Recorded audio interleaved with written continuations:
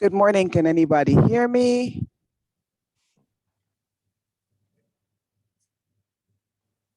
Yeah, mine is not showing a mic.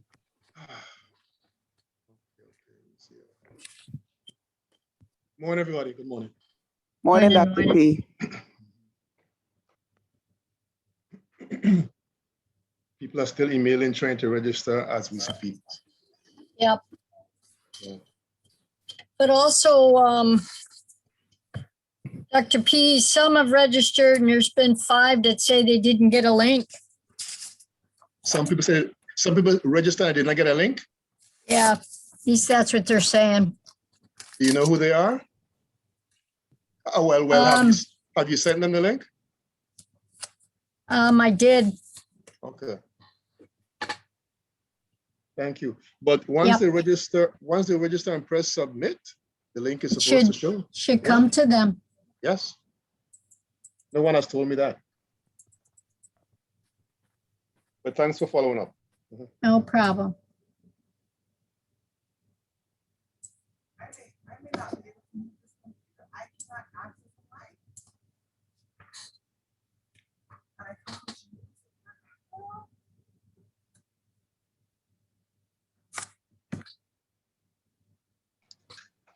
Good morning. Good morning. Mr. Joseph, good morning. How are you? I having a a tough morning. It seems that way. Hope it gets Give me better. 1 second. Give me 1 second.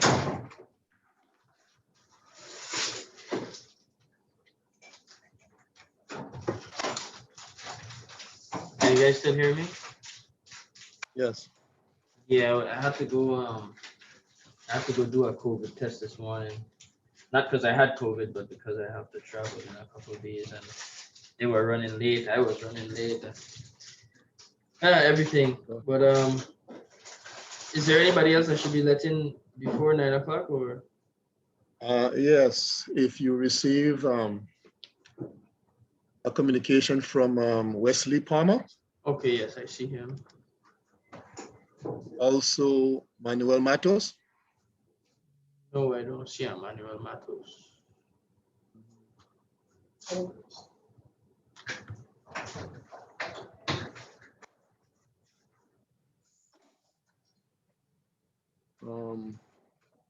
Justin isn't here as yet, right? No, I don't see a Justin. There's a as well as Justin Duncan. Okay, yeah. There's a Dolores, Not as yet. Christabel, Raphael, Megan, Maguire, Rahman, Rafaelo. So none of these people. No, Dustin, yes. Okay, no, I don't see any of those people at this time. No, Justin? No? No, Justin. Okay.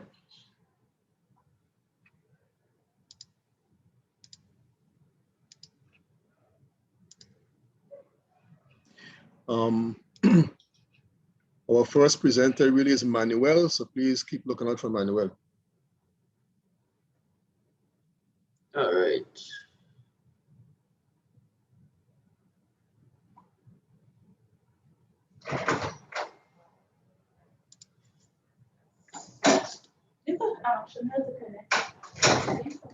Your headphones? Mm-hmm.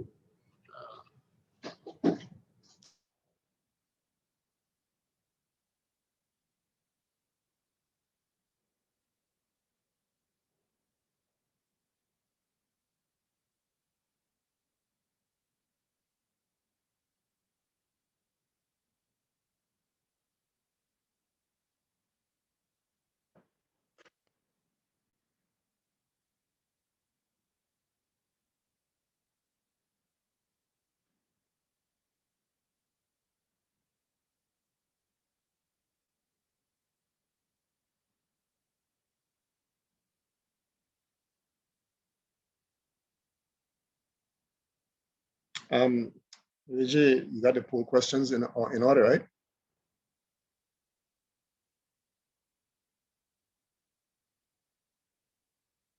Vijay? Yes, I completed them.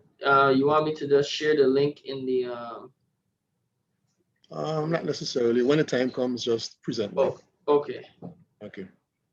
Well, no, it's actually external. It's not in Zoom. I had because Zoom only allows you to do 10 poll questions. That's what we wanted, 10.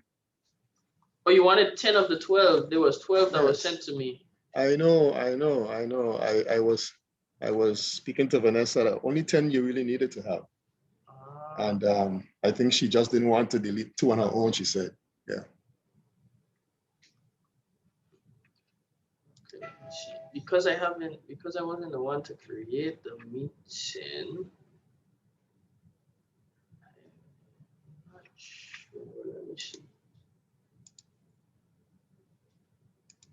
I could make that adjustment. Sure. Okay, thank you. Just delete 2. Just delete 2. Okay. We're not going to be concerned about which 2 right now. Okay, no problem.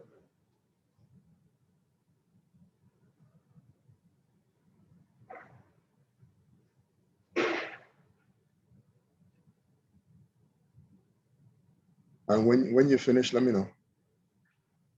Okay, no problem.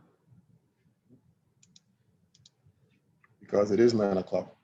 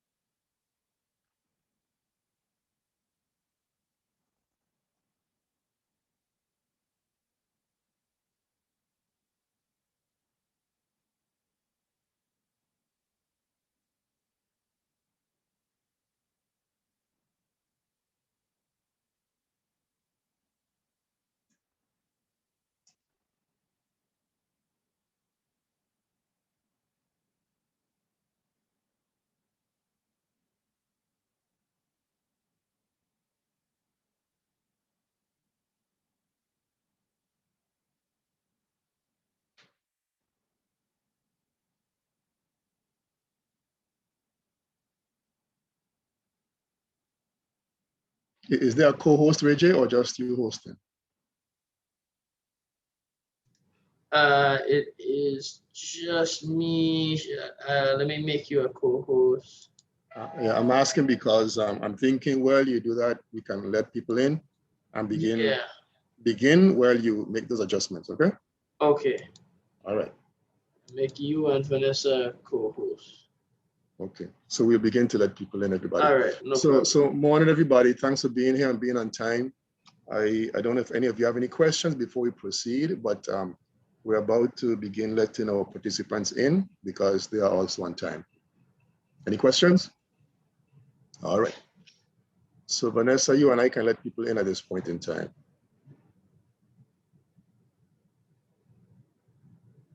Shouldn't they show up? Where do I? 10 people waiting view. Okay, good. Okay. Okay.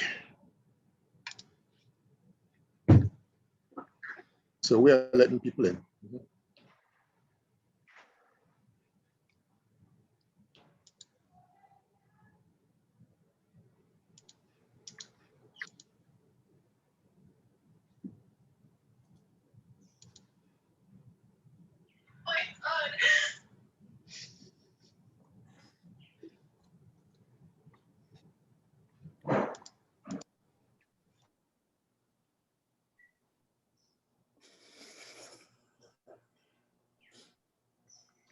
Is that everyone, Vanessa?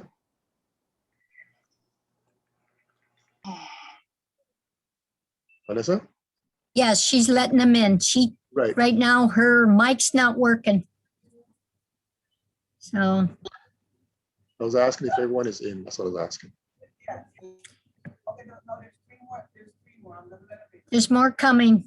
Okay. 3 more coming. Okay. That can get in.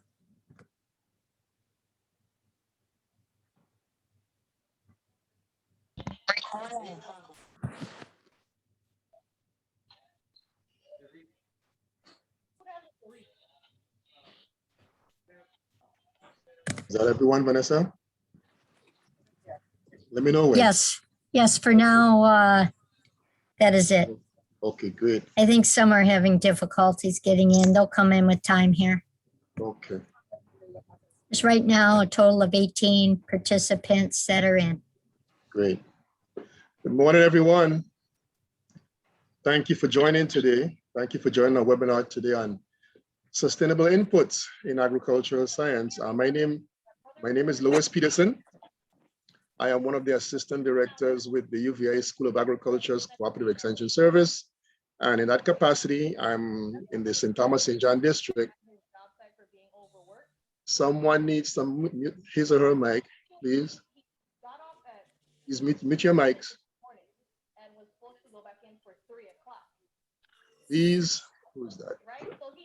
You should be able to mute them. Yeah, that's true. I am not sure how, but somebody can, right? Vanessa, can you? All right, thank you.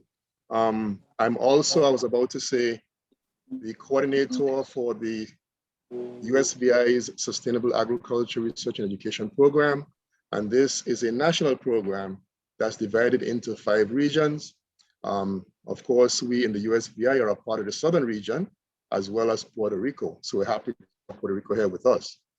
We have a dynamic program set out for you today.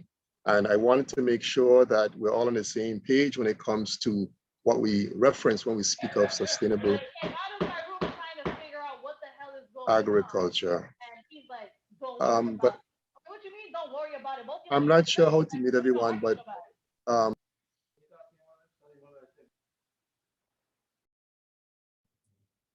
Is Reggie there?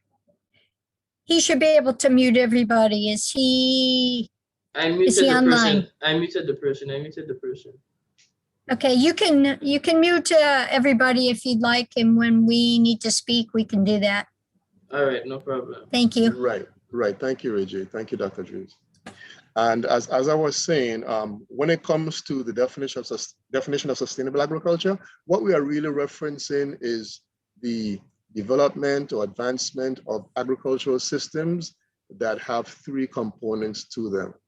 One, that system has to be one that's sensitive to the conservation of natural resources that support agriculture. Of course, we're speaking of the soil, the water, the air. We're also speaking of systems that are economically viable. So the farmers also have to be in a position where he or she is making money. And thirdly, when we speak of sustainable agriculture, we're speaking of systems that are generally good for the social well-being of the community. Therefore, we're not speaking of a system that abuses its employees or underpays someone. We're not speaking of a system where natural resources run off into the environment for everyone to be negatively impacted. So all of the above fit into the picture of sustainable agriculture. And what the Sustainable Agriculture Research and Education Program does, the SARE program, is to fund initiatives through educational programs, research programs to make this happen. And today we are here at one of our educational programs to promote sustainable agriculture. I'm happy to say that we have put together a partnership that's going to make this happen for you. I want to express my appreciation to the Caribbean Area Office of NRCS, the Natural Resources Conservation Service. You'll hear from them today, represented by Emmanuel Matos. We appreciate him being here. You'll hear an introduction by him today. Manuel, thank you for being here with us. We're also appreciative of Mr., I'm not sure if he's here as yet, but Justin Duncan will also be here with us. And Justin is with the National Center for Appropriate Technology. And I expect Justin to be here momentarily if he's not here as yet. We also have with us today Dr. Amy Dreves. Dr. Dreves is with the School of Agriculture's Cooperative Extension Service, and she is an extension specialist in the area of integrated pest management and pesticide safety education.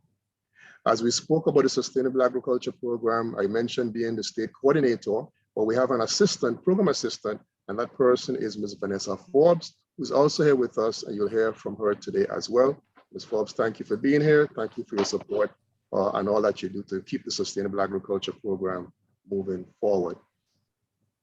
I also want to be thankful to Mr. Wesley Palmer, another partner in this initiative, and he is representing Johnny Seeds. And we'll be hearing from Wesley today. We have two farmers as well who are going to be a part of this training. They're going to be presenting later on via video, and those are Mr. Grantley Samuel and Mr. Luca Gasperi. We really appreciate their support as well. And between all of us, I expect that you're going to have 6 hours of really good, meaningful information. I want to encourage you that as we deliver our presentations today, to not just consider the inputs that we're speaking about individually, but think of them collectively. Think of the interconnectedness between.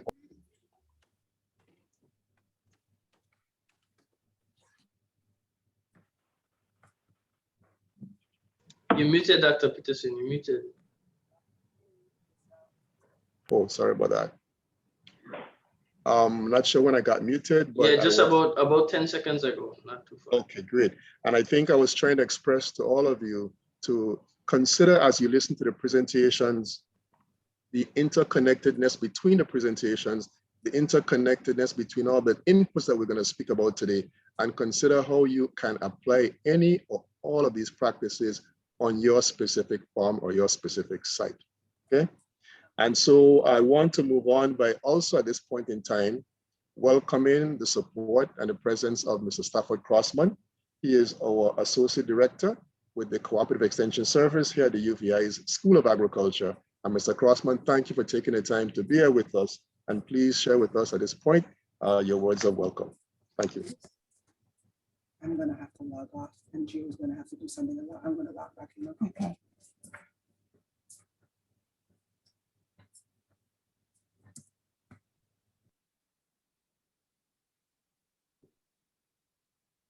Good morning.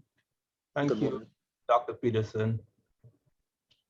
I'm pleased to have the opportunity this morning on behalf of the UVI School of Agriculture Cooperative Extension Service to welcome you all to this important one-day webinar on the use of farm inputs in sustainable agricultural practices. We are delighted that you have taken the time to participate in this webinar. It covers an important topic that would have been much better if it was done in person, where hands-on presentations and demonstrations would have been possible. But we have all adjusted to the formats of the new normal. And in the School of Agriculture Cooperative Extension Service, I am proud that our communications team and other subject matter specialists are adept at preparing and delivering high-quality online video presentations. This webinar will be no exception. I'm pleased that we have farmers involved, farm demonstration, presentations, included in the webinar, and that you, the attendees, are now accustomed to this type of programming. Okay. As Dr. Peterson said, we have an informative agenda covering a variety of interesting areas. There you will learn about identifying appropriate inputs and practices that will make your daily farm duties easier to perform while promoting and supporting sustainable agriculture production. Our qualified and experienced group of presenters will be providing you with all the necessary information. I'd like to thank our guest presenters for taking the time to collaborate with us and share their expertise in their respective areas of specialization. So Justin, Manuel, and Wesley, thank you. And also our farmer demonstrators, Grantley and Luca. Thanks to our CS team of presenters, Dr. Peterson, Vanessa, and Dr. Dreves, and to our communication team for making this possible virtually. I hope that you take full advantage of this training and learn as much as you can about the topics that will be covered in the webinar. Put into practice what you learned today and share the information with others who are interested but might not have been able to attend. Our staff is always here to provide any additional information and technical advice you may need, so feel free to contact us. As you interact with our staff, also take the time to find out about all of the other beneficial programs offered by the Cooperative Extension Service, not only in agriculture, but in 4-H, family and consumer sciences, and also computer technology. It is an exciting time for agriculture in the Virgin Islands. The new School of Agriculture here at the university has an academic program offering certificates and associate degrees in agriculture. The agriculture plan for the Virgin Islands is currently being developed by a task force led by the university president and the Commissioner of Agriculture. Please contribute to the plan by participating in the farmer surveys and all other opportunities that will be provided to you. Thank you all for taking the time to attend this webinar. Welcome. Thank you very much, Mr. Crossman, for your thorough welcome as usual. As you spoke, I recall 3 things, and one was, yes, my thank you to the communications team. And as well, all of you, as I said, as participants today, we appreciate you being a partner as well. And then the third thing you reminded me of is that although we don't have a date set as yet, and we will remind you, all of you, before we leave here today, we do have a practical aspect of this training that's coming up, perhaps in a month or 2, once we have all of our tools literally in place. We plan to invest in some tools and have some on-site outdoor presentations for you. And as we said, now that we have your contact information, you will be notified of what day, what time, what location those on-site presentations will be. So thank you again, Mr. Crossman. And at this time, as the agenda dictates, we're going to have our pre-question survey, which we'll ask all of you as participants to please respond to. It gives us a feel for where you are, where we are in terms of what we know. And at the end, we will, of course, have the same survey represented to you. So, Mr. Joseph, are you ready? The pre-test would have to be done through the external. So there is a link in the chat. Guys, if everyone can just click on that link and fill out the pre-test form. Okay. And I am hoping everyone knows how to use the chat feature.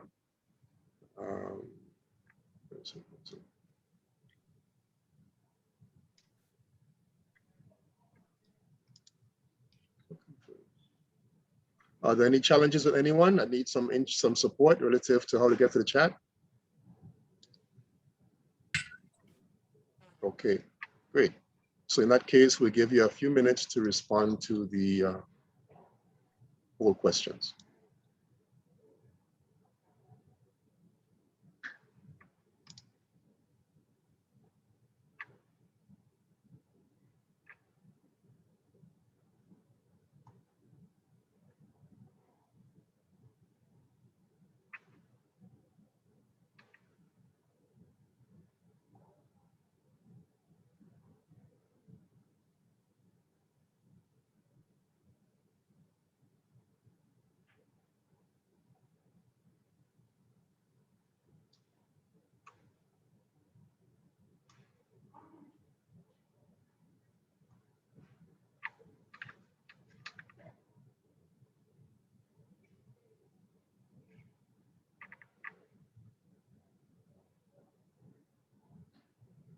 Reggie, someone is expressing that when they attempted to access the form, it says that they do not have permission to view the form.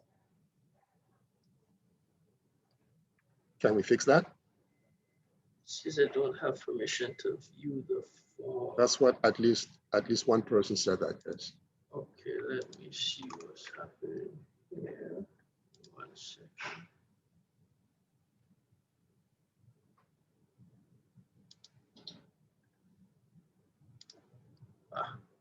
Okay. Okay, tell them to try again. Okay. Please try again, everybody, because someone else said the same thing.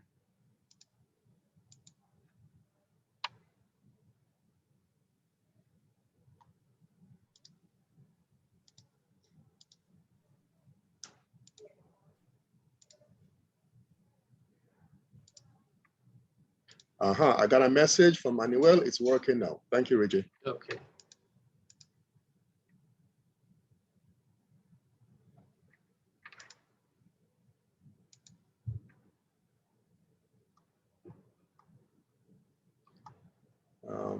And at least one person, for some reason, from that person's personal device has an issue, and perhaps it's just specific to that person. Sorry about that. It's not accepting personal Microsoft accounts. That's what it says. It should be anyone should be able to respond. I just changed the setting on that. Okay. Please try again.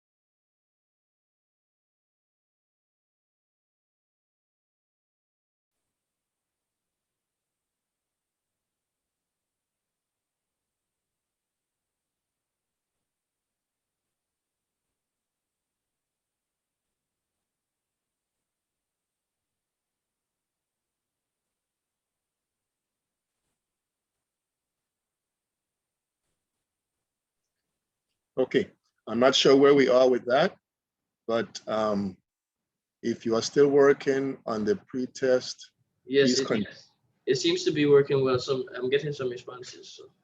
Okay, do you know? Can you tell what percentage of completion we have? Give me 1 second. Let me check.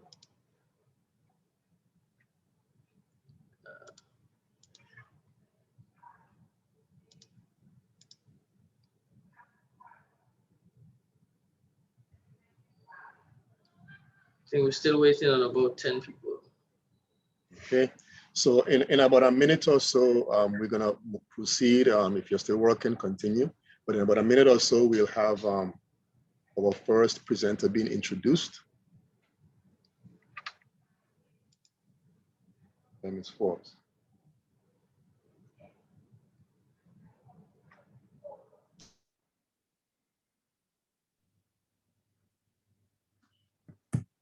Good morning, Dr. Peterson. Yes, Dr. Jeeves. Ms. Forbes is working with Geo to try to get her voice connected. So just to let you know, there's a chance we do a switch up with the one after and then come back to her. Geo is here. IT is going to take care of it and we'll be ready to go.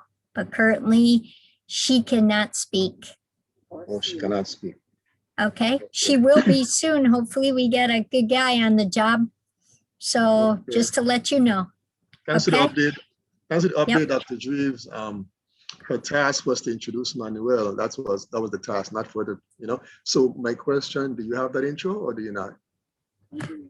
She didn't give me the intro, but I could have her sit here at my seat. Please, Vanessa, please send the Can bio you do that?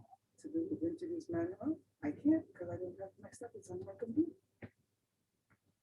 Unfortunately, it's all on our computer and our No problem, computer's no down. problem. No problem. We will. Can- I'm sure Manuel will be There kind you enough go. to introduce himself to us. Do your best job, Manuel.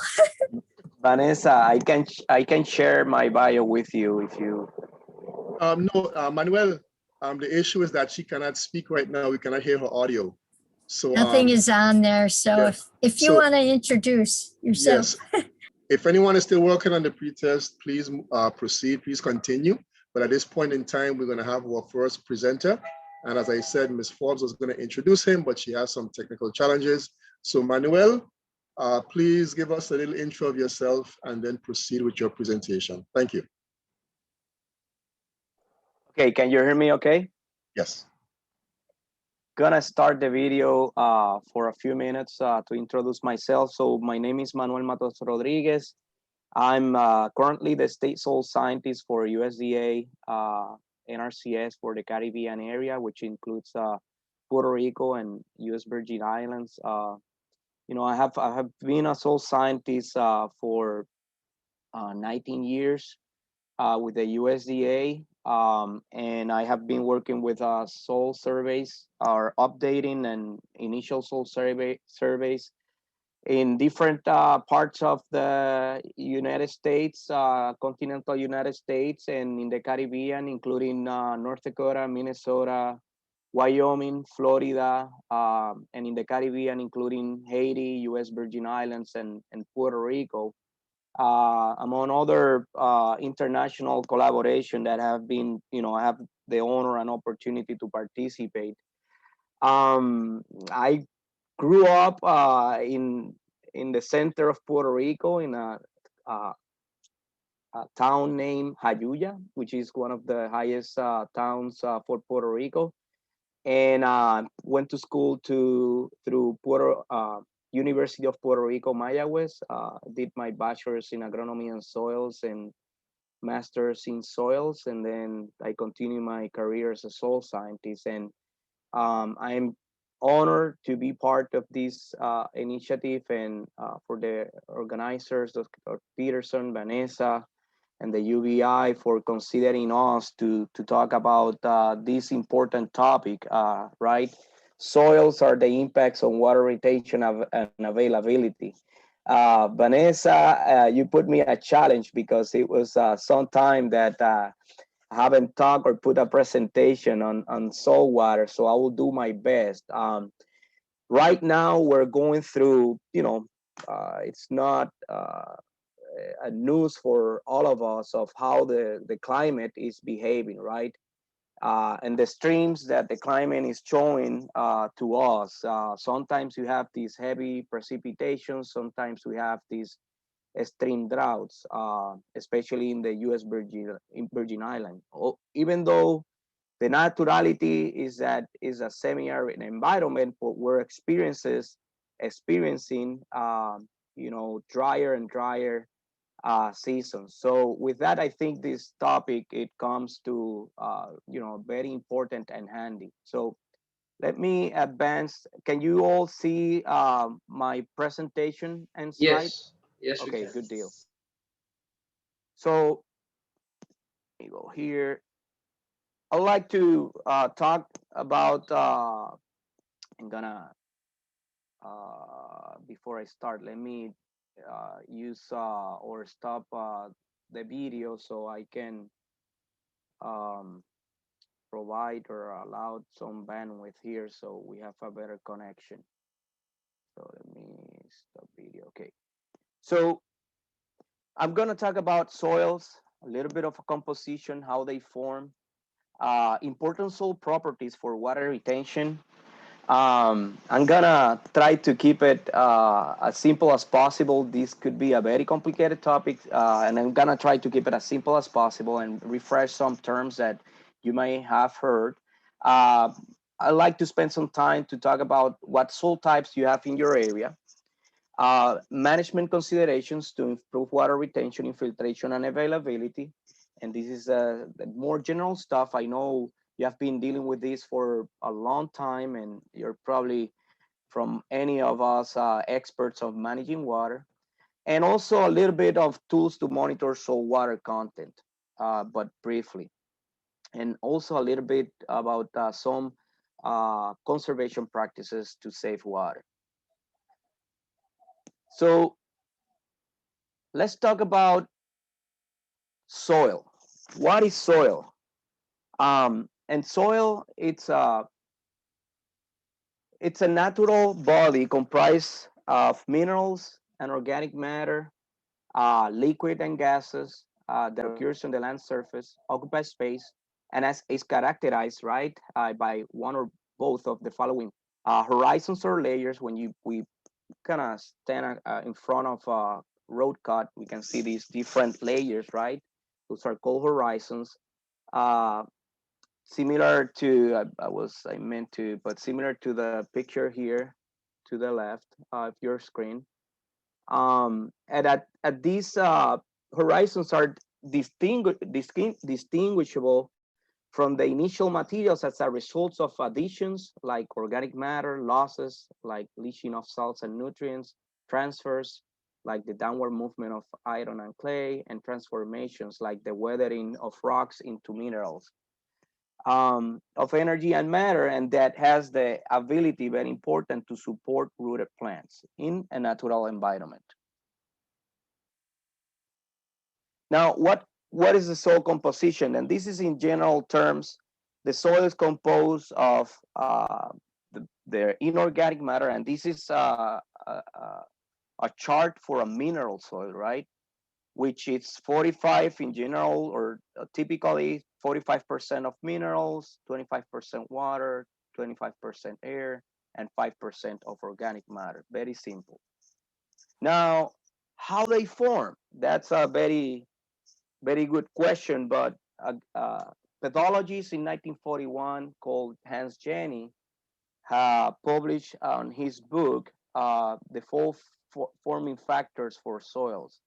And he said that soils form in a when the climate, when you have a specific climate, you have organisms, and it is including the flora and the fauna, depending on the relief, right, or topography. Also, depending on what type of parent material, and parent material depending on the what type of rock, sediments, if it's organic or not. And this in function and across time. So if we put these together, if are in a dry climate, if I have a flat landscape, if I have a sediment, if I have these specific three species, I should be forming this specific soil. But now let's talk about soil properties. Based on the combination of these forming factors, soils can develop different soil properties. Properties that will dictate how soils are going to behave depending for what we would like to use them, right? And we can divide them in three main categories. We have the chemical, biological, and physical. In terms of the chemical, very basic, it's where you have the nutrient retention and availability. Also, a chemical property is the pH, how acid or alkaline is the soil. In terms of biological, it's what type of organisms they live and the interactions, what is their activity, right? Now, today we're gonna be spending a little more time talking about the physical, because these are gonna be the probably the main properties that are gonna drive how water it's retained, move, and it's available into from the soil into plants. And general list here is texture, color, structure, porosity, organic matter, bulk density. So let's talk.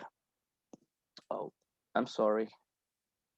I meant to move my screen. So let's talk about the first physical soil property for soil moisture. And I would like to discuss this as first because it interacts with other properties as well. Texture is the mineral portion of the soil and is the relative proportion of sand, silt, and clay. Sand being the biggest particle, and sand being the biggest particle, silt the medium-sized particle, and clay the smallest. Soil texture influences how water will move through soil due to the cohesion and adhesion to soil particles. Will have an influence also in the chemical bonding and interactions. And like I mentioned at the beginning, these will dictate also how other properties are gonna develop in the different soils. The next important soil property that I would like to discuss is soil structure. Soil structure, it's the arrangement of soil particles into stable units called aggregates. And I have a diagram here, this pretty old diagram, but you can see the different shapes and forms, right? Aggregates can be loose or friable, or they can form distinct and uniform patterns. For example, the first picture here, oh, I'm sorry. I was pointing to a different screen here. But the first picture here, and sorry that it's a little blurry here, but this is a granular structure, right? And granular structure tend to be loose and friable. The other structure that soil can form is blocky structure. And this is an example, and you can find it at subangular, angular, or rounded. And it has 6 sides of that aggregate. And other structures like plate-like, like this one, that is layered and may indicate compaction problems affecting water movement in soil. Sorry about that. The size and amount of aggregates can affect the capacity of water retention. Another property that is influenced by soil particle and structure is soil porosity. And it refers to the space between soil particles which consist of various amounts of water and air. For example, a fine soil or a clay soil has smaller but more numerous pores than a coarse soil. A coarse soil or sandy soil has bigger particles than a fine soil, but it has less porosity or overall pore space. Water can be held tighter in small pores than in large pores. Very important. Just remember this, because it's not the same as I can store a lot of water than if that water is available for plants. And this is dictated by the different particle size and distribution. So fine soils can hold more water than coarse soils. Now, so a quick question for the group: which soil has more pore space, a sand or a clay soil? I kind of give you a hint already, or probably mentioned. Can the audience, you can share your answers, and this is a question for the whole audience. Sorry about that, but what soil or which soil has more pore space, a sand or a clay soil? So you can put the answer in the chat. I don't see the chat here right away. Let me see and take a few. Okay, let me see the responses here. Controls. Vanessa, can you help me with that? I don't know for what reason I cannot see the chat, but I like to see the answers here. Okay, let me see here. Okay, do I have any answers in the chat? For some reason I cannot see it. Manuel, there's Megan has said Sandy, and yes, there's just the one, and your chat should be at the very bottom below your slides. You can see that. Just press on it and it'll show up. Yes, but we got a couple of Sandys. Okay, but You're for right some reason, on. okay, so but for some reason I'm not seeing it. But let me talk a little bit about that, because that's usually what we think, right? That the sandy will be the one, or the type of soil that will have more pores, right? And that's what usually people choose, because they knew from experience that water moved through sand faster, right? But in fact, sands typically have about 35% pore space versus clay that has 50% of pore space in relation to sand. So the answer will be clay. And that's because of the smaller particles. You have this bunch of more tiny spaces. It's kind of hard to compete with the. So if it can be muted, that would be great. Okay, so let's talk about another important soil physical property, and is organic matter. Um, Organic matter, it's more associated with the living portion of the soil because it serves as a shelter for organisms in the living soil. Now, it's the organic matter is the fraction of the soil that consists of carbon-based compounds, product of the decomposition of organisms such as plants and animals and their waste products. It is, like I mentioned, it's also related not with the living, but also related with the soil health, or how healthy is the soil. Soil organic matter or increases in soil organic matter increases water holding capacity, reduces soil bulk density, producing more pore space to store water, and it can hold from 10 to 1,000 times more water than soil minerals.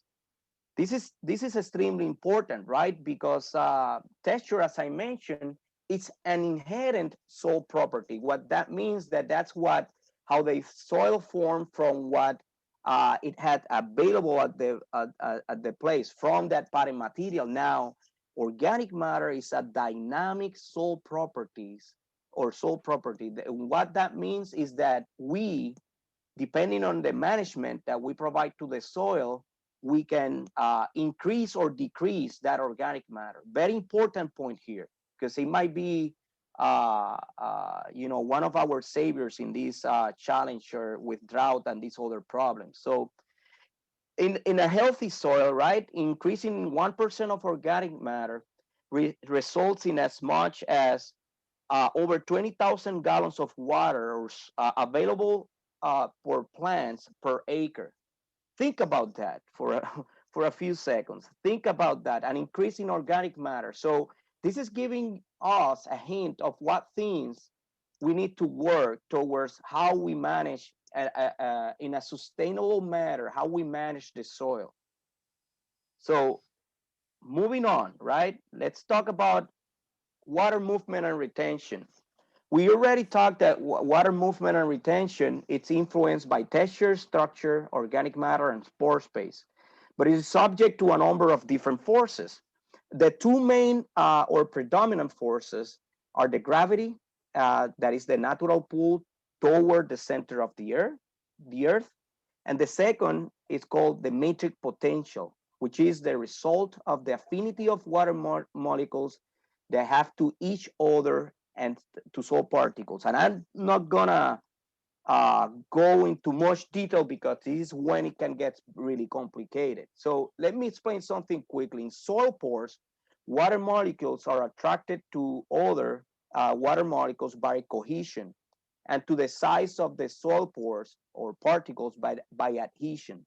The result of these forces operating together is to draw water into and to hold water into the pores against that gravitational pull or pulling down to the center of the earth. This is called the capillary rise, right? Or capillary forces. Let's discuss a couple of terms related to water movement in soils to do not start getting complicated with this. Let's talk about permeability, which is the ability of soils to transmit water and air, and it's affected by the supply of air in the root zone, moisture, and nutrients for plant uptake. The other term important to mention is infiltration, which is the rate at which water can move through soil. Another term that is important when we talk about water in the soil, it's available water capacity, or it refers to the quantity of water that the soil can store for use by plants. You remember that I mentioned that sand will have and silt will be this, let me correct. Silt will be that texture that maybe more ideal, right? Because of the size or medium size, and clay will be, since it's smaller, it adhere the water more tightly. So here's in just to keep it simple, but to the graph here, when we talk about water, available water capacity, it's available water with no plant stress and available water, plant stress possible. And it's the area of the soil where the water do not have or put too much pressure to obtain the water. And you can see in this graph that in a loamy or in moving to silt, right, you're gonna have that area where soils not only store well, but in comparison with the sand, will have more water, available water for plants. And this is a silty clay soil, is similar to a loam soil. Now, and I don't have the clay here. You're gonna see it in the next slide, but and before I move, let me talk about saturated soil hydraulic conductivity, which is the ease which pores which pores is in a saturated soil transmit water, similar to permeability. And these terms kind of there was an evolution of this and the science and terms, and NRCS adopted the use of saturated soil hydraulic conductivity after early 2000s due to the fact that it represented a more realistic form of how to water move through soil, and that's the saturated soil hydraulic conductivity. Let me move before we get too much complicated, okay? But let me move to, let's talk about soil water thresholds. And the first one is saturation, which is or means when all the pores that are empty spaces between the solid and the soil particles are filled with water. That's where you have a saturated state. Now, a very important term here is fill capacity, which is the threshold at which water in larger pores has been drained away by the force of gravity. At fill capacity, the water content of the soil is considered to be ideal for crop growth. That's why it's really important. And it's usually considered as the upper threshold for irrigation management, right? So you want to be at fill capacity, and where you live in fill capacity, you need to start applying water to that plant. Most agricultural soils reach fill capacity 1 to 3 days after an irrigation or rainfall, a rainfall event. And the soil metric potential, or the tension that puts the soil to water, in this case, is from 10 kilopascals to 33 kilopascals. And this is the kind of the tension. It's like 1/10 bar or to 1/3 bar. Now, what's the difference between fill capacity and wilting point? Wilting point, and we know and we have heard the term, but in terms of soil physics and water, it's considered the minimum soil moisture required by a plant not to wilt, right? And what that means, right? It's the threshold where it becomes impossible for plants to extract water at a rate fast enough to keep up with their waste, with their water demand. Soil particles, in this case, hold the water so strongly that it becomes difficult for plant roots to extract it. And this is the case of clay. You are gonna have more pore space, but these are gonna be very tiny, right? And these clay particles are gonna tie to this water and not let it available for plants. At this threshold, transpiration, which is water used by plants, and consequently other processes vital to plant survival, come to a near stop. This causes a significant reduction in crop growth and yield of crops, right? Because without water, we cannot live, even us, right?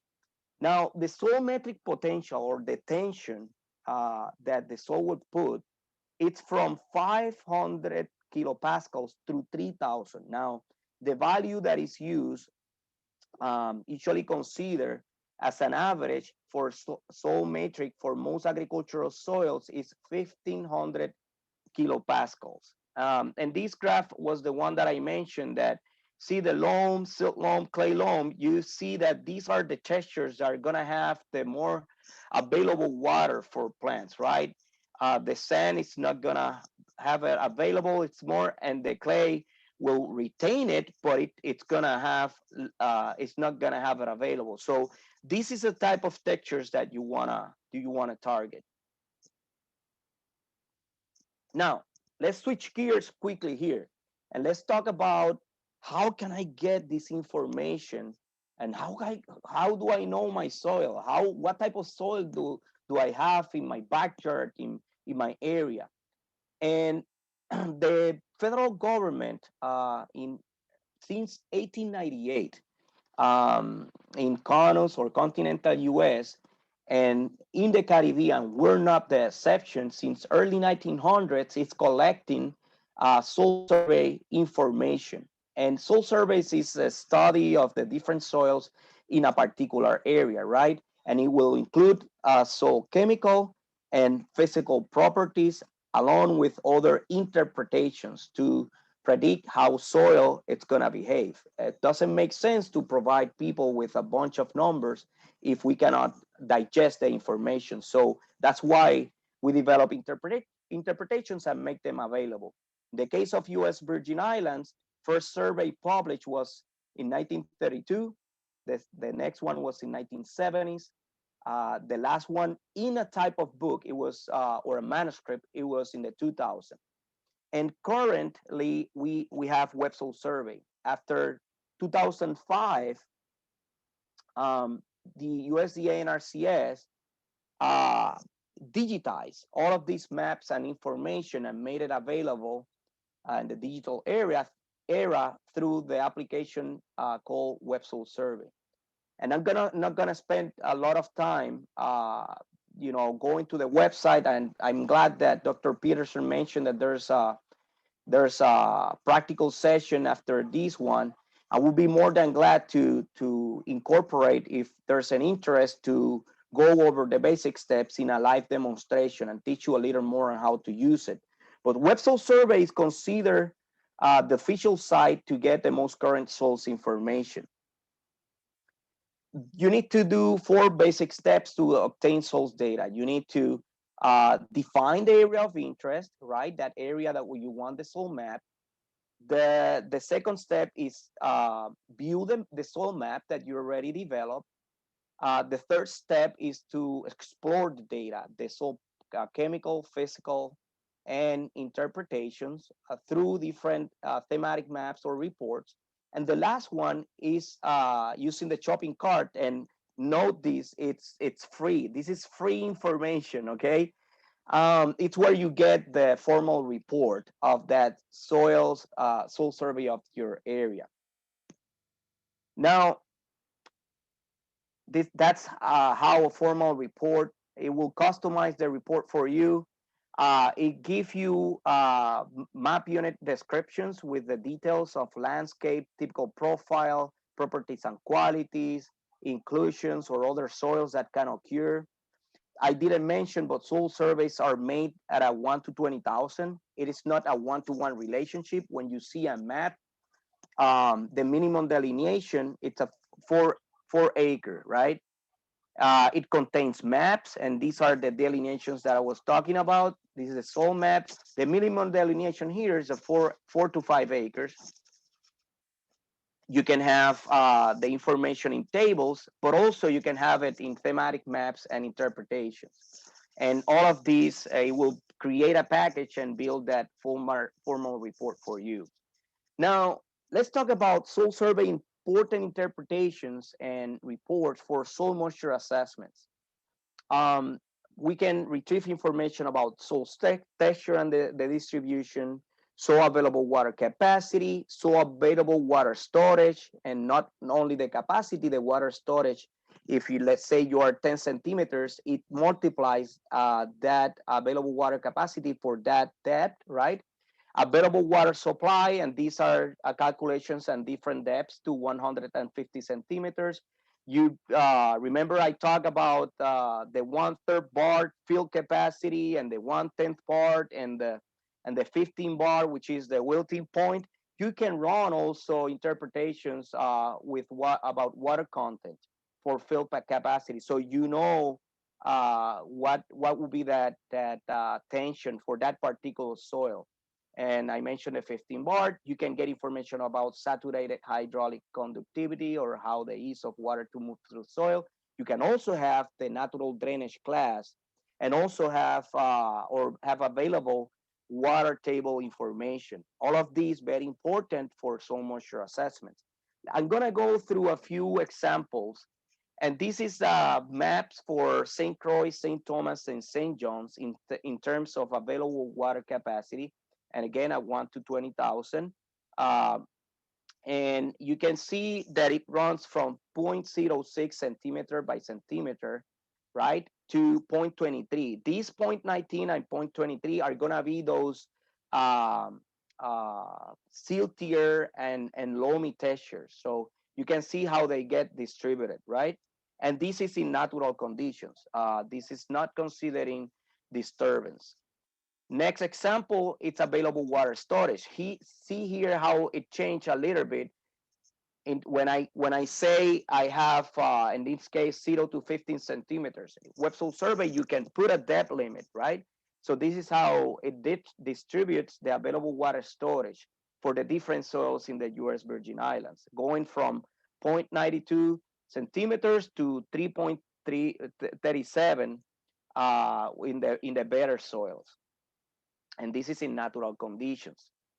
Now, this is another one about the interpretation of drainage class. And drainage class, we have the classification going from excessively drained, which are sandy soils found like in our shorelines or other areas where with sandy deposits, to well drained.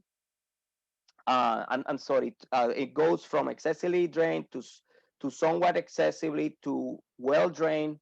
Then it goes up, or I'm sorry, it goes down from the high position in the landscape, the excessively drained, to the very poorly drained. Very poorly drained are gonna be those soils that are gonna be in the basins, sometimes organic or clay mineral soils, but it could be also sandy soils that it gets that accumulation, or that hydrology gets accumulated in that basin.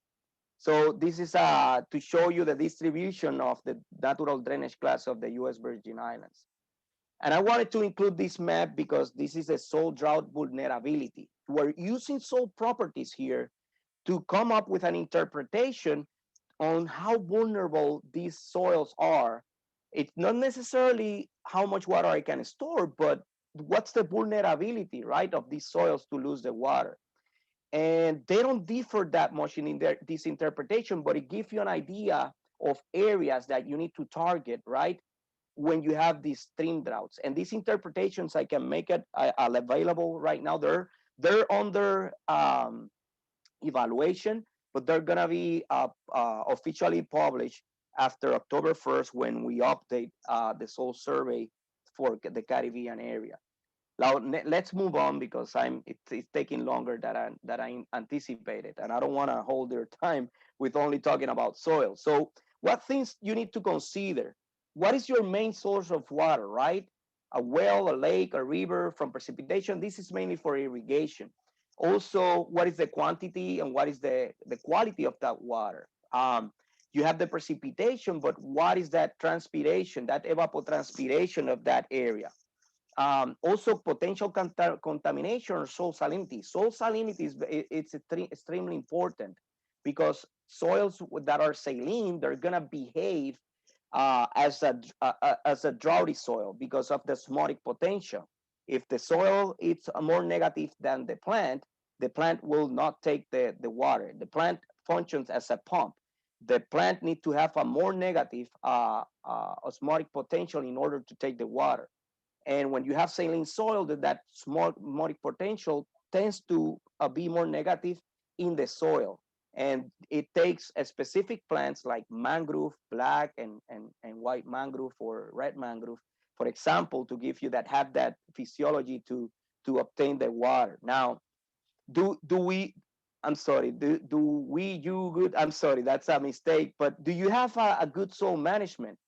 Cover versus uncover, what type of disturbance do you have? Like, are you tilling or not tilling the soil? What are you putting any organic matter inputs? Those are things to consider. The other thing is the drainage class and water table. What is your drainage class? Where's the position of those soils in that landscape? Are you well drained, poorly drained? Do you have a seasonal high water table, right? That's also something you need to consider. Let's move and let me talk about, and just to keep it simple and switching gears a little bit, but how to improve soil potential to store water. Remember I talked about organic matter, but there's 4 basic principles, and these are 4 basic principles for soil health that will give you the roadmap to build organic matter. And just basically maximize continuous living roots. There's gonna be good and bad plants, but it is proven, and it's been researched that keeping plants and living roots not only help water retention, it also help with a change of nutrients, right? Um, Minimize disturbance. Just use practices like no-till, reduce tillage, control traffic, right? Avoid tillage when the soil is wet. Maximize soil cover. Keep that soil cover at most of the year, or across the year, and maximize biodiversity through crop rotation, rotational grazing, pollinator plantings, organic fertilizers, legume mixes, using different land uses or combinations, agroforestry, cover crops. I just wanted to, I incorporated this because it's just, if you keep those 4 basic principles, you're gonna build a roadmap to increase organic matter in the soil. Now, tools to evaluate or monitor soil water. And here, it depends what you want to measure. If you want to measure volumetric water content, if you want to measure gravimetric water content, or if you want to measure soilmetric potential. You also can estimate soil moisture by the film and appearance. And I have an example here to the right of this slide, where we have a brochure. The USDA have a brochure in Spanish and English, and it teaches you how to use your hands, do texture, and depending on how much soil, depending on the texture and how much soil it's left in your hand, you can estimate soil moisture. And you can always use the different soil moisture meters. There's many different methods available, and it depends for if you want to use it to measure volumetric, tensiometric, and just looking and preparing for this presentation, I found a good source that describe these different methods that I mentioned here, volumetric and tensiometric, and you can use this link, and it's at the University of Florida Extension Service. And I'm not aware, maybe US Virgin Islands has information about it, and I apologize for that, but there's a quick reference if you want more information about the different tools. Now, conservation practices, I went through a few through the soil basic. Excuse me, Manuel? Yes, go ahead. We'll wrap up in 1 minute, okay? Okay, good deal. Thank you. So okay. These are the different practices to reduce evaporation and practices to improve infiltration and rotation, like I mentioned in the 4 basic principles. Now, in terms of practices to save water, there's other engineering practices like switching to low pressure pumping and application system, convert to crop that uses less water, water recovery systems, and water collectors like roof runoff systems. Now, I'm just about done. I just don't want to leave this presentation without make a reference to one of the fathers of conservation, which is Hugh Hammond Bennett, and happens to be a soil scientist that has many quotes, but I would like to share with you today that Hugh Hammond Bennett says that out of the long list of nature's gift to man, none is perhaps so utterly essential to human life as soil. Without soil, we don't have life. So thank you very much. This is the discrimination statement that USDA is an equal employment opportunity provider, employer, and lender. And I don't know if I apologize. I tend to talk, and if I don't leave any time for questions, you can write them in the chat, and more than happy I will be answering them. So thank you very much for this opportunity.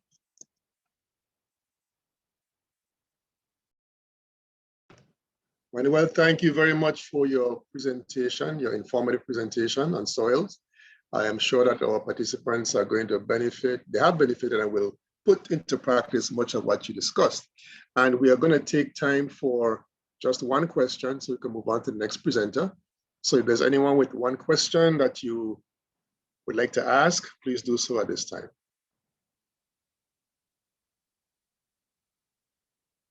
Okay.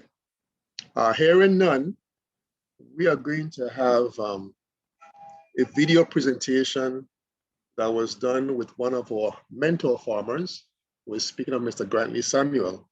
When I mentioned earlier about our SARE program, I also want to let you know that one of the ways that in which we decide upon our training topics is by meeting with a group of members of a SARE advisory council that gives us input about what training topics our farmers can benefit from, what training needs do we have.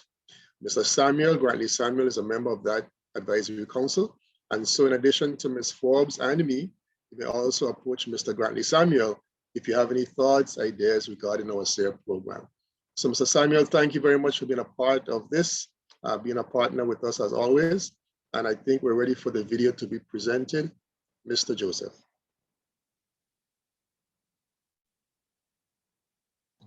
Video coming up shortly, 1 second. Very good.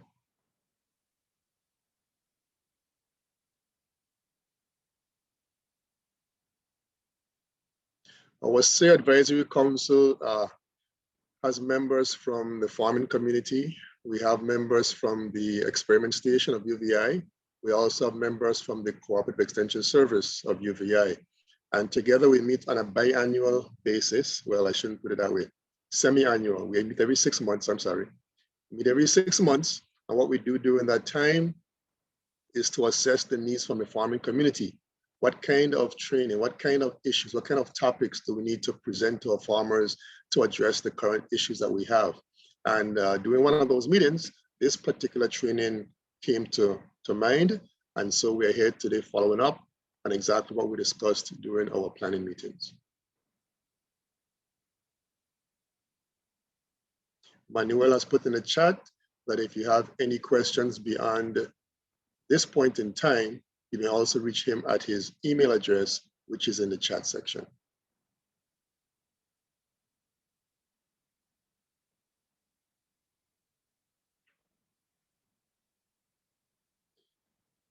Every year on an annual basis, Reggie, let me know when you're ready.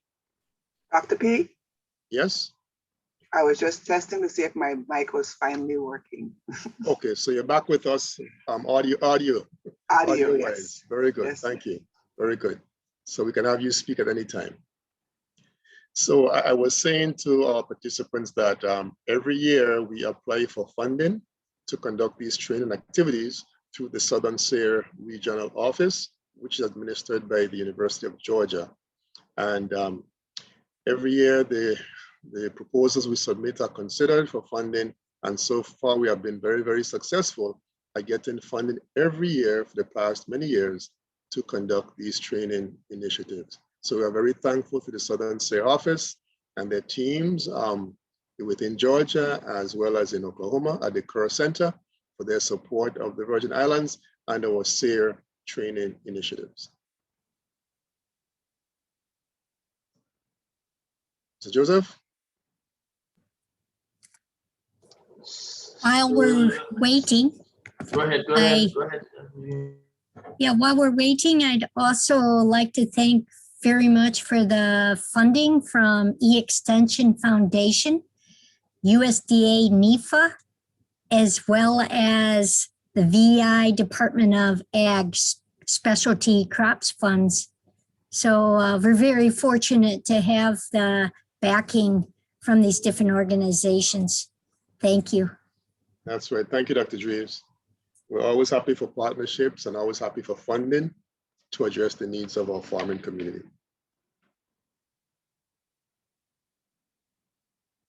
And following the video, everyone, you'll have a chance to ask any questions that you may have of Mr. Samuel because he is here with us.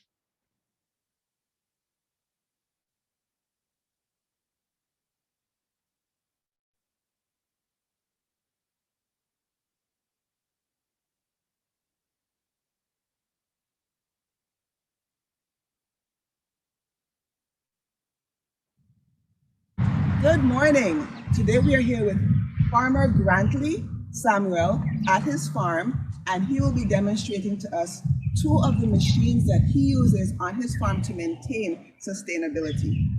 Farmer Grantley, please introduce us to your lovely machine here. Okay, this is BCS tiller tractor, the 750, which is the largest in the style of tractor. This tractor eliminates, if you don't have use of a big tractor or a smaller tractor, this machine can help you to do everything that you need to do. It's equipped that you can put a tiller on there, you can put a grass cutter on there, you can put a plower on there, you can put a grass cutter, a rake, a baler. Most of the attachments all those bigger tractors could use, this one could. You can also do a post hole digging too. Right now I only have the tiller, the grass cutter, and the seat. That's all I need it for. And when you see you have prepared ground like this, already prepared, you don't want to continuously put heavy machinery on there. And this machine is just good enough for that. So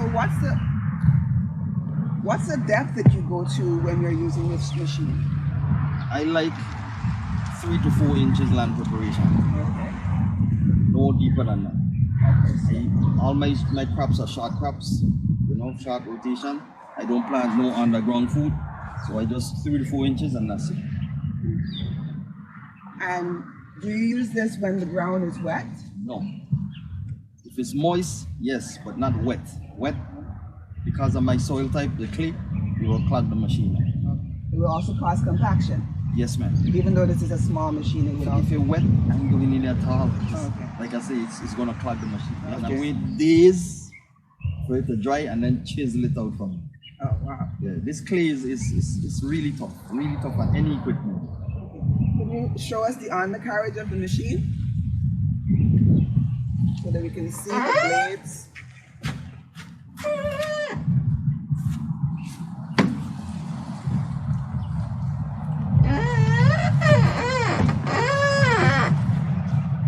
So even though it's a small machine, it sounds like it's very heavy. It is heavy. So your depth that you go is about, you said 3 to 4 inches depth, which is not very deep at all. That is just the top layer of the soil, just the, as we call it, the topsoil here, giving you enough work for your short crops to grow. Really. And you see that's where organic matter settles within an inch and a half of the soil, so it doesn't go down 6-8 inches down. So you want to put your plants where the action happening. Okay. Give them the best chances of survival and production. Okay, this machine and the previous machine we just watched is the same, but different make. And this one is a lot smaller, a lot lighter. But what this one does, I use this one to clean between rows. Hoeing all day long can be Hiring. real hard. So this eliminates that. And what is this machine called? This is the Troy Bill tiller. It's the horse. They have different There's a pony, stages. there's Yeah. a smaller one and a larger one above this one. This is the horse. The bigger one to this is called the big red horse. But this is just the regular horse. And the tinier one is called the pony. Pony, yeah. Even got mantis, A mantis smaller, as yeah. well, yeah. But this one, the parts don't disattach like the other one. Okay, so this one is Just welded in, it's one carriage. Exactly, yeah. And it's belt driven. The other one is gear driven, and that's it. Okay. That one, the gear driven is way better than the belt. The belt will slip and then a belt would burst and stuff like that. With gear, it ripping everything. You also mentioned something about the side carriages on the Oh, skids. This don't have a skid either. Big tillers. Good morning. All tractor tillers come with skids. This is a skid. When you make a pass, you see these two lines every time you pass. Every pass you make, you see two lines. With those two, however, they don't have skids. So when they make a pass, they just make a flat surface. And if you come close enough to your first pass, you don't even see where they join. So you get a flat, Seamless. Yeah, seamless. And when you put down irrigation, you want your irrigation to be on the flattest surface as possible. You know, water distribution is very important. So the flatter the surface, the better. You don't want no Uneven ground. Exactly. The ground, as you can see, is basically level, little to no smooth. So the imprints you're seeing right now are actually Farmer Grantley's footprints from walking in to install his newly planted cucumber plants. Nice, fluffy soil that has not gone down beneath 3 to 4 inches, where the life of the soil is still very active. Beautiful.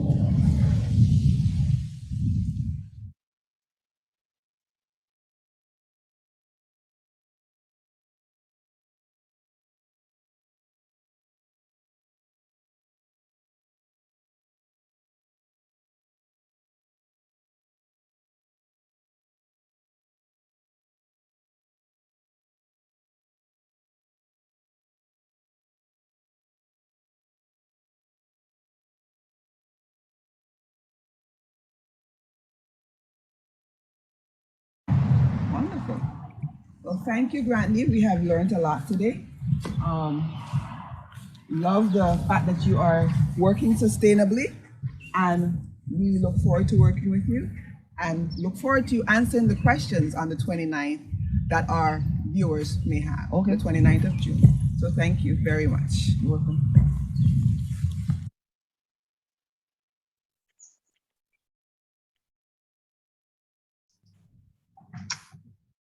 So now we will take any questions for Farmer Grantley after that wonderful presentation about the BCS walk behind tractor, as well as the tiller, the other tiller he demonstrated.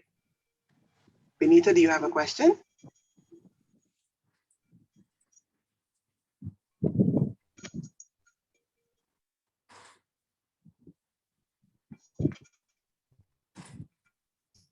Okay, hearing no questions, we will now have a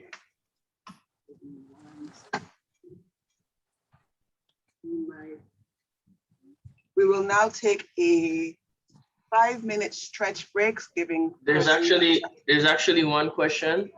Oh, there is? In the chat, yeah, from Arlie Robbins. Just asking where you would be able to purchase one of those. Okay, so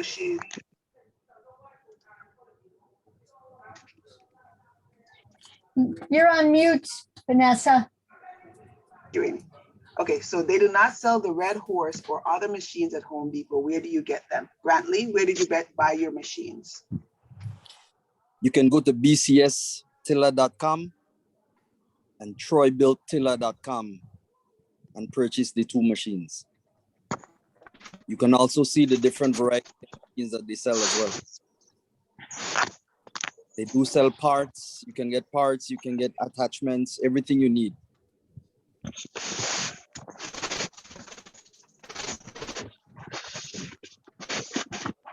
We'll put the URL in the chat.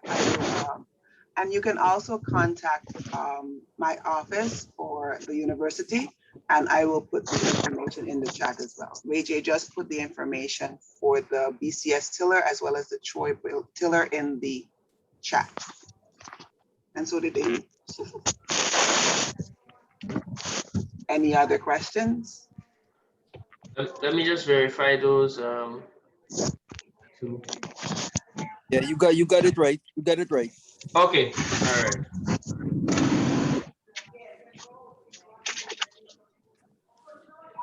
Okay, again, hearing no other questions,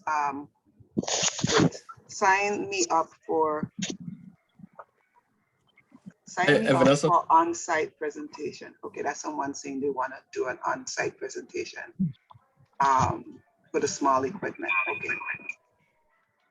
Thank you, Ms. Conway. Listen, I've got a question. Welcome. Okay. Who is this? State your name so we can acknowledge you, please, if you don't mind. It's Justin. I had a question to Grantley. Has he considered using a reciprocating spader? No, not really. Like I said, I really don't like to disturb too much of the soil. So I just try to keep it simple. Just the amount that I need, and that's it.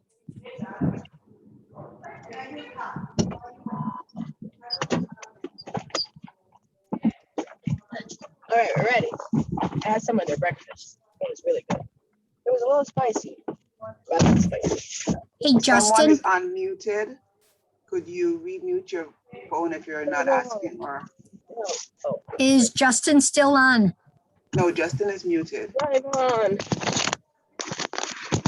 Is he back again? I have a question regarding your reciprocating spader. Are you there? Yes, I'm here. Justin, you mentioned the reciprocating spader. How do you feel about its use? And, Grantley had a response on that. But what's your thoughts on it?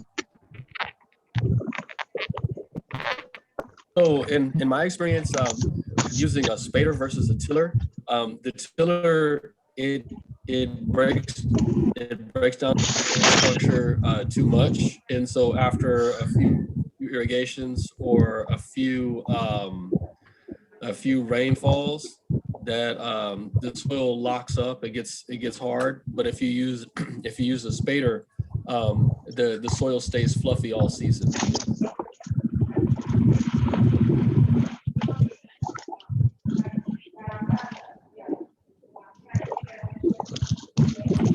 Work all the time. Clay. No matter fluff it today and it or it get hard tomorrow. That's just how clay is.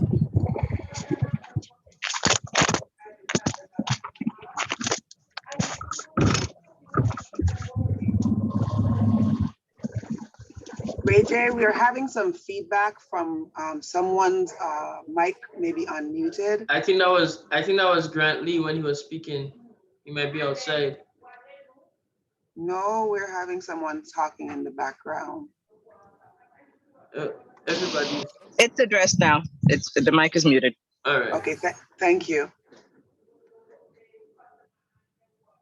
Okay, so now with no other questions, we're going to take, excuse me, it is 10:22. We will take a, let us see, we will take a break until 10:25, which is not very long. So anyone need to get up and stretch or use the restroom, we will be back in 3 minutes. Thank you very much.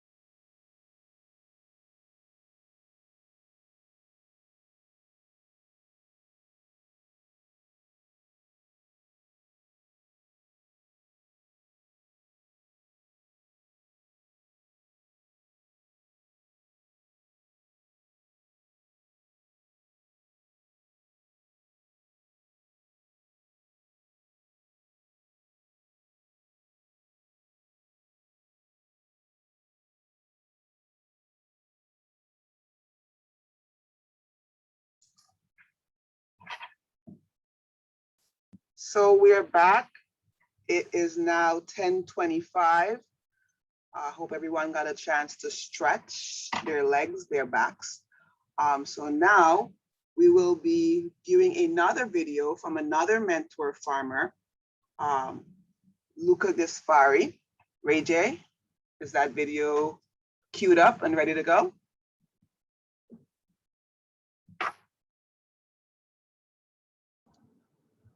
Yes, it is coming up right now. Wonderful. Thank you.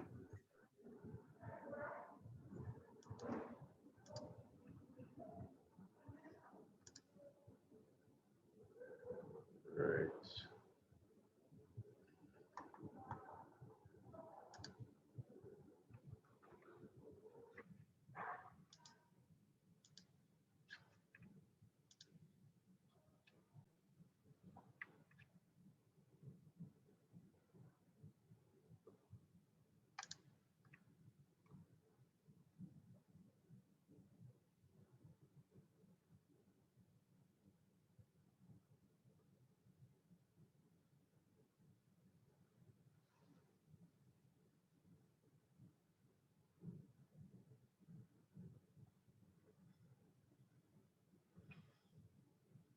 Morning.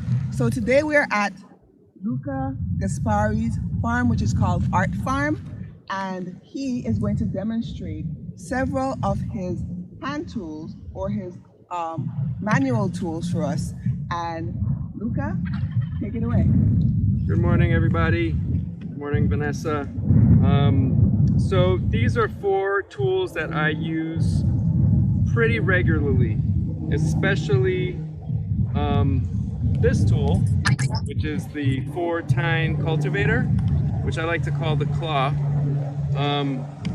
When I order tools, I like to just order the metal part, and then I like to make my own handles out of local wood. This is Manjack. It saves a little bit on shipping. So yeah, this one I like to call the claw. This one here is the collinear hoe, which is great. Gonna go out again. Scraping just under the surface to kill young weeds. This one here is a deep rake. It has pointier tines here than a normal rake, so you can actually penetrate deeper to pull out debris that you want out of your bed. Nut sedge, any kind of old stuff that might cause a reaction in the soil, rocks, anything like that. Okay. And lastly, the wheel hoe, which is great to cover a lot of ground faster. Okay, wonderful. The claw is also known as the potato fork, and that is an amazing tool. So can you go ahead and demonstrate the use of some of these for us? Sure. What I like about these tools, especially when I get to make the handle, is I make an extra long handle. That way I'm never gonna be— You wanna come get your phone? Good point. I wanna be as straight up as possible so I can just work for hours if need be. Okay. So what's nice about the claw is it penetrates very easily because the tines are spaced out and they're very, very strong. So I mainly use it to bring up debris from deep that I don't want to be down there. What I've noticed with my farming, if I have too much buried organic matter, it'll cause a reaction in the soil, and young plants will not like it and will not grow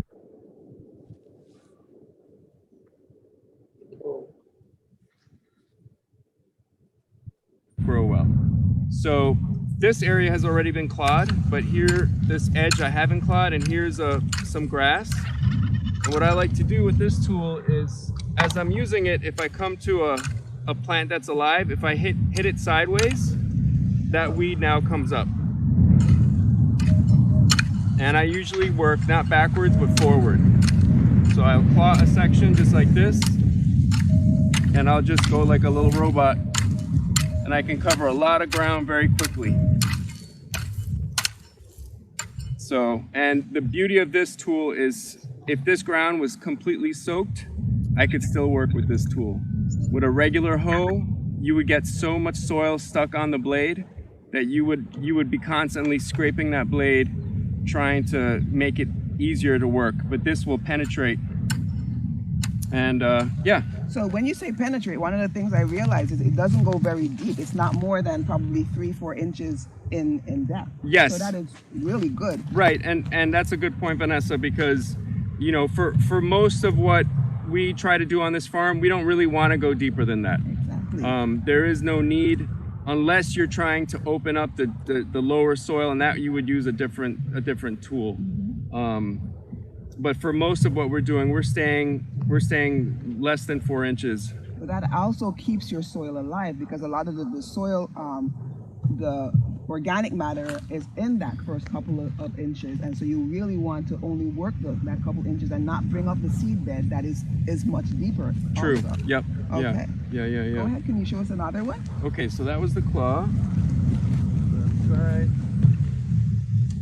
All right. So the collinear hoe. This is really for. I use it for killing weeds.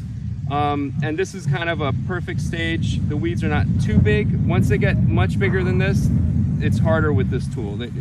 Because you need a tool that you can kind of cut. And this tool is not meant for this action. This tool is meant for just this action.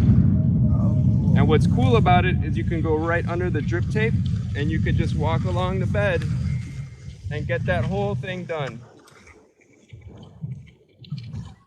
That's wonderful. Do you have an actual application where you can show us this being done? And yes, let's go. Okay, so Luca is going to demonstrate how he used the collinear hoe. Go on, Luca, let's see it in action. So again, here we are with the collinear hoe, and what's nice about it is that it's small. You can get into tight little spots with it. So let's see. Can you see these tiny weeds here? That's what he's actually going after. He's not letting them come to any significant size with this collinear hoe.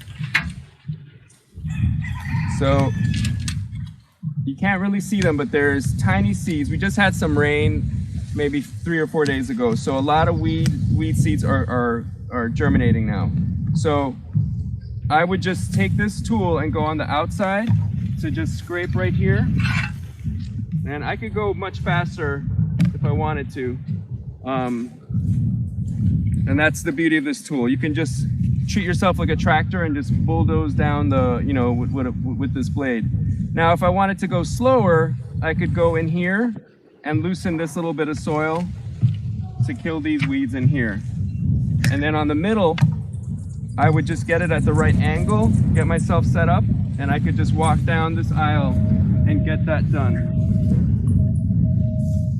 So once your crop is up at appropriate size, this works really well around them. But you don't want to work with this when they're much smaller than this. Much smaller, no. And you know, behind Vanessa, you can see more mature lettuce. So once they get good coverage, like right here, they're kind of shading out the weeds on their own. But where it's more spread out, I had some caterpillar damage, I could use this tool and hit some of these weeds.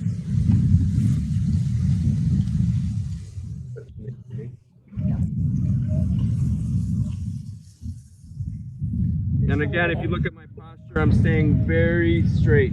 I'm not bending my back and mainly using my arms. And that way, you know, my back doesn't hurt. I can stay out here for as long as I need to. Your soil looks really nice and healthy. Okay.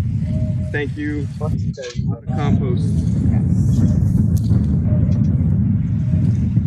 And so you work as sustainably as possible by using things like compost and you cover crop as well? I am trying to cover crop more and more. I've noticed that if you plant a cover crop, which out here means you actually have to water it, we don't get enough rain, but it's worth the investment because the crop that you'll plant after seems to do so much better. Actually in an area that we call a wind wall. A certain part of the year where he gets little to no rain. The rain actually passes over that hill and does not come. But he's actually farming in one of the most driest portions of St. Croix. Grantley's in. I think that's a little bit ask that question. Right. So this rake looks like a rake on steroids. These tines are like so wow. So go ahead and explain what you do with this, Luca. So once I use the claw to kind of bring debris up, then I can use this to hit it more times to remove that debris. Again, with my farm, if I have too much debris, it makes, the plants just don't seem to like it. You can see here, this whole area has already been treated like this, and I've raked all the debris out. And I definitely leave that in the bed so that it can mulch and, you know, add nutrients back to the soil. So right here in front of me, I've already clawed, and now I'm gonna take this rake and I'm just gonna pass it. And you see how it's catching all of this, all of this stuff right here? It's grabbing all of this stuff. It's also grabbing all the stones. And it grabs the stones. It's great. And you know, we're kind of, stones are good in your farm. Too many makes it a little hard to work with. So bigger stones I'm always pulling out, and I use them on, you know, to fill up holes in our road and stuff like that. But usually I just have to do one pass, and this pulls up all this debris and gets it out of the garden. And this rake is nice because it also has a flat backside. So if I wanted to, I could smooth things out with this. Level out the soil. Level out the soil, which helps when you're using drip tape. If you have too many waves in your bed, it creates spots that get drier and spots that get wetter. So that's this tool. And this again, one is called again? We'll get the name. I forget the name of this one actually. The company you got it from?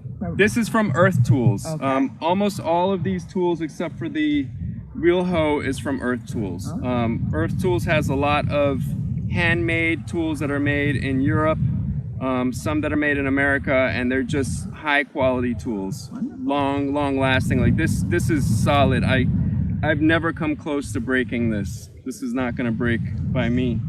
The collinear hoe I purchased from Johnny's. That's Elliot Coleman's design, and that tool I've had for almost 20 years. Wow. These other tools I've had for less years. Okay. So what's your soil type over here? For St. Croix, this is called Glen soil. Okay. And it is generally loamy and kind of gravelly. Okay. We do have a layer of clay about 12 to 15 inches down. Okay. Will have a hard time. They'll hit that and they'll not be happy. Okay. But yeah, that's our cool. soil. So you are on the Glen. So you have a little bit better drainage than say Middle Island where Grantley is. He Yes. has more clay Yes. than you do. Okay. Yep. So that is good to know. So let's see the wheel hoe in action. All right, so this wheel hoe, there's many wheel hoes on the market. This was the one that I purchased. It's from Haas Tools, and it's a good wheel hoe. When I bought it, it came with other implements, but this is the main implement that I use, which is it's an oscillating blade. It flexes like this, and it's like those shuffle hose. Scuffle hose, yeah. So that's what this is, and this blade part is replaceable, and this is pretty sharp right here. And you can also sharpen it. Yeah, and they encourage you to sharpen it. This is a tool that works better when it's on a dry side. If it's too wet, the blade gets clumped up. So a lot of times after I prepare a bed, if it rains, weeds grow. I don't want to necessarily plant in it because the weeds already have a head start. So with this tool, I can quickly just walk down the bed and kill all those weeds. And this is another moment where I'm happy I had my previous tools, because if all that root debris was still in the soil, it would catch up right here and would make it very hard for me to wheel hoe.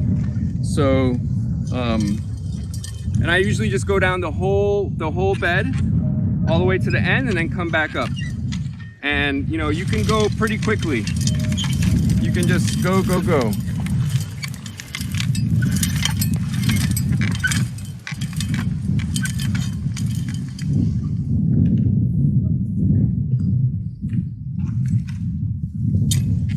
I love how it's just ripping out the weeds. Yeah, you know, if you catch the weeds when they're on the young side, you can really. And once again, it's not going very deep. It's just doing like the first 2 inches of soil. Yeah, it's exactly. It's like if I were to slow down, you can see where I'm at. It's probably, you're right, like about 2 inches. If you go too shallow, sometimes you'll skip over the weeds. But you could, depending on the soil conditions, you can definitely go up or down. The soil. Yeah, and it's fast. I mean, yeah, you just almost prepared a bed, an area. So that was wonderful, Luca. Do you have any suggestions and recommendations that you'd like to give to our viewers? So, you know, a lot of times with me, it's like a battle. Do I bring out like a machine, or do I do it by hand? The machine, like once you get going, is faster, but that going to get it, turning it on, making sure it's running right, like that, you lose a little bit of time. With these tools, it's so quick to just grab, come out to the field, do your work. It also has no gas. It has no gas, it has no oil, it has no fumes. You know, once you're using a machine, it's always going to be heavier. These are light, they're easier, in a way easier on your body. I mean, you work with them longer, but it's still, it's good, and it's, you know, for me, I see it as a good way to stay healthy. Active, yeah. And you get a better feeling of what's going on with your soil, because you're really, you know, you're closer, you're touching it more. So you're connecting to that sustainability of your farm and your environment. Yes. And keeping that life within your soil by cover cropping and not working too deep to bring back up those weed seeds. Yeah. Wonderful, Luca. Thank you very much. As always, it's always great working with you. Thanks for the information. I am sure our viewers are going to enjoy and learn a lot from what you just taught us. Thank you very much. Thank you. Thanks for visiting. Have a good one.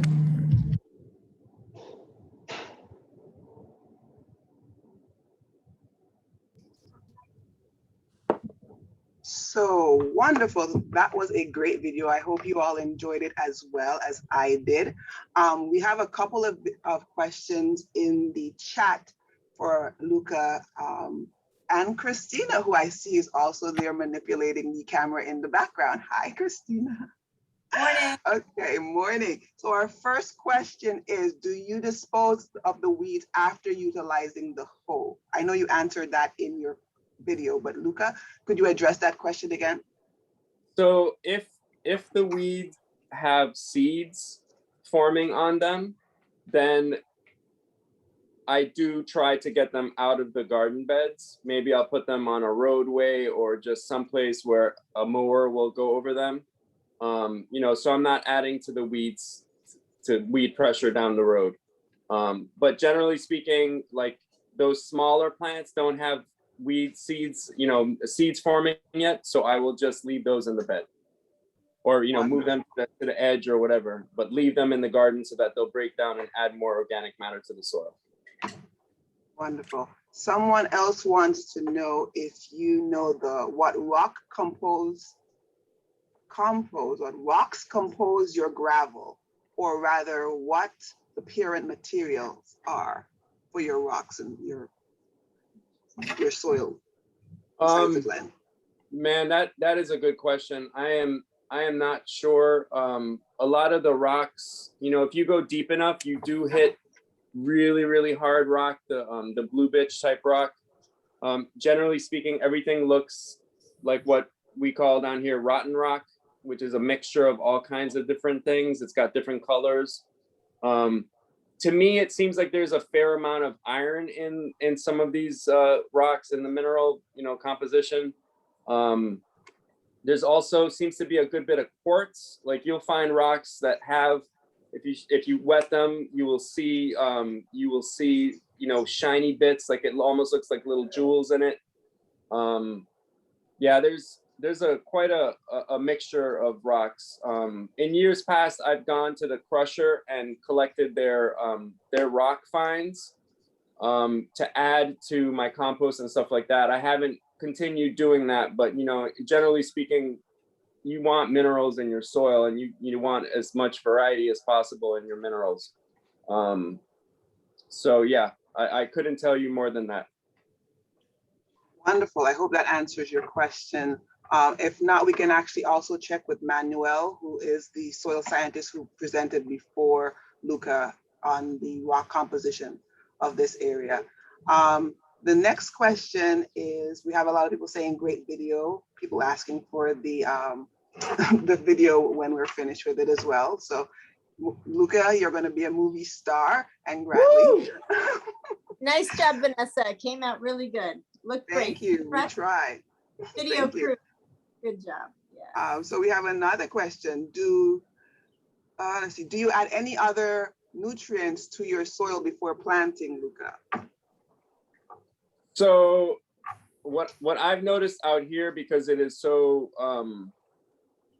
if it's raining, life is so much better for everybody. The soil is happier, the plants grow better. But generally speaking, it seems like we're getting less rain. So what I'm in the habit of doing is, say, like that bed there that you saw me working on in the video, that's going to be ginger. So at each drip spot, which is where I'm going to plant the ginger, for example, I would put almost a half shovelful of compost. And we get fish and lobster from restaurants, which we mix with wood chips, and we make our own compost from that. We then sift that. It's a long process. It can be a few months before it's finished.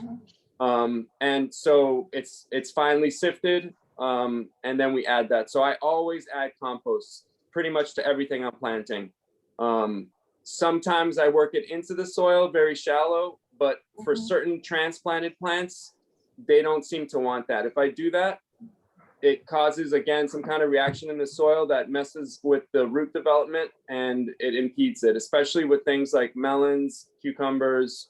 I have to be careful. So with that, I'll actually add the compost on top after the transplants are in their soil.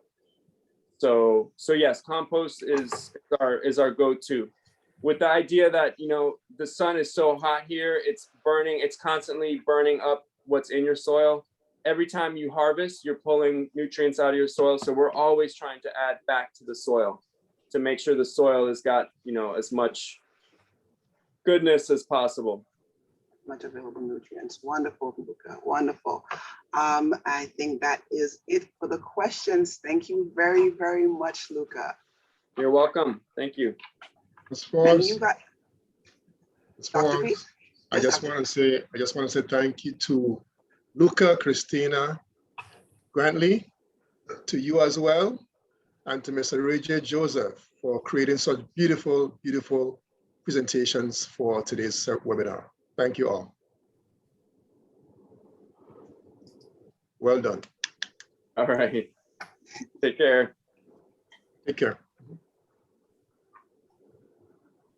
Okay, so according to the agenda, looks like I and Mr. Justin Dunking are up next. So I am going to turn my camera back off and share my video. If I can find out where to do it. Share screen.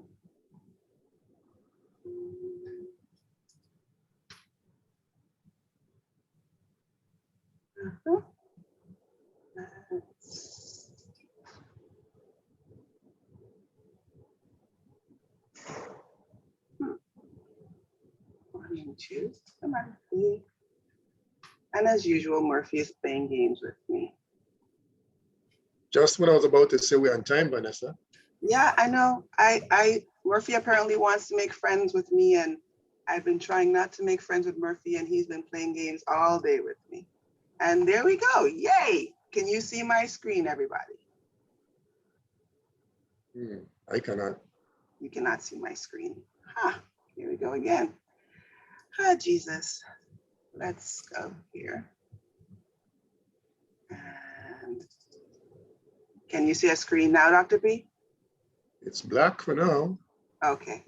Keep trying. I will keep trying. Believe in me. I'm going to get it. Yes, Not a quitter. yes, Never yes, have been. yes, we can. Okay, wonderful. I hope everybody else can see it. And I am apparently sharing the wrong screen. Which screen are you seeing, Dr. P? We're seeing the importance of uncut edges and seasonal flowering. Are you seeing one that says no notes, or are you seeing one that says no notes? It says no we notes. see both. We see both, Vanessa. I don't need you to see both. I don't know why it's showing you both. Wonderful. Anywho, it happens, it happens. I'll just hopefully take one more minute to figure this out. Let me end the slide again.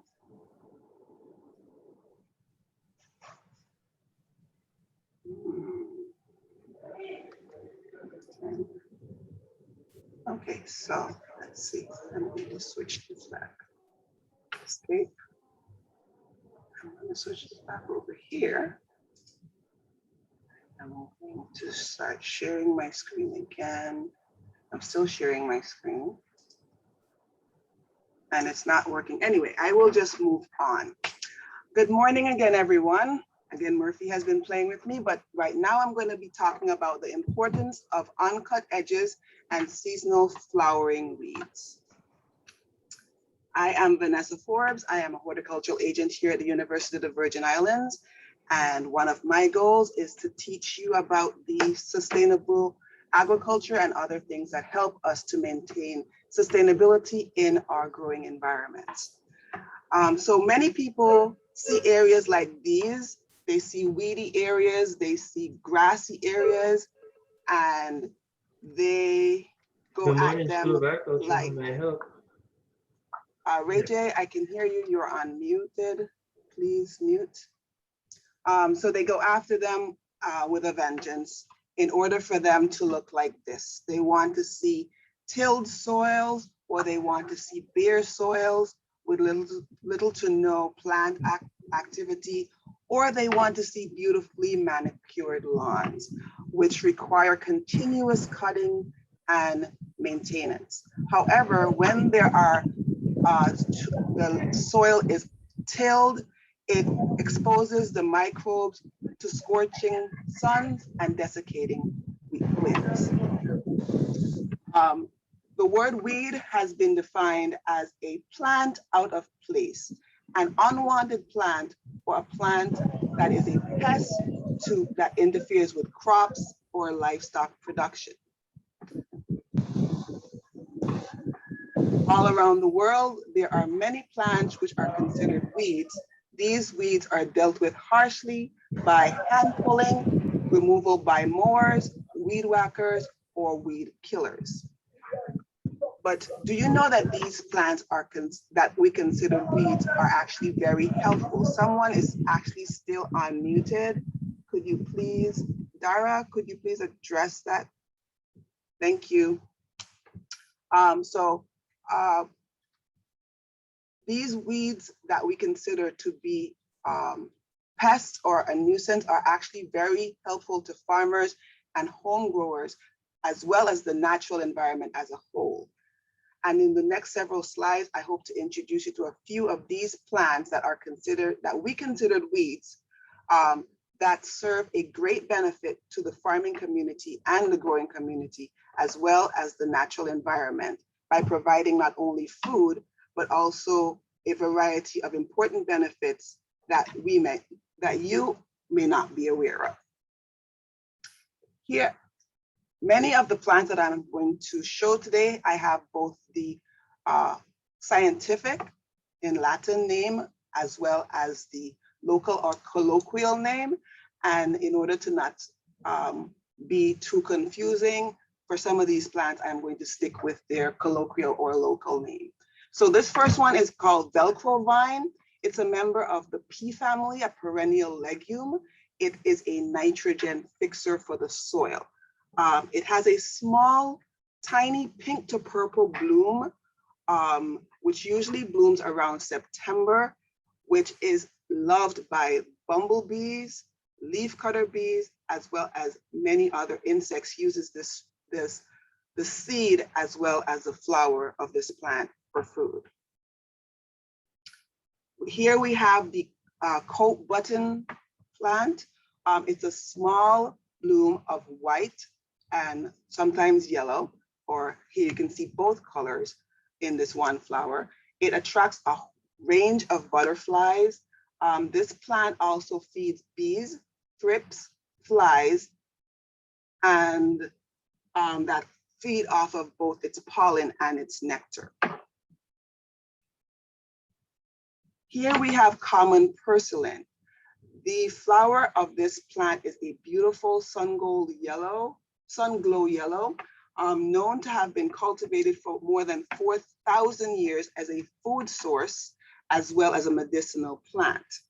I actually enjoy eating this plant. I grow it quite a bit, and it is very nutritious, hence it being cultivated for over 4,000 years. The leaves of this plant is a food source for the young of the lepidopteran butterfly, as well as for leaf liners. And the flower is a food source for several types of bees. This one is called bata bata. Anyone who's familiar with the 5 plants that go into the callaloo, this is actually one of them. It grows as a low ground cover here in the Virgin Islands. The flower color ranges from a bright scarlet red to a violet to shades of pink, yellow, and even white. It's visited by a host of bees and butterflies, and can be used as a trap crop. Hence that I'm giving you that keyword right now, a trap crop, which you're going to hear mentioned a couple of other times, possibly in our presentations as we go along, for caterpillars. Here we have lantana or sage. The flower comes in a variety of colors. It grows on a multi-stemmed shrub that normally grows about 6 meters in height, and it's used in some cultures as a tea. The yellow form of this plant is known to be very attractive to butterflies and thrips, and can be used as a trap plant or trap crop to attract lace bugs and leaf hoppers. Milkweed. This plant is important for the monarch butterfly. I'm not sure how many of you are familiar with the monarch butterfly. There's a site in Mexico which is known for its monarch butterfly migration. And we have been seeing an actual decrease in the monarch butterfly because of the decrease in milkweed and milkweed-like plants, which the monarch butterfly caterpillar, the larva, feeds on. Both the larval and adult stage of the monarch butterflies are known to use this, as I said, as a food source. This plant is also used as a form of bush medicines by humans. It's called the painkiller plant. Tantan. Our community hates this plant, and I think that hate should kind of dwindle a bit because this plant has many, many uses. Each of the white pale cream flowers have anywhere from our inflorescent puffs have anywhere from 100 to 180 flowers per head. It's a legume with a deep taproot, which means it can get down into that clay pan and break it up in order to make it a little bit more workable for us as farmers and home growers. This tree also aids in fixing nitrogen because, again, it is a legume. It has a almost year-round bloom on it, and that is a source of food for honeybees and other insects which utilize it. This plant is also used as fuel wood. It can be used for lumber. It can be used as a cut and come again for our animal farmers, our animal or livestock farmers on the presentation. So that's animal fodder. And it can be used as a chop and drop to increase the soil fertility as a green manure, okay? And for anyone who's looking for a very sturdy windbreak to stop that wind from desiccating their other crops, this plant is perfect because you can manicure it and you can even set it in whatever area that you want in order to provide shade and erosion control for your property. So if you have one of those hillsides that are prone to sliding, this plant with its deep taproot can help with that. So flower seeds for pollinators, which can be purchased. So all the ones I just showed you are things that have been occurring naturally in our environment. But the following sets of slides, excuse me, will show a few plants that you can purchase for the same purpose. So zinnia, an annual flowering plant in the daisy family, Aristaceae, attracts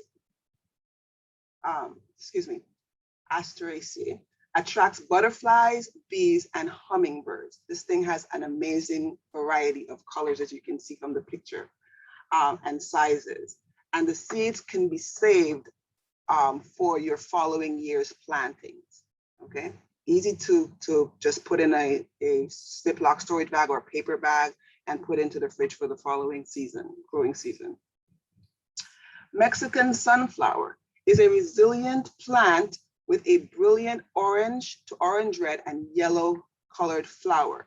A vigorous plant which is very drought tolerant and is an easy to grow ornamental, which produces several flowering heads that are on, as you can see, a gangly stem right here. Hopefully you can see my cursor. Known to attract bumblebees, hummingbirds, and butterflies, and all other beneficial pollinators and insects that helps your crops to thrive. Okay, so hopefully I'm bringing across the importance of these flowers and plants to you. Here we have another one for those of the culinary persuasion who enjoy cooking like I do, cilantro. When cilantro bolts, they produce a flower which range from white to purple, to light purple, excuse me. The flower appears on a small flat cluster called an umbel. So this tiny flat head right here is called an umbel. The insects that visit this plant are, some of them are the hoverflies.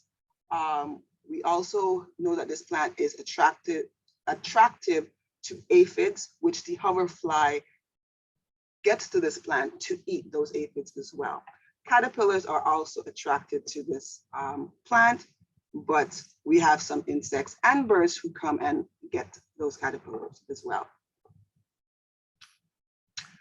Toxic but useful plants, which we grow or can grow on our properties. We have the wild poinsettia. So if you are familiar with this plant, in the commercial sense, it turns red, and it's red and yellow and pink. Home Depot, several different stores sell the commercial version to this. This also turns red in the winter season or the Christmas season when temperatures start to drop and the day length gets shorter. This plant is frequently found in croplands which have disturbed soil. It has a minute flower which lacks petals. The herb can grow about 1 meter tall with a milky latex sap. It often has a purple splash. You can barely see it here on this picture right there. Honeybees are known to collect the nectar from this flower. Once again, this one is another one that is loved by the hoverfly, and it's also seen to have wasps as visitors. Note my note here in red, though, that the leaves of this plant that has the latex can be very poisonous and even causing death in children if used incorrectly. Some persons or some areas do use this as a medicinal plant, and I think I read of one of the areas using it as a culinary plant, but it has to be prepared correctly. As said in my statement, if prepared incorrectly, can be very dangerous. Here we have the Mexican poppy. Not recommended to be planted if you do not already have it on your property. So this is not one that you want to bring in if you don't already have it, because these seed pods right here, this green prickly seed pod, once that dehisces, once it opens up, once it's dried, there are thousands of seeds in that little seed packet right there. So that would definitely add a lot to your seed bed. Controlled by removing, if you do have them already on your property, you can control it by removing the seed head before it turns brown. This plant is loved by stingless bees as well as butterflies. Here for the animal farmers that may be among our presentation, here for our presentation, it's extremely dangerous to livestock and humans. And the main danger to livestock, horses and poultry, usually comes when the area is cut for feed and it is caught up in that feed and the animals consume that feed, and the leaves and the seeds are dangerous to those animals. If you want to deter people from coming on your property, this is a plant that you can plant. It can deter dogs, it can deter humans because of its prickly nature. Well, this picture came out fuzzy in my presentation. It wasn't so when I was looking at it earlier, but this is the bellyache bush, loved by bees, wasps, flies, and butterflies, and that are some of the insects that collect the nectar from this plant. This again is not another plant that is not recommended for planting if you do not already have it on your property. So if you have it on your property, it's something that you can kind of maintain in an area so that it doesn't spread, so that it can be beneficial to the organisms that utilize it. Again, this is another plant that is poisonous to livestock and humans. The main danger to livestock such as horses and poultry comes from it being in their feed. So if you're cutting grass, if you're collecting feed for your poultry, if you're collecting feed for your horses, be mindful of this plant as well. I'm now going to show you some trees that are important for pollinators in our area.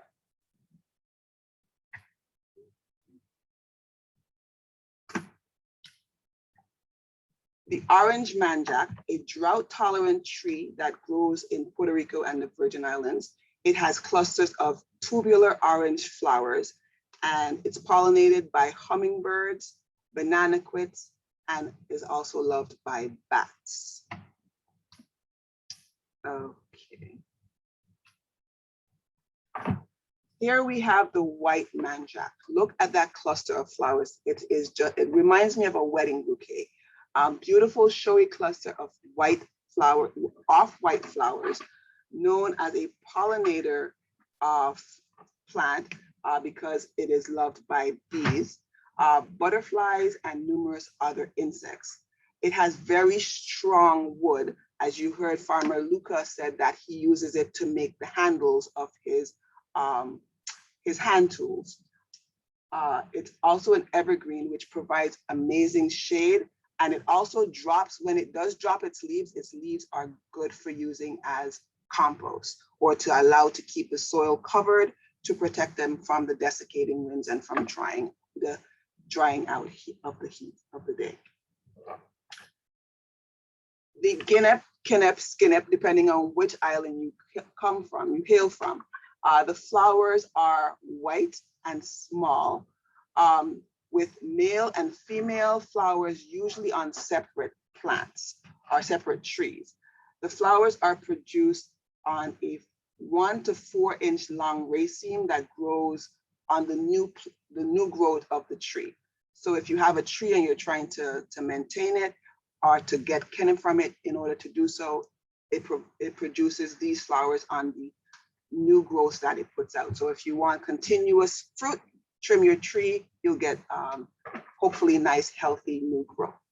The pollinators that this tree attracts are bees, domesticated and wild, which is why this tree is considered a honey tree.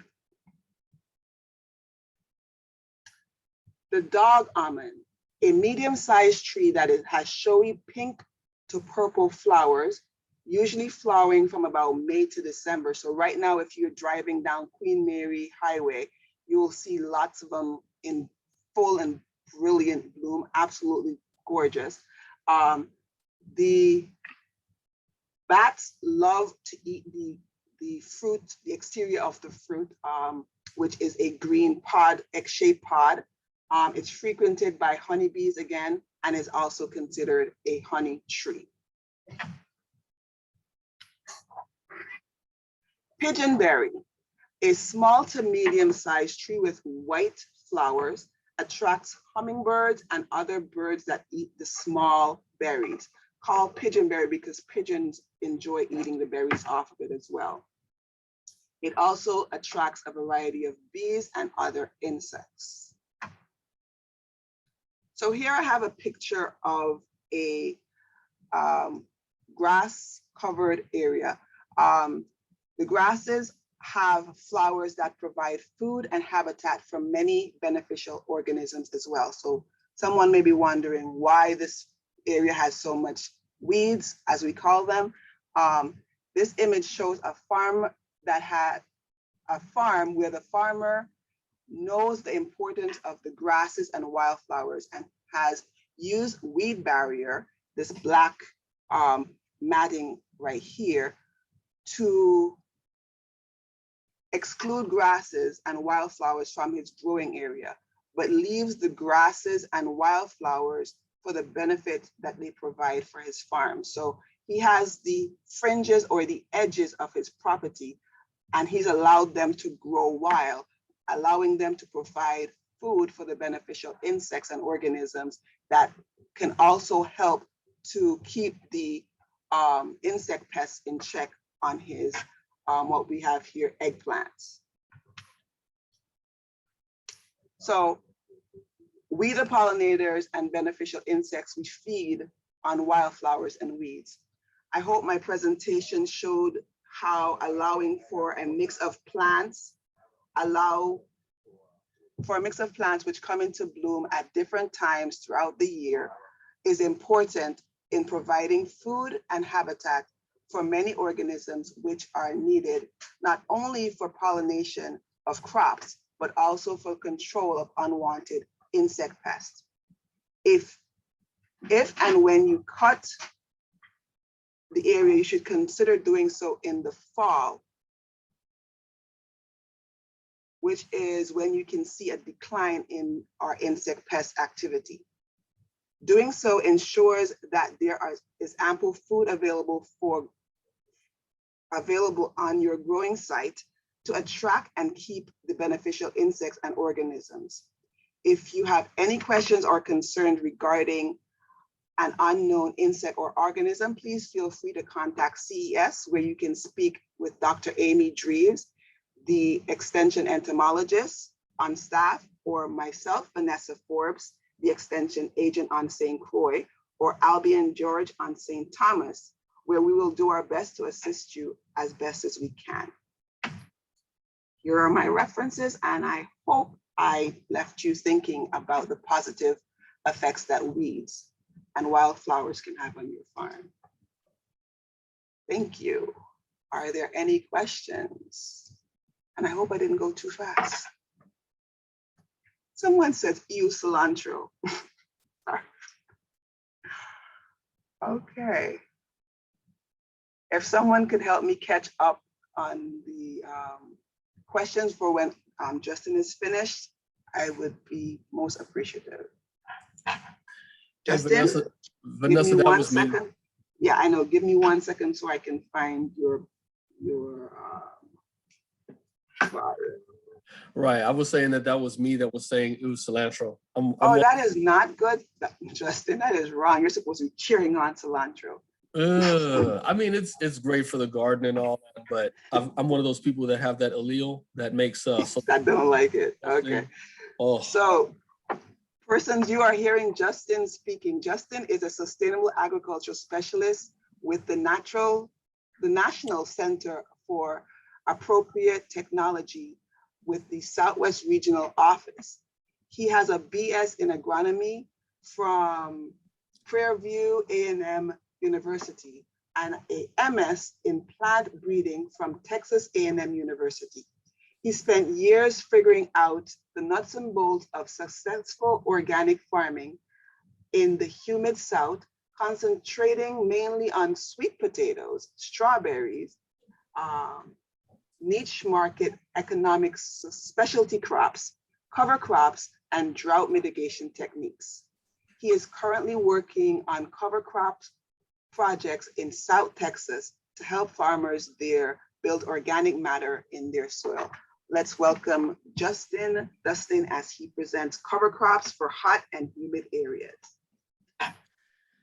All right, so the previous speakers kind of touched on a lot of the stuff that I'm going to talk about. So it was a great introduction, and I just want to add on with the Lantana camera that you talked about. That is a good crop to grow as a companion plant with sweet potatoes. So I want to talk about companion planting because that is one service that cover crops can provide to your crops.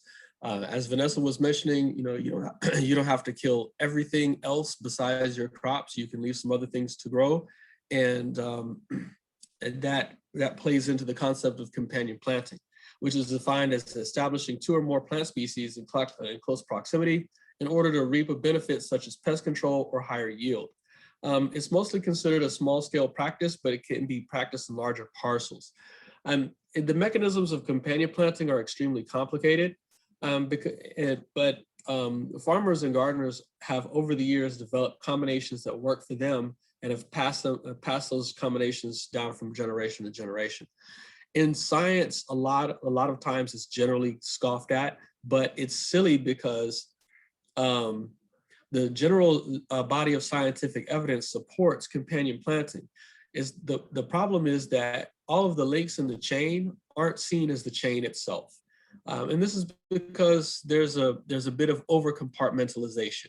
So scientists study their particular subject and they've got this tunnel vision on that subject, and they don't like to move around and do like a more holistic view. And some of that is changing. We're seeing better collaboration between scientists, between plant breeders and pathologists and entomologists, and to overcome problems. But with this companion planting thing, I haven't seen a lot of that yet. And the other problem is that we have gotten spoiled on chemicals. If we see a problem, we're going to spray it. Just like if we have a health issue, we're going to find a pill to take for it. We've got this immediate gratification thing going on. Whereas most of our problems, they didn't happen immediately, so they don't need an immediate cure. Our problems happen over time. It took time for things to get bad. It took time for pests to get bad. It took time for diseases to build up in the field. And so it should take time to ameliorate those issues. So rather than just being spoiled on using chemicals, we should use more sustainable methods. One of those methods is using multiple trap cropping. Other speakers have talked about trap cropping. Trap cropping is basically you're growing a crop that attracts pests away from your cash crop. And this particular diagram is for multiple trap cropping. So you've got, and this is not to scale, this is just, for the concept. So you've got your trap crop in between your main crop. And then you've got some other trap crops on the side. These can actually be different species of trap crops. or they can be physiological stages of the trap crop. So in the case of cotton and alfalfa, all of the trap crops are going to be alfalfa, because the alfalfa is going to pull pests away from the cotton. But the 1, 2, and 3 would be like this is just freshly mowed, and this is rapidly expanding and developing, and this one is at a flowering stage, or the trap crop 3 is at a flowering stage, about to be mowed. So you rotate these by either successional planting or successional mowing, or whichever, attract your pest away from the crop and control your pest in the trap crop. The other really great trap cropping was developed in Eastern Africa. Once people figured out how to do this, it spread to over 10,000 farmers in like a 3 to 6 month period. So you've got your cash crop, and then you've got a push crop grown either in blocks within the cash crop, or interplanted with the cash crop. And this push crop repels whatever target pest you're going for. And then the outer trap crop, where the outer perimeter is planted in a trap crop that attracts that pest. And you want something that can take advantage of the physiology of the pest. So you want something that it's a trap crop, but even though it's attractive to the pest cannot complete its life cycle on that trap crop. Here's something that I tend to do is I like to plant my cover crops in with the cash crop. In this case, it's broccoli and clover. So the way I set this field up is the first year in October, I go out and plant clover. And this is crimson clover. So the crimson clover grows, it completes its life cycle, and by May or early June, it's dead and it's dry and set seed. So I'll come through and I'll mow. And mowing knocks all the seed out, and then I go through and incorporate it. This is why I was mentioning reciprocating spaders earlier. So I'll incorporate all this, and then I'll plant whatever I'm going to plant over the summer. And in the fall, when I take the field out that was growing in the summer, then the clover seeds that were left over from this cover crop will start germinating. Once they start germinating, I'll transplant broccoli into that field. So as the broccoli was a transplant, it's a lot larger than the clover. So the broccoli develops, it grows, and it's harvested. And then once it starts dying, the clover basically takes over the field and covers everything up. And by this means, we keep the soil covered with a cover crop. We keep a good place for the beneficial insects and the spiders to live to protect the broccoli. And we also fix nitrogen. And the broccoli benefits from the clover being there. And it also helps with the rain splash. So when you have really bad rainstorms and you've got like bare ground, all that soil splashes up on your broccoli, and then you get like gritty broccoli when it's time to eat it. You don't want gritty broccoli, so you cover the soil with a cover crop and interrupt that rain splash event and keep your broccoli nice and clean. So some of the things that Vanessa alluded to earlier was this, and Manuel also alluded to this. This diagram basically shows you that if you keep your soil shaded, it allows for your debris to build up. Your debris is what feeds the fungal hypha, all your fungus in the soil that you want there. That's why Manuel was talking about the living roots. So the living roots, they combine with these fungal hypha to form a relationship called mycorrhiza.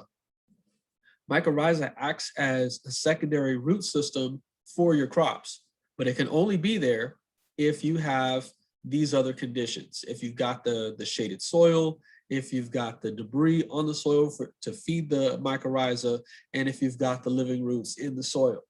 So what this does is this is creating your soil health, and it's building up humus, and humus is the organic fraction of the soil. All of this contributes to your soil being cooler. Now, I don't know how many of you grow tomatoes, but it's very important for your tomatoes to have cool roots, or they're not going to set fruit. Once it gets too hot, the pollen can't fall out of the flower to make you tomatoes. So you got to keep your tomato roots cool by adding some mulch, by keeping that soil shaded. And my preferred mulch for tomatoes is grass. Any type of old hay or straw or anything like that. Grass clippings, whatever. As long as it's grass, I don't know why exactly, but we ran some experiments at Prairie View, and we mulched with different things, and the tomatoes really loved grass-based mulch better than anything. So on the other hand, you've got this exposed set of soil, and over here, you see there's a gradation. You know, you go from the shaded side to the exposed side, and you have less soil moisture, you have less fungal hypha, you have less organic matter, and the temperature is higher. And the temperature is higher because there's less moisture in that soil. So let's talk about soil organic matter, because it's really, really important. You saw with Manuel, his presentation, how 1% soil organic matter can hold 25,000 gallons per acre. Just think about that, how huge that number it is. With soil organic matter, its quality differs from area to area, and like where I'm at and where y'all are at, it's hot. We've got a thing called sun, and it's putting out UV and infrared and all sorts of wonderful things to help the plants grow, but it's also like an oven, and it bakes the soil if it's exposed. So in cooler areas like Russia, like Canada, up there in the higher latitudes, those areas have huge amounts of organic matter in the soil, and is very sensitive to temperature change. So this is one of the scariest things to me, in agriculture and dealing with plants and the climate and all that, because as that soil heats up there, since it's so much more sensitive to destruction or combustion than our soils down here, they're up there releasing like so much methane and carbon dioxide as those soils thaw, as those permafrost soils thaw. And so it's a really scary thing, because those are all greenhouse gases that are being released from that organic matter from up in Russia and in Canada and all that. So in a cool area, if the mean temperature only rises 1 degree, we expect to lose about 10% soil organic matter. In a warm area, that same rise will only result in about a 3% loss in soil organic matter. And that's because arguably our soil organic matter is of a lot lower quality than the organic matter in these cold areas. The soils maintain a large reservoir of water in their organic matter. We talked about that earlier. The hotter it becomes, the more water is lost, but also the more organic matter is lost. The loss of organic matter leads to a loss of water holding capacity. The less water in the soil, the hotter the ambient temperatures become. And so this is a self-replicating cycle of heating. It's like an upward spiral or downward, depending on your perspective. The hotter it gets, it's like that commercial. I don't know if y'all had it down there, but we used to have this commercial, and the guy was saying, I use more drugs, so I have to work harder so I can make more money so I can buy more drugs. So this is what's going on in our soil now with the loss of this organic matter, and this is a really scary thing. All right, so in hot and humid areas, we need twice the inputs of organic matter to maintain fertility, and that's not every year, that is every growing cycle. In no-till systems, you lose about half the organic matter of conventional tillage. So using no-till, everything remaining equal, in hot areas it should equalize, but it doesn't because we can't really incorporate it in no-till systems. And a no-till system, you have to rely on you know, the biology in the soil to move your minerals and your organic matter around. This like bioturbation type thing. So the living creatures, your earthworms and your beetles and your what are those things called? Your springtails and columbulas and all those little things in the soil, they're crawling around and they're moving and they're going up and feeding on the organic matter that's piled on top of the soil where it should be, and they're moving it down lower in the soil profile. So that is a very slow process. And the other good thing about soil organic matter is that it disperses negative effects. So organic molecules, and when we're talking about soil organic matter molecules, these are huge, long chain molecules. I don't think you could sit there and remember them and write them out. That'd be quite a challenge because the molecules are so huge. But these organic molecules bind toxic soil minerals. So things like iron and manganese are reduced to less toxic levels by dispersion in humus. And this is why I was asking Luca about the parent material, because I was trying to find out what soil minerals y'all had or what could possibly be toxic. Because I know like out in Jamaica, they've got a lot of bauxite, and it's an aluminum releaser in the soil, or aluminum source in the soil. So like aluminum, these organic acids, they disarm free aluminum in the soil, and aluminum is highly toxic to plant roots. So like many acidic soils tend to have a lot of aluminum in them, and it's not good for plant roots at all. All right, so how do we build soil organic matter?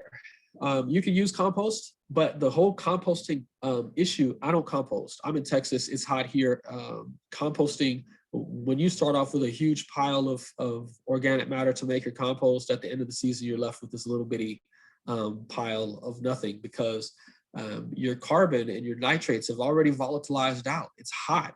Composting is an exothermic reaction. It releases heat.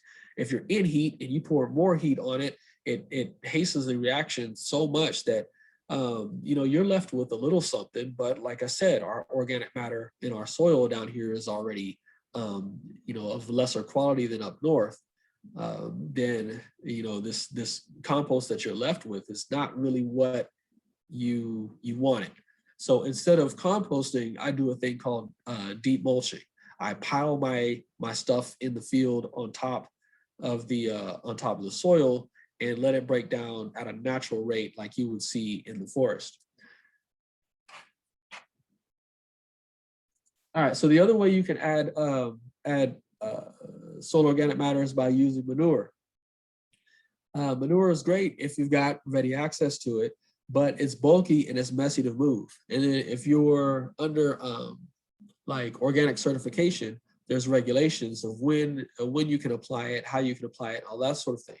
So you've got to think about that. If you're going to put manure out and you're growing certain crops, then it's going to be, there's a withdrawal period. All right, so cover crops. Cover crops are about the best way to add organic matter to the soil, because you can grow organic matter in place. There's no withdrawal period, and it often adds nitrogen if you're using leguminous crops.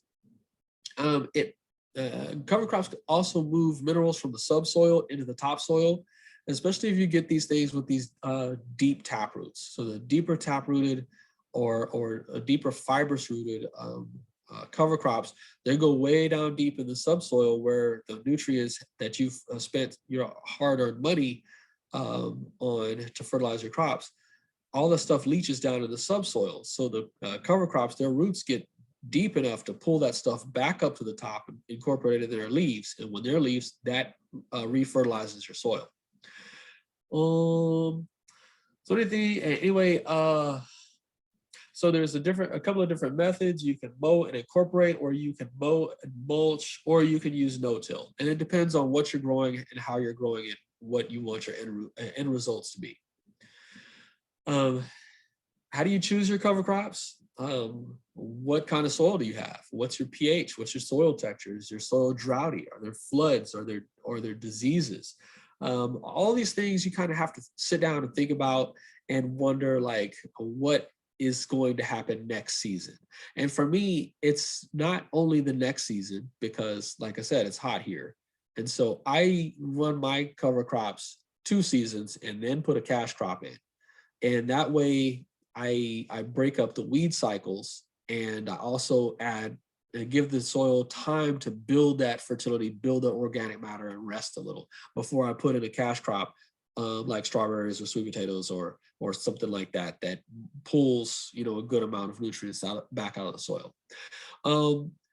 I like to work with the growing seasons and cycles, like the broccoli and clover example. That is timed like perfectly. Like, I observed the cycles, I observed the plants, I observed the seasons, what was going on and when, and figured out, okay, my broccoli needs to go into the field at this time. This clover is also germinating at this time. Let's pair these and see what happens. And it works really great. And so the other thing you have to worry about is, what is the next crop? Is there allelopathy between your cover crop and your cash crop? And allelopathy is, you know, some plants are better neighbors than others. Some plants don't like each other. Some plants release chemicals into the soil that tell other plants, hey, this is my spot. You go somewhere else and grow. And that's allelopathy in a nutshell. And allelopathy can suppress or even hinder germination in other plants. And then the other consideration when deciding on which cover crop is, what equipment are you going to have to use? Do you have the investment to go out there and buy haying equipment on your farm to grow a specific cover crop? Or are you going to use a cover crop that's multi-use? And I'll talk about some of those in a bit. The other thing is weed control, because one of my biggest challenges, or one of the biggest challenges that organic farmers or organic producers come to me with is, hey man, I can't do the organic thing because of these weeds. These weeds are monsters. I think our weeds in Texas are like nuclear powered. I don't know if there's any other way to explain it, because they can just grow like a couple of feet in less than a week, and it's like, you miss a week in hoeing your weeds, or you miss 4 days in hoeing your weeds, and it's a jungle out there. So you using your cover crops, you could break up these weed cycles. So like I was having problems with Bermuda grass, with nutsedge, with Johnson grass, with amaranth. And by using cover crops, I was able to reduce these perennial weeds and these heavy seeding weeds up between 95 and 99% in some of my fields. No chemicals needed, no spraying, just using cover crops and a reciprocating spader, because the spader in the hottest, driest part of the summer is one of the greatest tools that I could ever use to get rid of some of these things. The way the cover crops work is that, you know, I was mentioning the seasons and cycles, is the way the cover crops work is basically when the weeds are trying to wake up from their dormant period. We've actually got a little bit of winter here, and when the Bermuda grass or Johnson grass are dormant, and there's a whole field of Austrian winter peas on top of it that's starting to senesce or die. As that canopy of Austrian winter peas dies, the Bermuda is trying to wake up and trying to grow, and it's using up all of its energy trying to get through this dense mat of Austrian winter peas. Well, sorry, buddy, you're not going to make it. And so that Bermuda exhausts its energy, and coming into the summer when it's supposed to be at its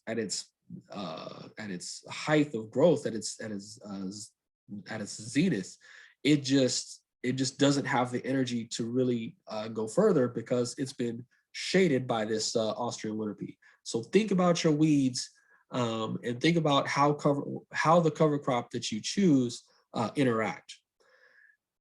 All right, so the following cover crops are all legumes because I don't like grass. That's my personal preference. I hate grass. I grow vegetables. Grass is my enemy. And I was just talking about some of my adventures fighting those grasses. They are, if you're religious people, my religion is nature, and those are my devil. Grasses are, they're the worst. So anyway, these are just handy facts, and they're by no means comprehensive. For more information, you can refer to the related publication in ATRA. And ATRA is our information service. We have hundreds of publications about sustainable agriculture subjects. You can go on the ATRA website and learn about just about anything. All right, so one important factor to keep in mind with legumes is you kind of need to, you might need to inoculate them. And I see Vanessa is talking about eating the amaranth. Yes, that is awesome. All right, so inoculation is basically you treat the legume seeds with a rhizobium if you don't already have it in the soil. And a lot of the cowpea inoculant, a lot of the cowpea group inoculants are in our tropical soils. Y'all have Lucina there. Lucina benefits from the cowpea inoculant. So it should be in your soil if you're using cowpea relatives or the Vigna species. If you want to grow other things, just check the rhizobium species because each legume has its corresponding rhizobium that it develops with. Some rhizobium persist in the soil better than others, so you don't need to apply them every season. Others are more ephemeral, and you've got to apply them every year or every seeding. And rhizobium is a bacteria. It's a soil bacteria that forms a symbiotic relationship with legumes. You know that the rhizobium is working because on the roots of the legume, there'll be a little nodule, like a little cancer-looking ball or something. And you break this open and you look inside of it, and if it is pink or like a salmon color, it's working properly on most species. There are some exceptions. But if you break it open and it's like green or brown or gray on the inside, it's not really working right, and it's acting more as a disease than a symbiote. All right, so one really great cover crop is arachis. We know arachis as peanuts, but we know the peanuts that we eat, but they're also perennial peanuts, and these are from South America. The perennial peanuts, they're prostrate, they're creeping little plants. They only get about 4 inches tall. You don't have to mow them. And they make little cute yellow flowers. I think they would be really great in like if you're growing papayas or you've got some sort of orchard or fruit grove. This would grow very well in conjunction with that situation. They're propagated by rhizomes. The inoculant is usually included with the plugs. So the perennial peanut takes a little while to establish, but once it gets established, it's pretty resistant to weeds for a while. But you've got to understand ecological succession with these legumes. They're enriching the soil with nitrogen, and they're very good at it. And over time, they will enrich the soil with nitrogen so much that my enemies, the grass, will move into these legume plantings because there are nitrogen scavengers. They're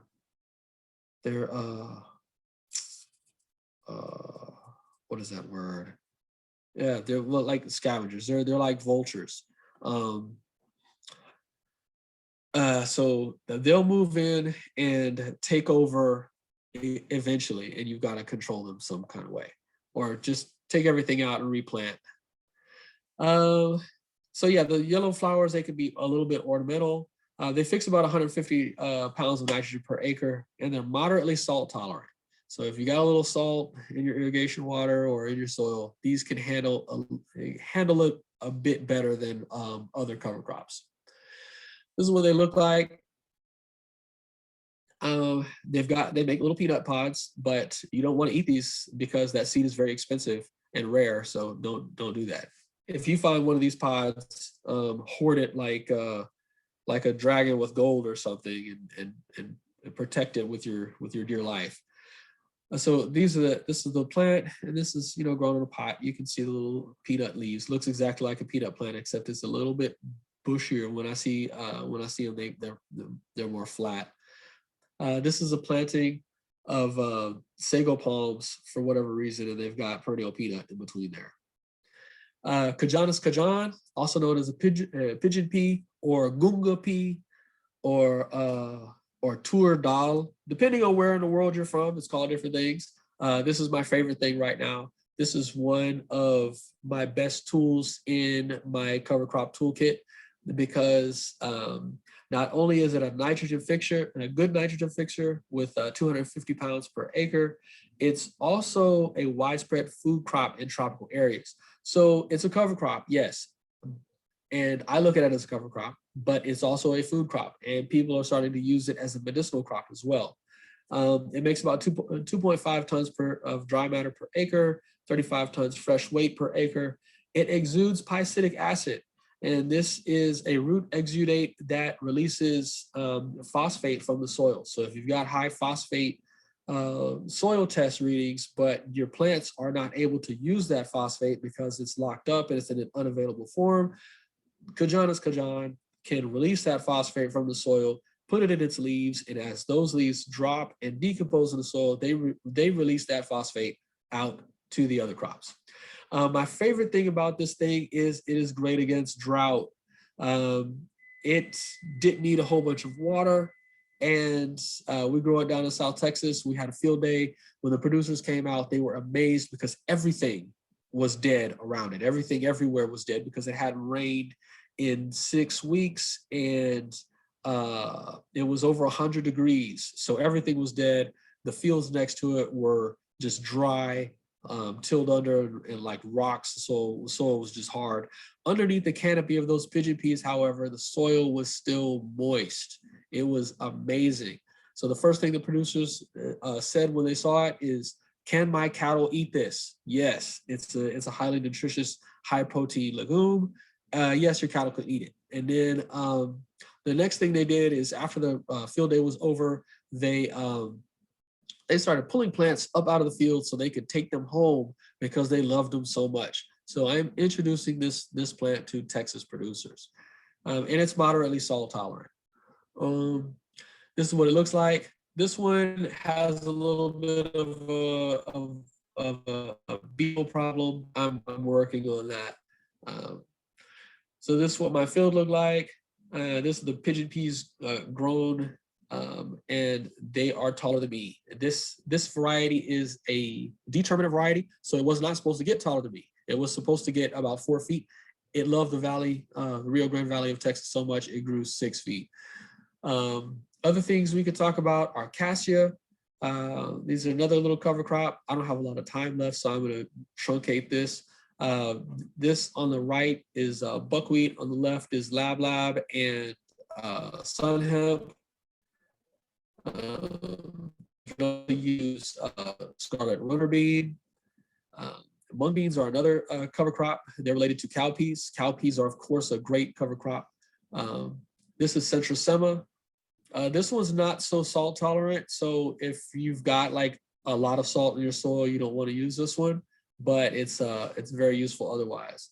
Clitoria charneata, one of your coworkers, Stuart Weiss, he worked on this down there.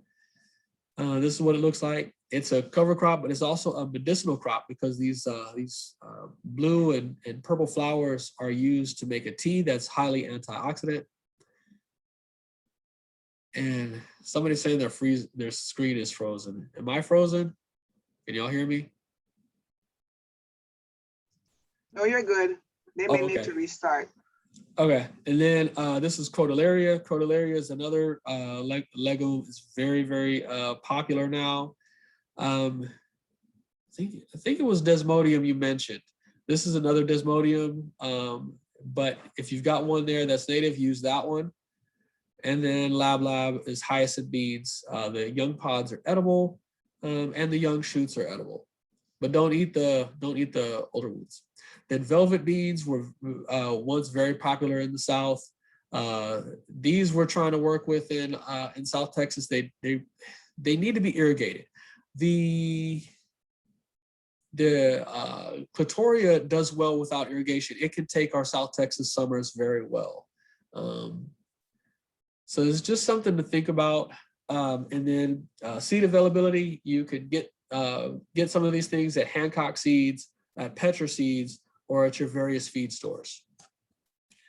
All right. I want to give my special thanks out to USDA, especially our CIG grant through NRCS, and through our ATRA program is funded through rural development. I have not gotten a SARA grant yet, but I really, really want one. So hopefully they'll take pity on me and give it to me this year. And that's it. You can contact me at justind@ncat.org, and also look for the corresponding publications in ATRA. And that's it. Wonderful. Thank you, Justin. Great job.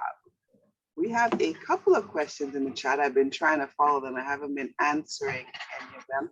One person asked, how do you tell, is there a way to determine which Guinness shoot will be fruit bearing?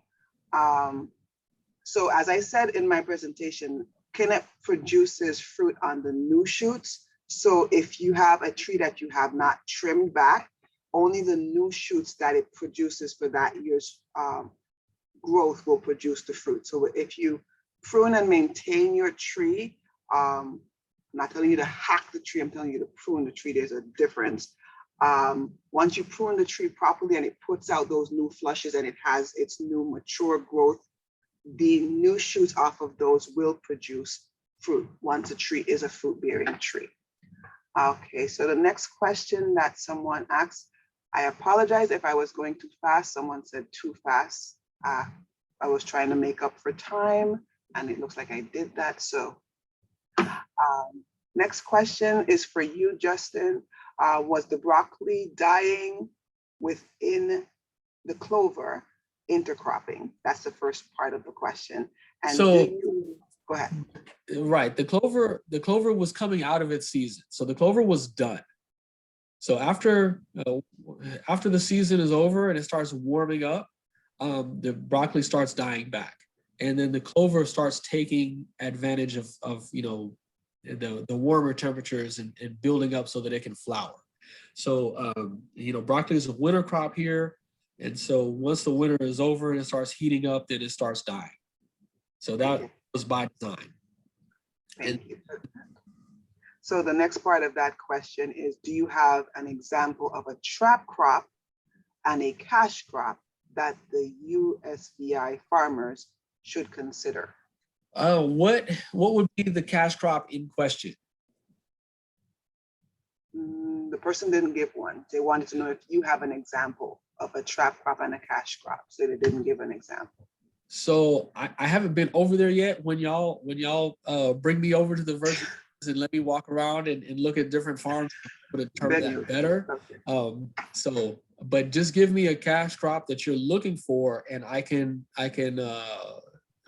reverse engineer the cover crop that you need for it. So we'll revisit this. We'll look into it, and then we will possibly have even another presentation or a demonstration or something like that. Unless the person wants to post a example of a cash crop, and then you can look into it and give it back to us later at the end of the day or something like that. Okay, frozen screen. When would you ideally cut the pigeon peas as a cover crop, and when to plant crop after cutting? That's the next question, Justin. All right, so with the pigeon peas, I don't cut them because I want them as canopy. So I let the pigeon peas grow out their life cycle. And pigeon pea is kind of problematic in that it takes a little while to nurture the pigeon peas before they get up to a size where the canopy closes. So the farm that I was working with down in the valley, when we had the field day, the owner of the farm, he addressed the audience and he said, at first I thought Justin was crazy because he's out here in 100-degree heat hoeing for weeks and weeks, hoeing these fields. And I thought he was crazy, but now we see the point of all that. So the point of all that was pigeon peas, they're a little bit slower to establish than the normal cover crops that I work with. So it takes 6 to 8 weeks before their canopy starts closing. Once their canopy closes, they're on their own. I don't have to do anything else with them. And they absorb all of the solar radiation before it can hit the soil, which is what I was really going for. So the next emanation of my research, I'm looking to use some companion cover crops with the pigeon peas. So some faster growing things like buckwheat or even the Chemacrista, grow those with the pigeon pea so that they can take care of the fast growing weeds, but not become weedy themselves, and allow the pigeon peas to close their canopy. So the benefit that I see from the pigeon pea is that when it gets really, really hot, they shed their leaves. When they shed their leaves, they create mulch. And not only do we have the solar radiation being absorbed by the canopy, we now have a cover over the soil. We have a mulch over the soil to prevent that evapotranspiration. So it's really good as is. Now, as far as like cutting it or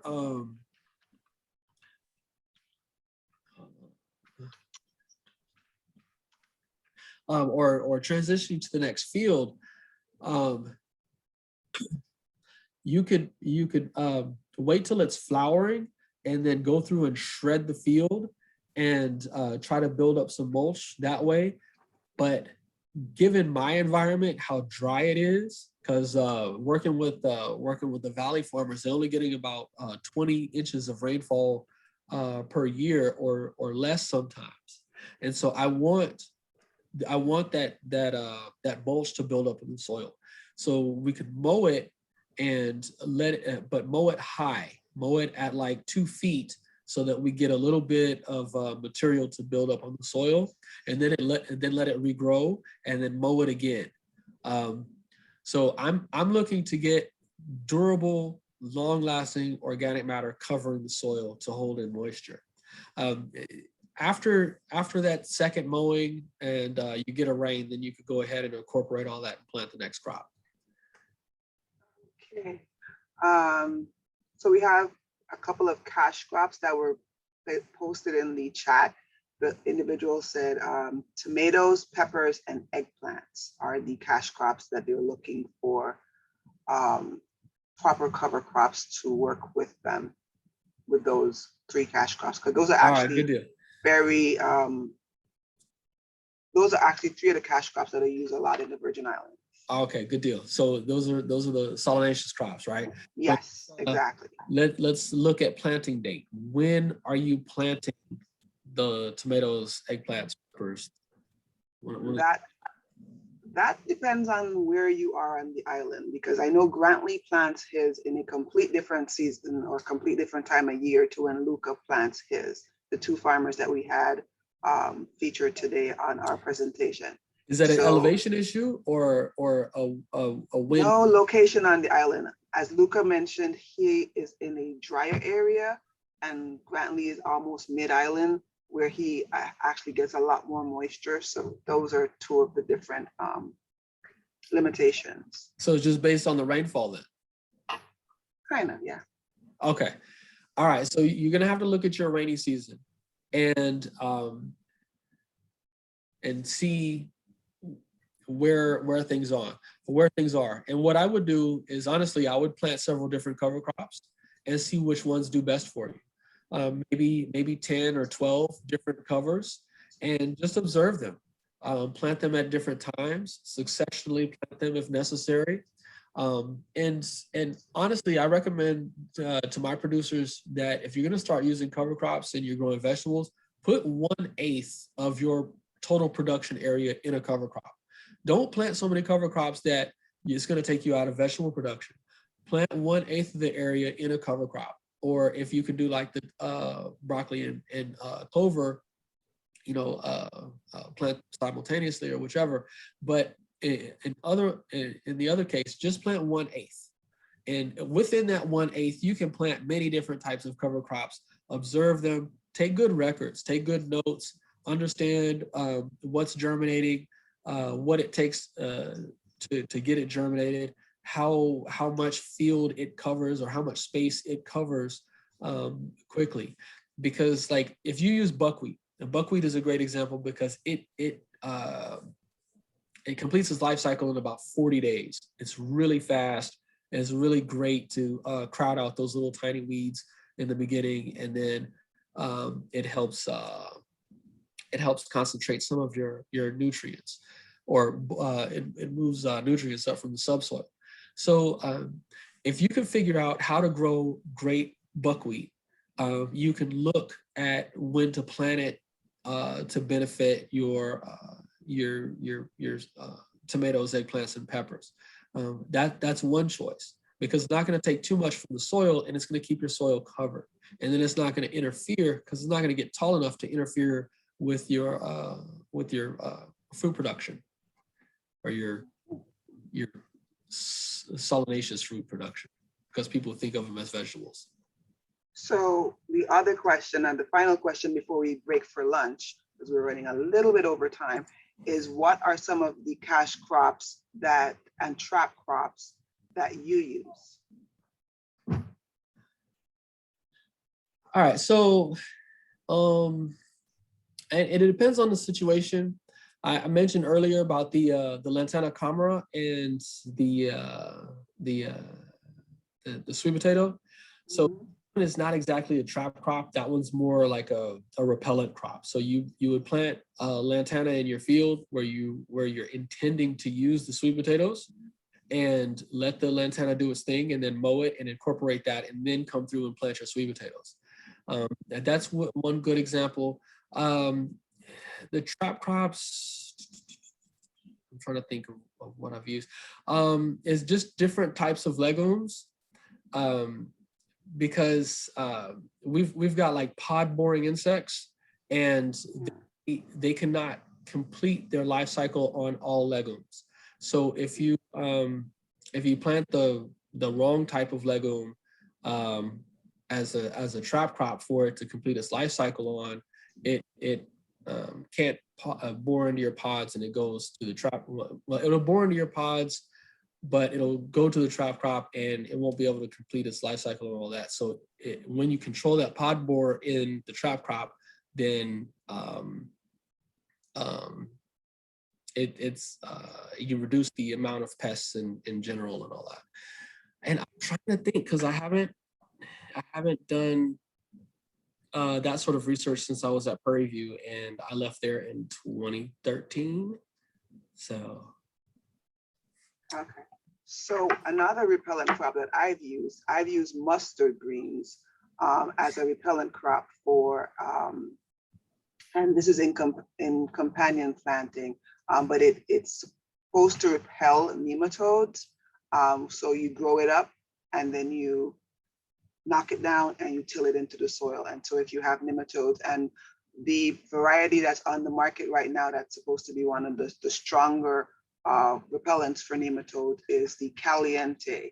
I think it's the 199. I've used that. This is not an endorsement. I'm just giving an example of what I've used, okay, for anyone who is interested. So we are actually on our lunch break time right now. So we're going to take a break to fill our tummies and stretch. And so we will be back. All persons, you do not have to log out. You can actually stay logged in and go eat, go stretch, go take a walk, go enjoy nature. We will be back exactly at 1 o'clock. See you people later.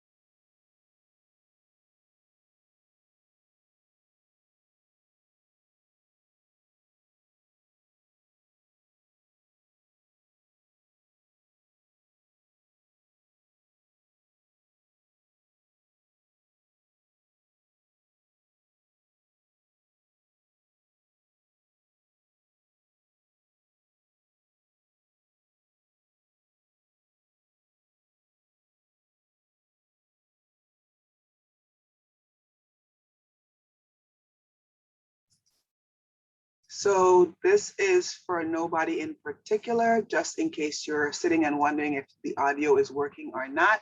We are on a break until 1 o'clock. So if you are here and trying to see if your system is malfunctioning, no, it is not malfunctioning. Dr. Dreves is not presenting as yet. We have just loaded the presentation so she can start when 1 o'clock comes around.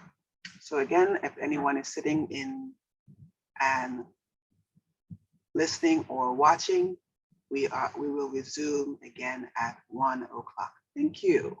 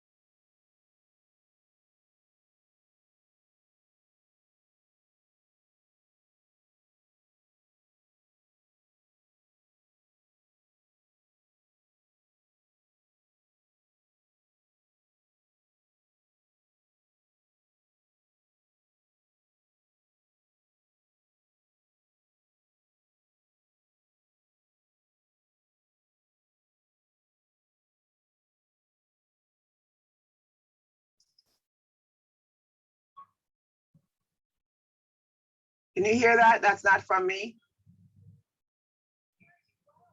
No, can you hear the music?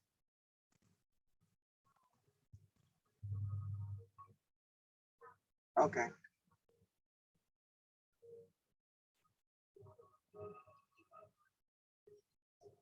Coming.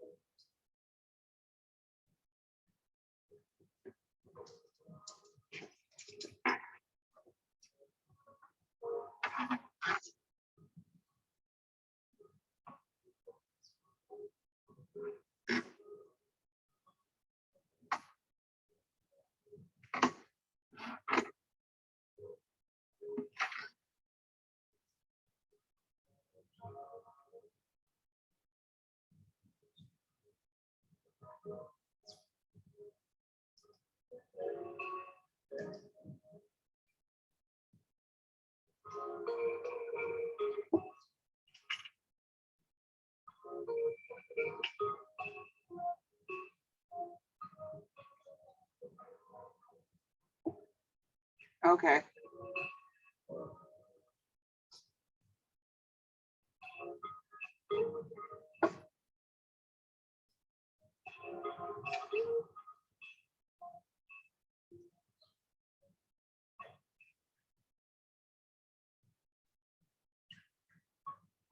Somebody is not getting the music?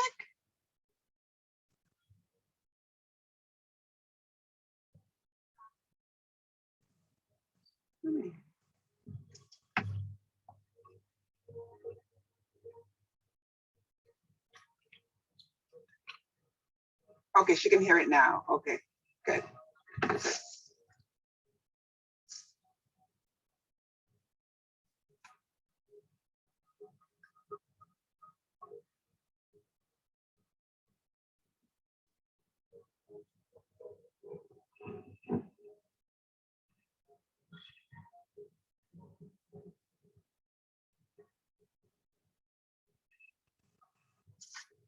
zones. Okay.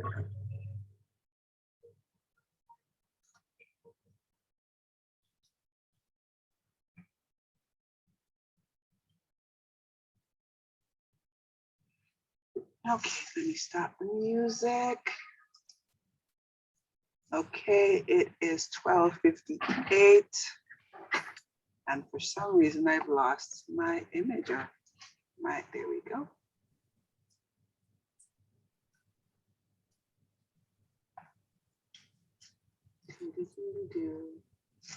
How many are on, Vanessa? So we have 21 persons right now. Welcome back, people. Hope you had a great lunch and an opportunity to stretch out your bodies. And soon we will be back to invigorate and educate your minds. So, and that will be with Dr. Amy Dreves. So for those of you who are hearing my voice, we have 2 more minutes before we have our presenter.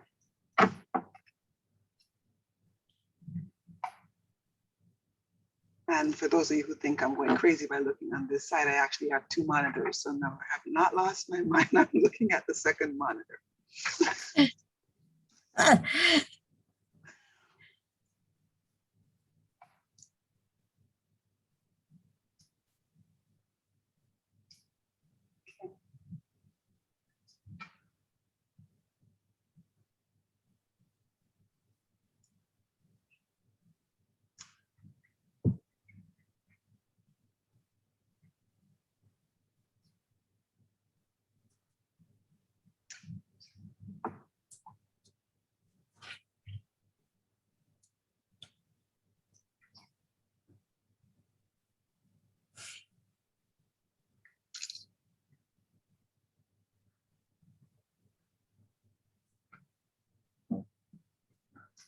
So welcome back, everyone. It is exactly 1 o'clock, and I'm a person who is for punctuality.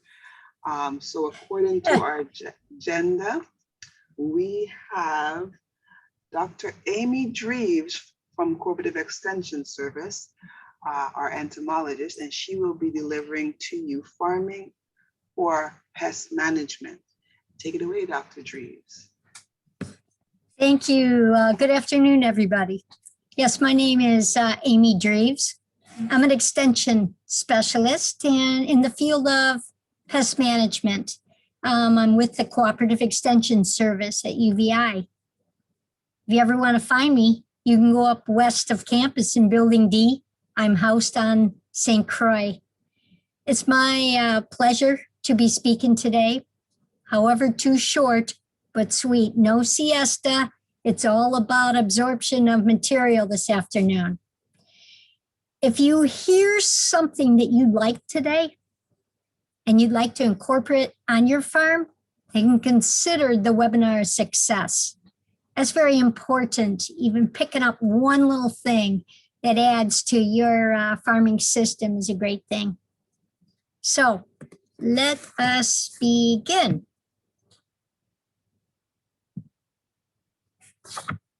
All right. When I say farming for pest management, I believe in building resilience. So, what does a resilient farm look like to you and how are you strengthening your farm? Resilience is that capacity and that strength of a farming system to respond to outside pressures. Then the system resists and adapts and stands up to the levels of pressure, whether that's drought or storms, pest levels that are challenging you and your farm.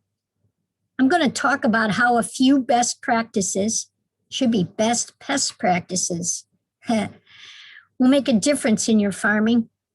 And my hopes are that you will adopt at least one of these tools. So, how can we prevent and minimize pests from arriving?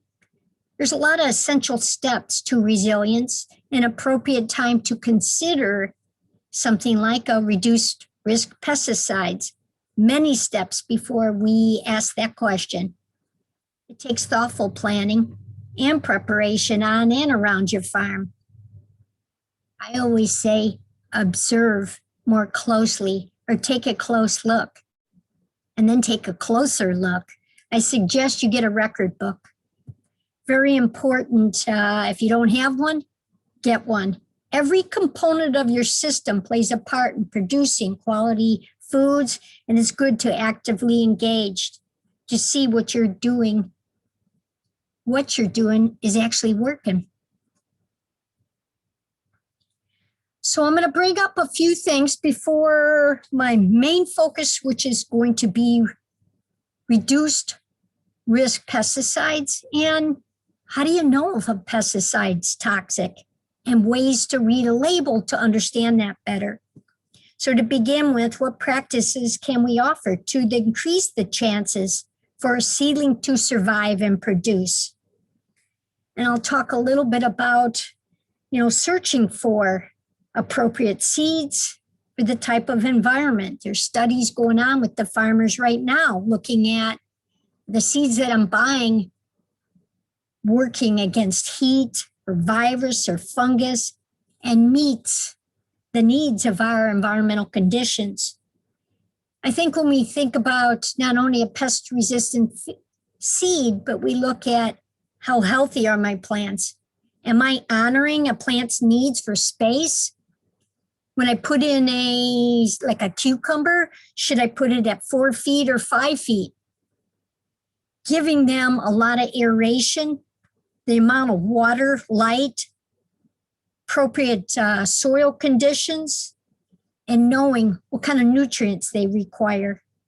Keep them from drying up during a drought period. Or when it's too rainy, know that they're prone to downy mildew. And how can we perhaps prevent that or minimize that? Planting cover crops to enrich and bring organic matter to the soil. Maximizing continuous living, as Manuel said earlier today. Reducing that weed growth, just like, think about what Luca was doing. He was tackling weeds when they were very young, so much easier than letting them grow up and think that you could wait till Monday. Covering it, encouraging the planting of cover crops like the sunhap, lab, cowpea, sunflowers, sorghum, Sudan, and a very important concept, water. It's such a precious resource. Manuel spoke about that, and Dr. Peterson will highlight that when I finish talking. Watering at night, setting up drip irrigation, mulching with non-seeding grass. Remember what Justin said? He loves grass. Cardboard, shade cloth. You could see, these are just examples of things I've taken on the islands of how people are trying to maximize the use of mulch. So what is huge is, again, monitoring, scouting very early in the life of a seedling or plant, and often. You say, well, how often? I recommend at least twice a week. 1 hour a day that you purposely devote to looking closely at your plants will save you time, money, and to come out the next morning and see surprising pest explosions. Get yourself a record book. Record what you see. Do you see the physical presence or signs that they were there? And recognizing damage types by setting up a program. So here we are monitoring. We too look across a field or across the plants in a greenhouse, but knowing that a lot of these insects hide underneath a plant, go down to the soil line, check at night when perhaps because of experience and you've done it, grasshoppers, weevils, those are the beetles with long snouts, even land crabs I have that are eating the vegetation, and in particular spinach in my yard. Some feed at dawn, some feed at dusk. Record it. It helps me learn to have a visual recording in my notebook and say, okay, when do those grasshoppers arrive?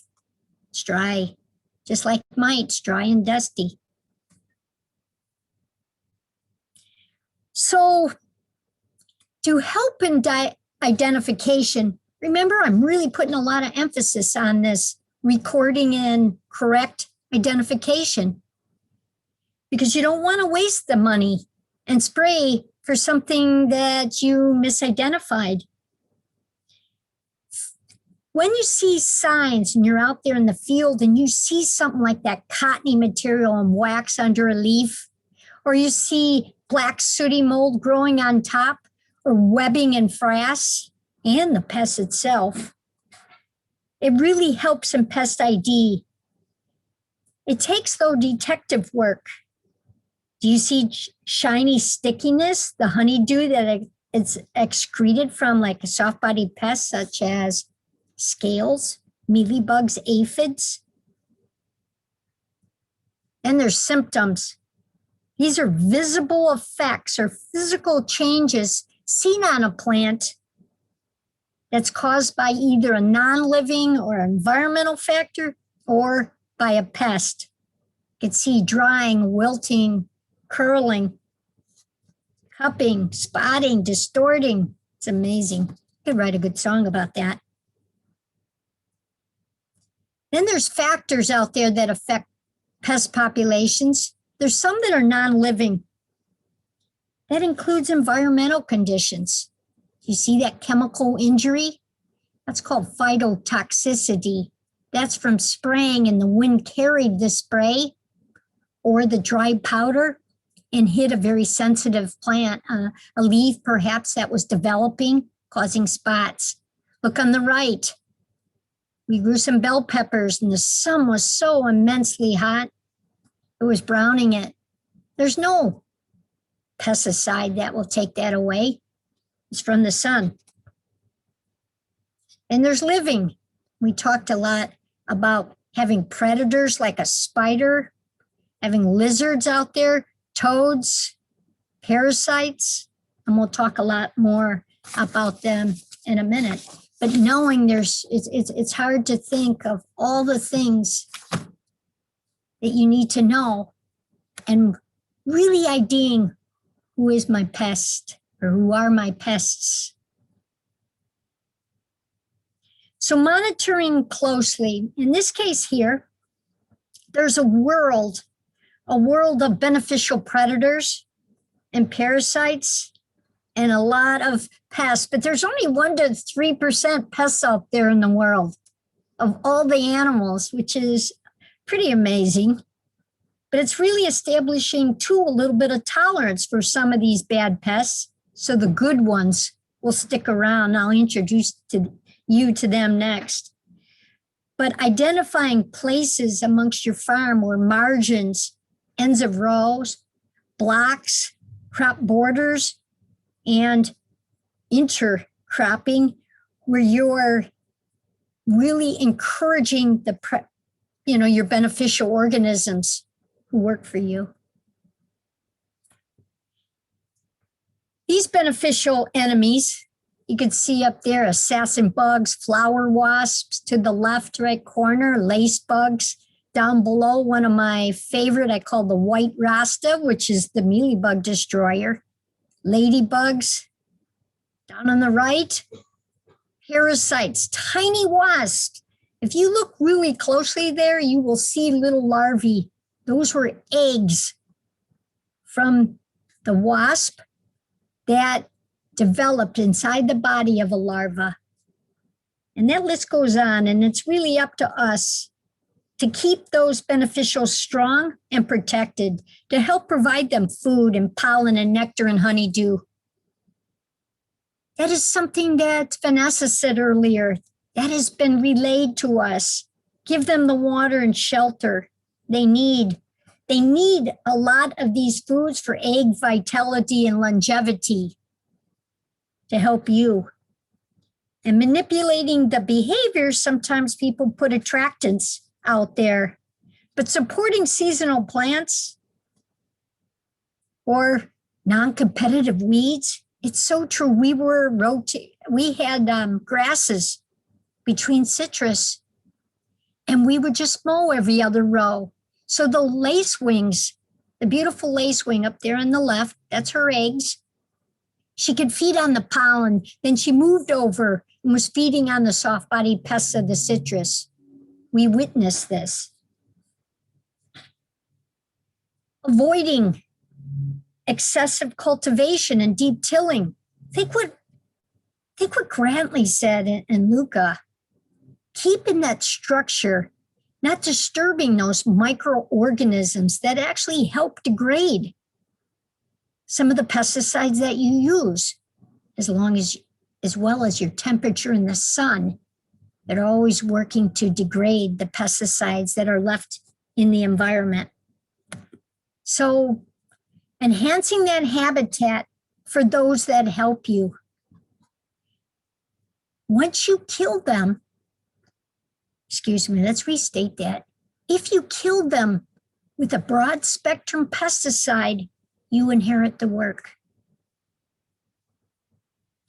These are just the amount of pollinators even out there. I was talking about natural enemies of pests, but the pollinators, extremely essential in the production of fruit, nuts, seeds, vegetables.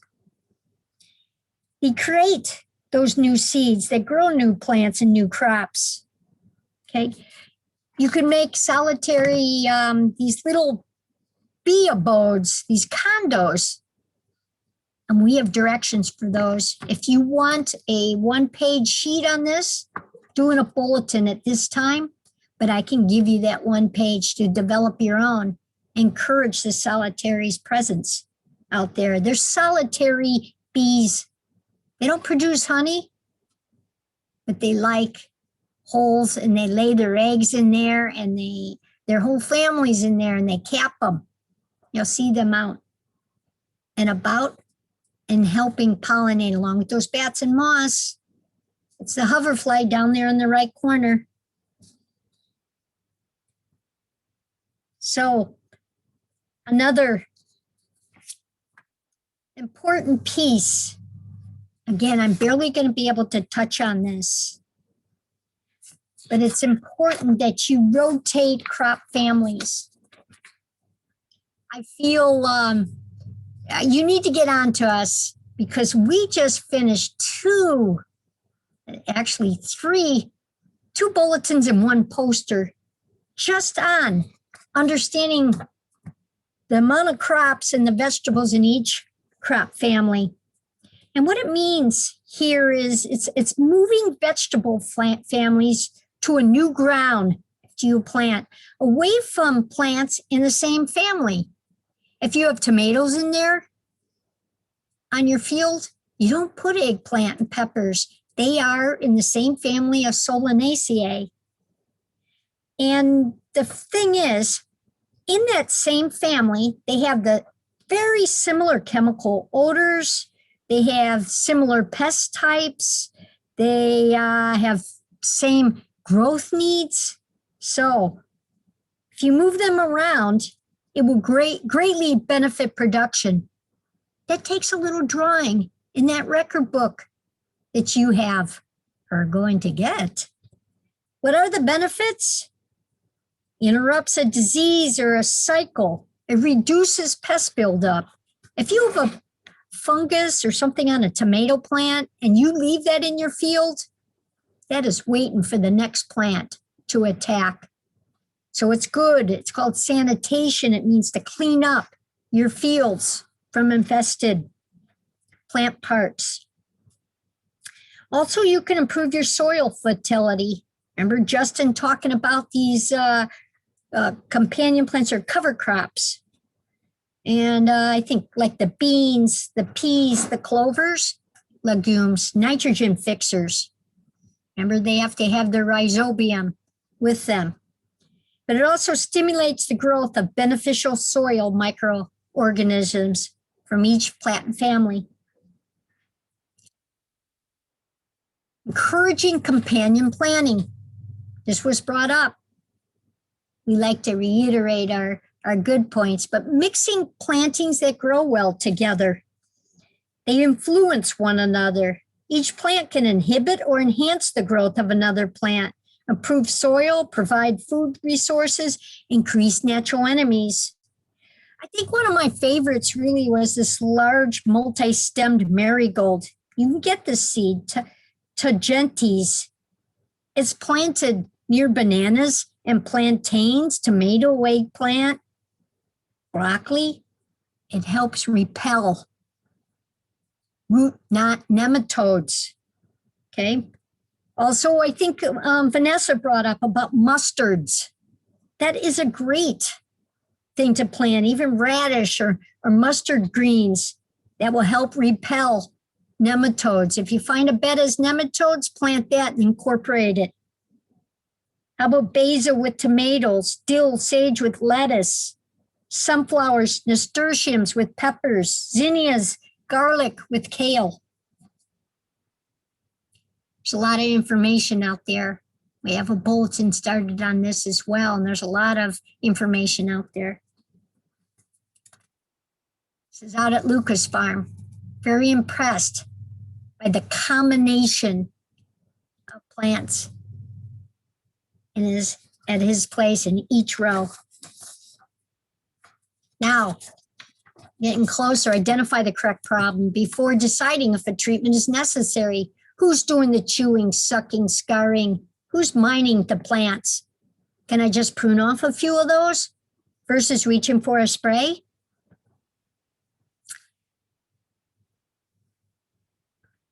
Now, here's the big thing. When a pest threshold is met, and that means there's 3 or 4, you could see, is it going to affect the yield? Should I take action? This is prior to, and you know they're out there because you've been monitoring from day one. You start seeing an increase, even though you handpicked them, mechanically handpicked or trapped them or physically put a roll cover, something every time. There's times where the pests arrive, even though you felt like you did everything to prevent their presence. I believe in the IPM strategy. Integrated pest management. It's the integration of tools, just like we have been talking about, and responsible selection of pesticide use in order to reduce the amount of chemicals that could run off to the waterways, the guts, the ocean, cistern, degrading water quality. So here, I was thinking about this pesticides, there's organic ones. It might be listed as that, botanical and synthetic, where all have some amount of risk that you should pay attention to. And we'll talk about what that means here coming up and how to read a label.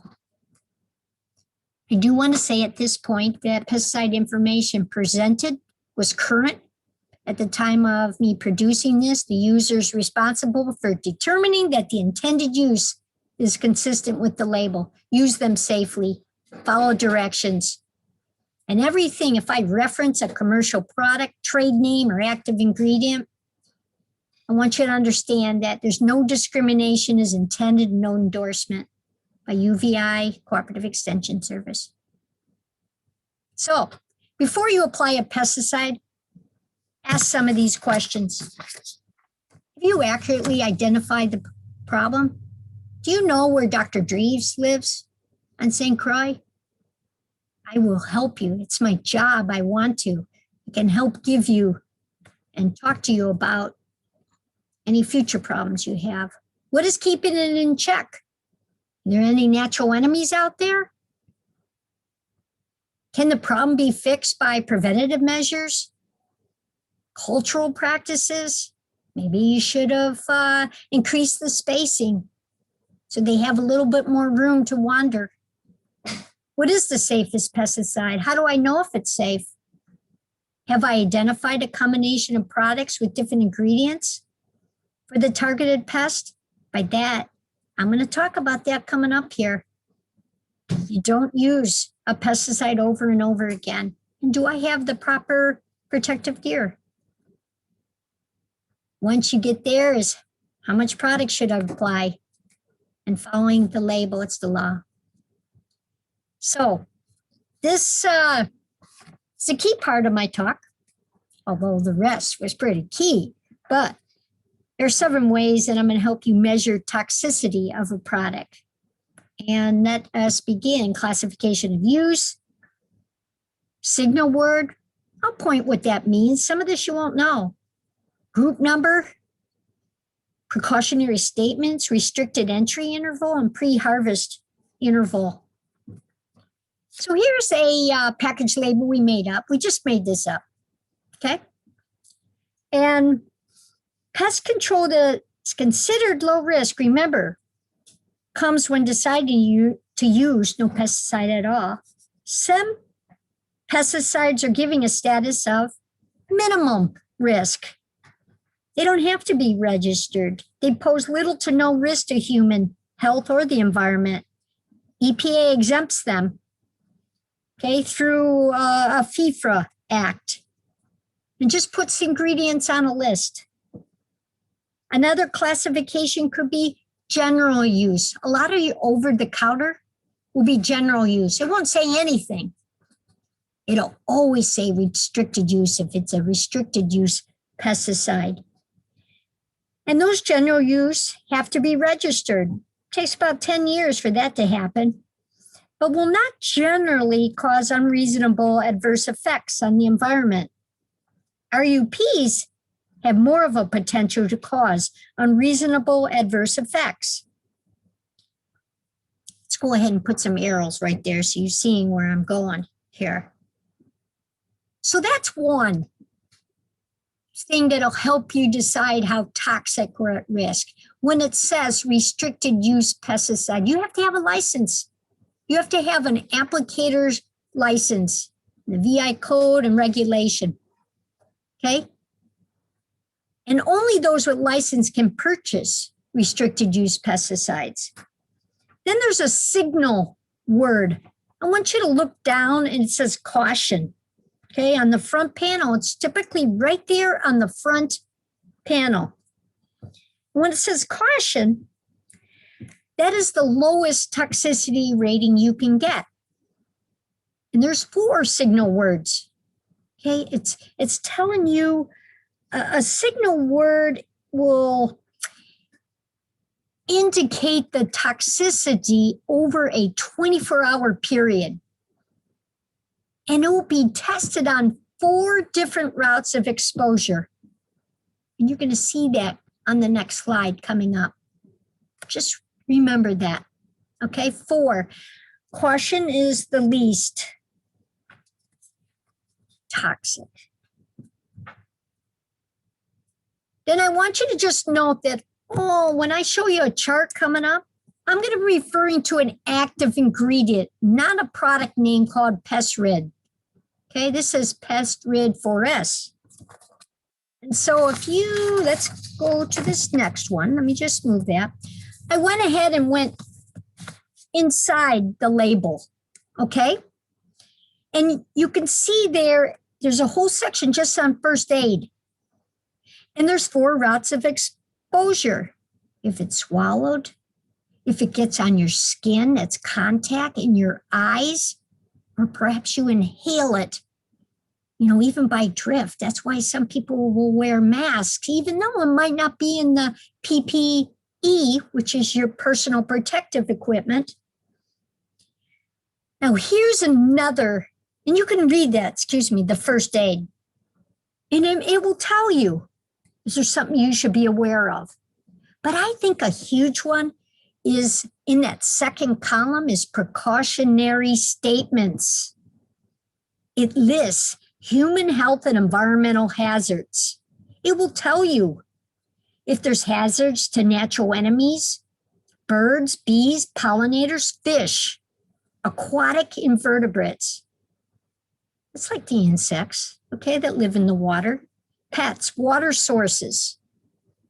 They also talk about physical and chemical properties, but hazards to human health are listed right there. Now, let me go back here. Let me just go back one. I want you to look down at the bottom. I'm sorry, bottom right. This is agricultural use requirements. When you're dealing with an agricultural product and you see something like a restricted entry interval, okay? They call it REI. It tells you the minimum amount of time, could be in hours, could be in days, between making an application and when someone can re-enter that area without your protective equipment. You must look at that. If you see a long re-entry interval, could be more powerful, more toxic, you'd be more at risk. Then when you have a harvest interval, pre-harvest interval, down at the bottom there's an arrow. It explains the wait time between pesticide application and safe crop harvesting. It'll tell you when you need to stop spraying pesticides, especially if you're going to go to that Saturday market. You must read that. And you know, the print is as small as how I'm showing you on the screen. Get some good glasses, reading glasses or optivisors. The other piece to that too, they look at mobility of the pesticide in the environment and how much can that product bind with soil. Remember we were talking earlier, not I, another speaker, all about organic matter. And organic matter can help in degrading pesticides, but some like clay, it binds. Pesticides will actually cling to it like a magnet. It can be carried off by erosion. Or if you have more sandy soil, it's not going to bind, it's going to leach. Remember, we were talking very early in the day all about sandy soil has the largest, size. And pesticides can leach right on through to the bedrock and groundwater. So let's talk about that signal word. That's what they call them, caution, warning, danger. And it could tell you, like, if you have a really highly danger in that first line, you can see that they're highly toxic. And there's two main routes of exposure. It could be eyes. It could be through the nose. And again, it's a 24-hour reading. But you have to look at that when you see a signal word. Say, oh yeah, there's a caution. It's slightly toxic to non-toxic. Or I'm talking about protecting yourself. See where the star is there?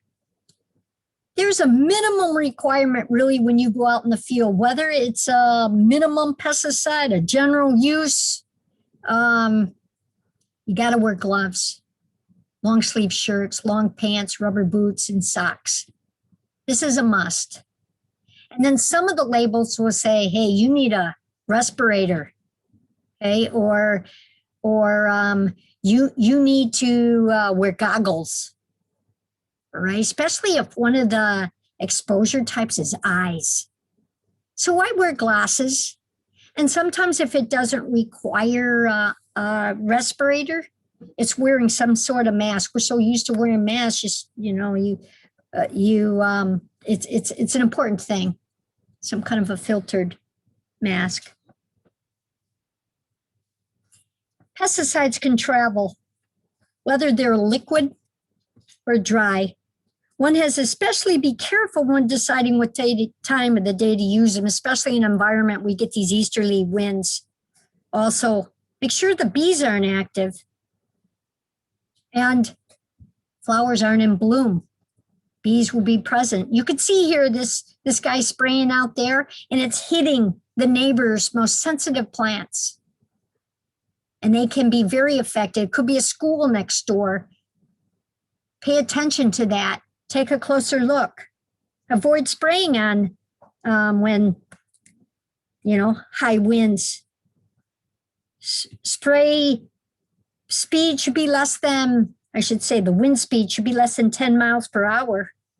Assess what's going on in the neighbor's sensitive areas. If you're spraying some kind of an herbicide, that is one that causes a lot of phytotoxicity. You can see here, minimize that danger. Establish your thresholds. And then really honoring the environment and avoiding, again, high temperature, low humidity days. As you can see here, he's spraying the dogs there, the ocean's close by. That little microbe picture on the right is just showing we're lucky to have microbes that are in soils that are degrading some of the pesticides and some of the toxic substances that are eroded down. Also pay attention, is it gonna rain? Am I gonna spray, it rains and then runs off? And to keep pests too from becoming resistant, there are many pests that are susceptible and there are many that aren't.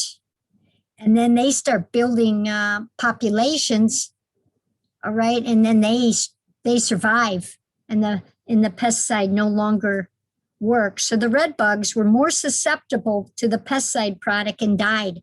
The green ones survived, were unaffected. So what do?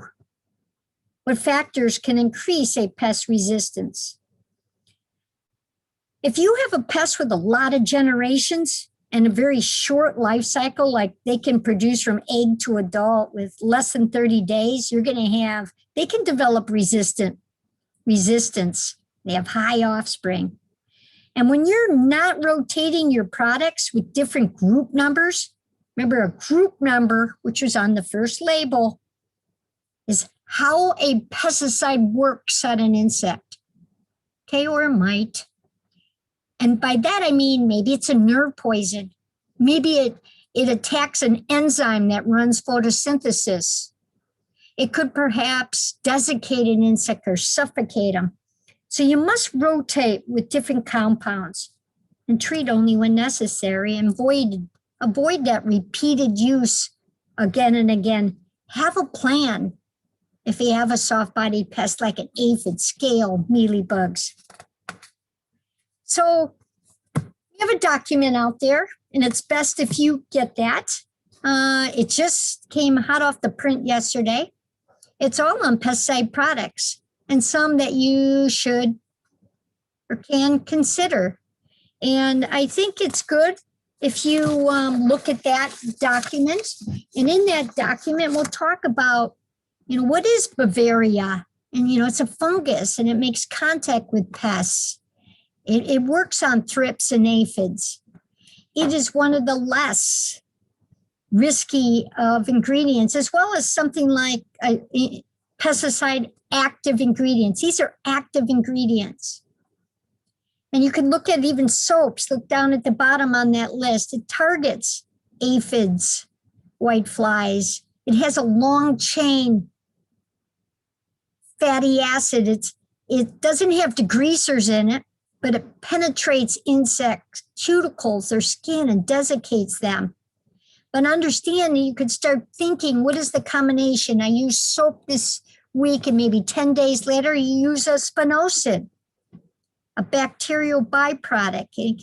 It works very effective on moth larvae like the melonworm. Okay.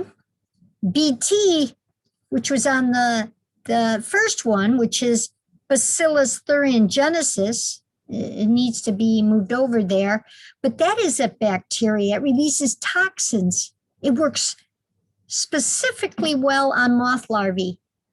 So they are special pesticide active ingredients that maybe are specific to a pest and not broadcasted, okay? Meaning it's not a broad spectrum that it'll kill fly larvae, aphids, mealybugs, leafhoppers, lacebugs, mites, thrips. Let me continue. Ladybugs, parasitic wasps, predatory assassin bugs. Be very aware of that. So this is a document I'm working on now. I've chosen 5 different families of commonly found on the islands. And within that, there's a mix of different products and their active ingredients. soaps, oils. Let's look at the soft-bodied pests. I call those the ones that don't have hard shells. They're sucking. They have a little beak or a rostrum, or that they're sticking in your plant, and they can either cause them to curl, and they're the ones who have the honeydew secretions, and black sooty mold grows on that. So I wanted you to just see this because I'm trying to put a idea into your mind, and that little book of yours, you're going, oh shoot, look, I have leaf miners all over my tomatoes. And think about, I could use a pyrethrin. There's an abamectin, which is called numectin. It's a botanical. They use it a lot up and down the Caribbean, numectin, but abamectin is the active ingredient. And it's good to see if you can identify 3 or 4 so you can rotate these products when you have chosen to use it and understand the risks and have read the precautionary statements. All right. I do want to tell you, look up at the top there. Remember I said short and sweet. My contact information is listed on the top left. Please get a hold of me. You can call them on St. Croix campus, and be thoughtful and be safe. And I have 5 take-home messages. Set up a time where all you do is take a closer look and document in a book. Take time out to understand how to interpret the hazards. Look at the precautionary statements. Support those beneficial insects and pollinators by planting a flower, purposely planting a flower plant, or saving a weed that's has such nice flowers, and it's curing some of those parasitic wasps that are stinging aphids. And recognize some of the pest signs. Frass, which is insect poop. Stickiness, webbing. And number 5, call Dr. Dreves, the bug doctor, to help you in identifying a plant problem and give you more information on means to managing. Thank you. Thank you, Dr. Dreves. Wonderful, lots of wonderful information. Thank you, thank you. We only have a few minutes, so if we have a couple of questions in the chat, and we do have Dr. Peterson coming up shortly, so I will see how quickly I can get to a couple of these questions. One of the first questions is, what is the best way to repel iguanas? I think a shotgun, but that's just me. Yeah. Personally. One of the best ways to repel, I believe in fencing. I have fencing, but I put fencing down on the ground, and it curls up around my fence. So if they're walking up, they can't be digging. I don't know if a repellent, like a plant repellent, but I found fencing to be the best.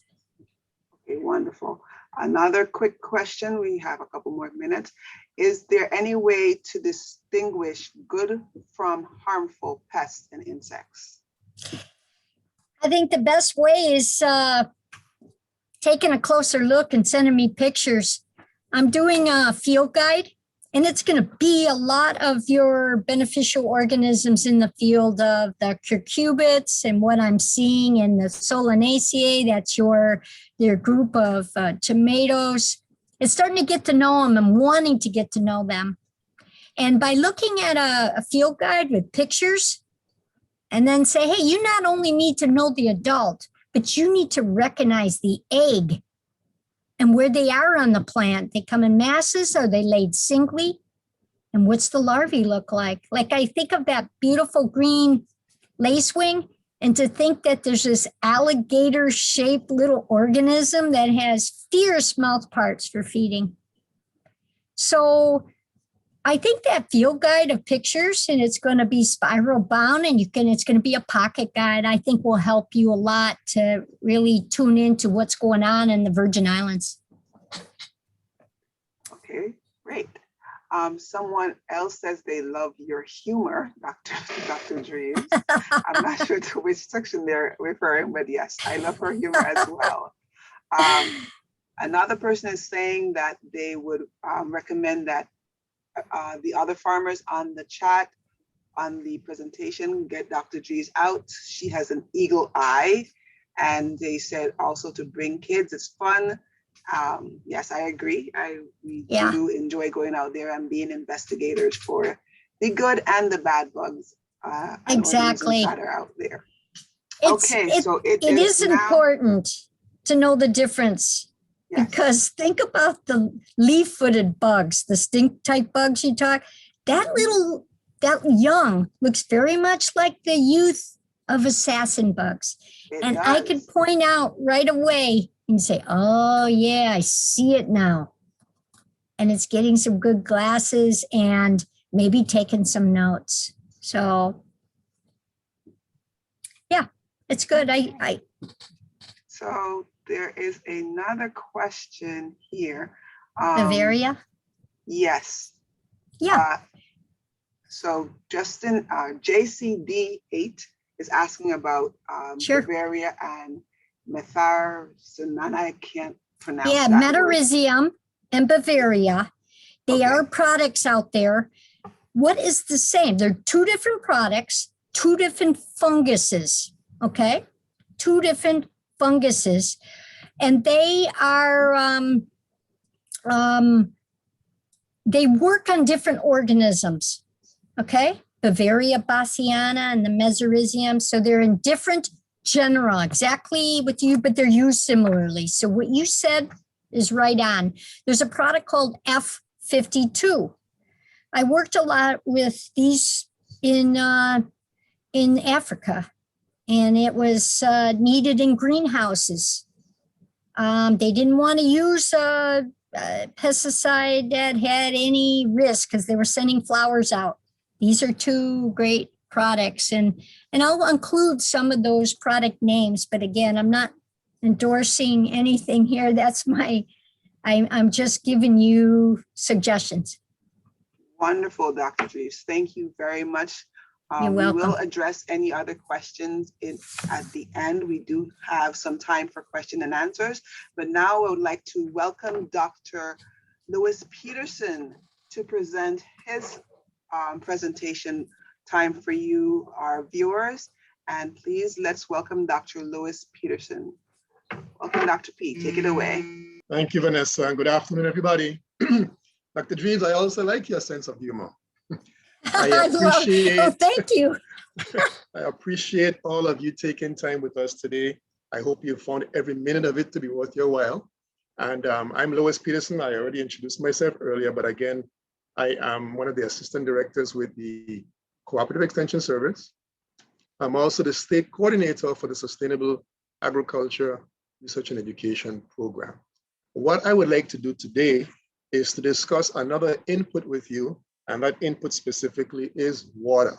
I hope I can share some thoughts about water that you perhaps didn't think about in a particular way, as well as some tools for managing water resources on your farm site. I want to also remind you that when we speak of sustainable agriculture, we're speaking of site-specific applications of practices. So many of the practices that Dr. Dreves recommended, for example, Vanessa recommended, for example, Manuel and Justin, we have to take into consideration that every site may have differences from site to site. So you have to consider your specific site and what's suitable, applicable, and in what way on your area, okay? So I am going to look for my slides now, and with your permission, I'm going to close my video and concentrate on my slides.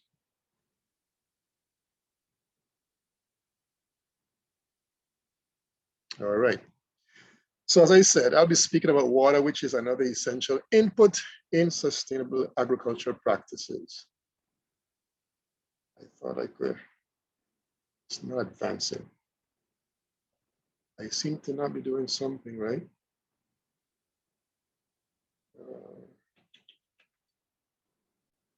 Dara, would you come a second, please? You are sharing the screen. It says I'm sharing the screen. It says I'm sharing, Dara. Sure. Yeah, it's sharing. So what's advance? It's not advancing. I don't think you were clicked onto the Zoom. Oh, go ahead. Okay, fine. All right. Sorry about that, everybody. Okay. Oh, this reminds me, everybody, that most of you actually applied through our link that we shared, which means that you also completed your assessment form for us. We have an assessment form from USDA, which is required by us to share with you for response. And this is because of the funding that we get from USDA to perform our duties and maintain our services to you. So some of you perhaps only learned about this training very late. So you actually came into the meeting room and we did not want to not invite you. So we allowed you into the meeting room. So I'm asking of you in return, please, to take a look at the link that is in the chat area, is the link to our data collection form, and ask of you, please, please, please, it's required of us to share with you, please to complete that particular form. If you're not sure which form I'm speaking about, I'm sure that Ms. Cooper Dara will share that link with all of you in the chat. All right.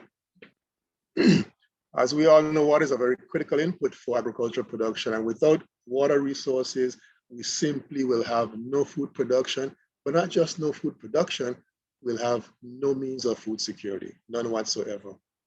When we speak of sustainable agriculture and water resources, our goal is to maximize that access to water, that capacity for water on our specific farm site in a way that meets the optimum requirement of the crops or livestock, as the case might be, that we are planning to produce, while at the same time conserving and being efficient about water usage.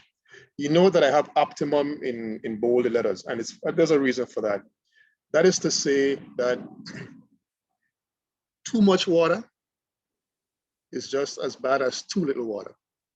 The goal is to optimize water resources on the farm based on what that product is we're trying to produce to its maximum capacity. Okay, I will speak about optimization again. And when we speak of water use efficiency, that term refers to a ratio between the amount of water utilized by a particular crop or livestock entity versus the amount of water that's wasted or lost in the process of production. So the higher the consumption is and the utilization by the plant or the livestock, and the lower that loss is, the higher our water use efficiency. So that's the goal in sustainable agriculture. I want to broaden our thinking a little bit about the use of water in agriculture. There's quite a bit of water that's needed, and most of us only think about water when it comes to production. Of course, in production, it's essential. We cannot do without, but there are other uses of water as well in agricultural production. Consider crop production. Consider what we call the pre-harvest phase. We need water in nursery production. That's where our seedlings come from. We need water for irrigation purposes, of course. If we're going to apply fertilizers or pesticides, those applications also require water. In the pre-harvest phase, we're also speaking of water for cleaning purposes, sanitization, personal and other hygienic purposes as well. And then when we think of the post-harvest phase, after we harvest whatever crop we are growing or livestock we've slaughtered, we're speaking of washing, we're speaking of cleaning again, sanitization and hygiene. And of course, at different stages, based on the application, we are speaking about different quality standards of the water. In crop production, again, we are speaking of having optimum, sufficient water so that the processes that the plant needs for growth and development are maintained. Processes such as photosynthesis, respiration within the plants, nutrient absorption, nutrient translocation, cell division, all of these unseen processes by us are seen by the plant, important to the plant, and without these processes taking place, we have what we call reduced production, and therefore, from an economic perspective, we're speaking of low income or no income generated by the farm. So water, water, water, important. In agricultural production as well, we spoke earlier about optimization. We spoke about the fact that having too little water is just as bad as having too much water. And so when we speak of deficits of water, we think of drought. Just over the past few months, we were suffering here in the territory, and I think Puerto Rico as well, with very little rainfall and crop failing and livestock failing as well. So this is something naturally, again, that leads to not just the loss of the crop and the loss of livestock, but the loss of income for farmers. Hence the need for us to really maximize the on-farm capacity to provide water resources. On the other extreme, excessive moisture, we think of flooding. And as we think of the two actually, drought and flooding, we think of climate change. We're now living in a time where we have extremes of both. We have longer drought periods, more severe drought periods. We have longer flooding and more intense situations of flooding. And we have to prepare for all those. Dr. Dreve spoke about resiliency. To the best of our capacity, we have to be resilient to resist both of them or to withstand both of these phenomena. So when it comes to flooding, oftentimes we don't think about this, but when we provide water to plants, some of us sometimes love our plants so much, we provide them just too much water, but there's a harm there. When we provide too much water to plants, we sometimes create what we call shallow rootedness in plants. Have you not ever seen where you have plants with stubby root systems because they've been sitting so much in water resources?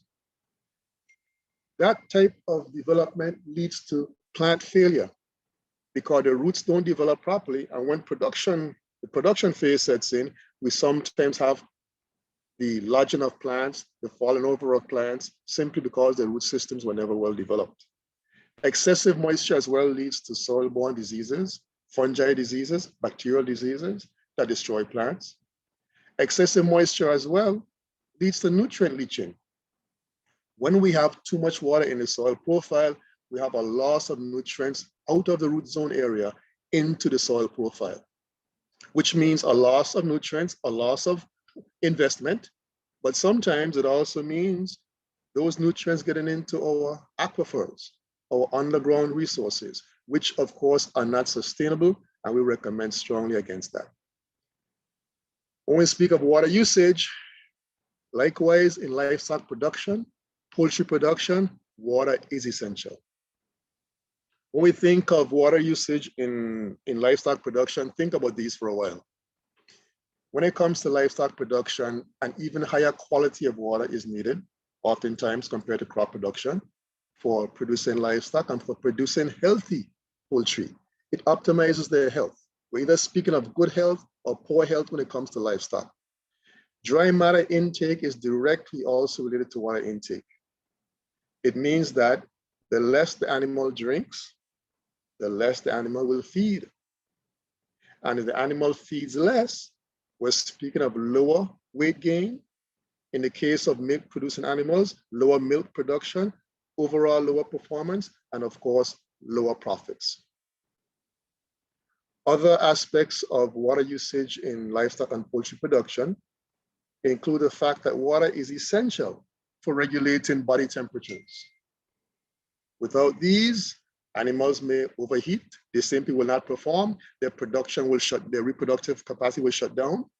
And so what is needed for growth, reproduction, digestion, metabolism, transport of nutrients, joint lubrication, and much more. So in livestock production, without these, we also have very limited and lower production. Pasture establishment and maintenance cannot happen in livestock production without adequate water resources. Just briefly, these are some of the water resources or sources of water that our farmers in the territory rely upon. Rainfall is simply one of them. Municipal water sources, potable water, rainfall collection systems such as cisterns and drums in some cases, or many of us have sediment ponds, which we oftentimes call dams, where we catch runoff water into these areas. And of course, we have the groundwater, the wells, which for me is my last resort of accessing water. Water management as tools. Water management tools. What I would like to share with you for the next few slides now is some of the ideas, the concepts that I think, some of the tools I think that can assist us in making our systems on our specific sites even more sustainable when it comes to water management. Some of these include the use of trickle or drip irrigation, irrigation filters, timers, meters, pressure gauges, rain gauges, record keeping, of course, we can't get away from that, and budgeting of water. Hopefully you've thought of some of these, but if not, we're gonna have fun discussing them right now. Trickle or drip irrigation. I think most of us know what this is all about. Drip irrigation or trickle irrigation is one of the, if not the most efficient means of supplying water to plants. It is so because it provides water only to the root zone of plants, specifically to the plants that you're trying to produce, and not to the open areas where we can enhance weed pressure on our crop production. This is an illustration of what a complete irrigation system looks like, beginning from the left, of course, whatever that water source is. And then we have what we call a backflow preventer. Consider having a backflow preventer if you're going to have a trickle irrigation system. What this device does is simply to not allow water that exits the source to return to the source. Usually water returning to the source is more contaminated than the water leaving the source. So you never want that to happen. Then we have a pressure regulator. Pressure regulators are important when you have very high pressures in a system. Generally, we like to recommend, especially for trickle irrigation, that the water pressure not be higher than about 35 or so. If it gets up to 35, beyond that and 40, we want to cut that pressure down. Why? Because the higher pressures put a lot more stress on your water system, on your irrigation system, on your piping, on your devices. They simply last not as long as they would have if there was less pressure on the system. You end up replacing your parts a lot more quickly. So a pressure regulator is sometimes important. And then we're speaking of filtering the water system. No matter what your source of water is, we always recommend putting a filter on your system, especially if you're using a trickle irrigation system, because it's just a matter of time, depending upon the source of water, before you can probably clog those emitters. Those emitters that you see there at the very end of the system have very tiny orifices, very tiny pores, holes, and they can clog very easily. And if not today, perhaps tomorrow, just a matter of time. And after the filter, of course, we have the tubing, which provides water throughout the system, which is emitted via the emitters. Just a simple photo. I'm sure you know what it looks like, but just a simple photo to illustrate what we just shared with you. Trickle irrigation. We recommend that the pressure, the head pressure for your irrigation system be anywhere between 10 and 30 PSI, which stands for the pounds per square inch. The ideal range, though, according to most scientists, is between 15 and 25 PSI. It all has to do with the pressure it takes for the devices, meaning the emitters, to function properly. When we put together an irrigation system, we buy the emitters, and emitters may be rated at 1 gallon per hour, 2 gallons per hour, but that is only under the assumption that the pressure within the system is at a minimum. If that is not the case, you will not get 1 gallon per hour, 2 gallons per hour, etc. So again, that ideal range is between 15 and 25, but most emitters, according to the literature, can function well between approximately 10 and 30 PSI. According to the Natural Resources Conservation Services Irrigation Guide, water trickle irrigation systems can save up to 40 to 70% of water, increasing water use efficiency, I should say, okay? And when we have this savings of water, of course, this translates into lower production costs and higher profit margins for farmers. By reducing diseases, we're referencing the fact that many times, many of us water plants on the leaves, which is not what we recommend. And when that happens, if the water is allowed to stay on the leaves throughout the night, we can have the buildup of disease situations. Trickle irrigation avoids that. We have minimum evaporation because of the application method that trickle irrigation uses. And again, we mentioned nutrient loss. We have little of that because we don't have a flooding of the soil profile. And of course, we're saving money and saving time in addition to saving water. A couple of devices quickly, such as a timer. I think most of us know what a timer is. Do we use them? Not sure, but I recommend we consider a timer. Can save us a lot of time. The manual timer on the left, that is used to simply, the way this works is you simply mechanically turn that system on, that timer on, and it times itself down and shuts off. On the right, the fully automatic timer is designed such that you can program the start time and the end time of the system being on and being off. Again, much time savers, and time translates into money when it comes to farming. Other management tools, we recommended before the filter system. I wouldn't go over that again. The filter, of course, removes debris particles, soil sediments. And we say that a filter is a cheap insurance to guard against debris entering your system. So it's worth it, it's worth it, it's worth it. I want to also say to you that sometimes when we buy filters, we think that a filter is a filter is a filter. No, not really. Filters come in different designs. There are many different types. We're speaking here of the screen type filter. When you take a look at a filter, the screen type, it comes in different mesh sizes. The mesh size only describes the tightness, the degree of tightness that the screen is woven. And so the higher the number, a mesh of 80, of course, filters more than a mesh of 50 or 40. So you want to take a look at that the next time you buy a filter. We have a recommendation here from a source that recommends the minimum size mesh of a filter that you should purchase or use if you're using different types of watering devices. As you can see here for sprinklers, we're speaking of 80 mesh minimum. That's because we're speaking of bigger orifices, bigger holes where the water just comes out in jets. You go down to the drip emitters, smaller holes, we're speaking of 120 mesh in this particular case. So it depends upon the water source, it depends upon the device, what mesh you would look for, but a filter is not a filter, is not a filter. A water meter is another device I want to recommend that you consider. The water meter simply measures the flow of water through your system. At the end of producing your crop of tomatoes, at the end of producing a batch of hens, how much water did you use? How much? How many of us can answer that question? That is a logical question. It is good to know.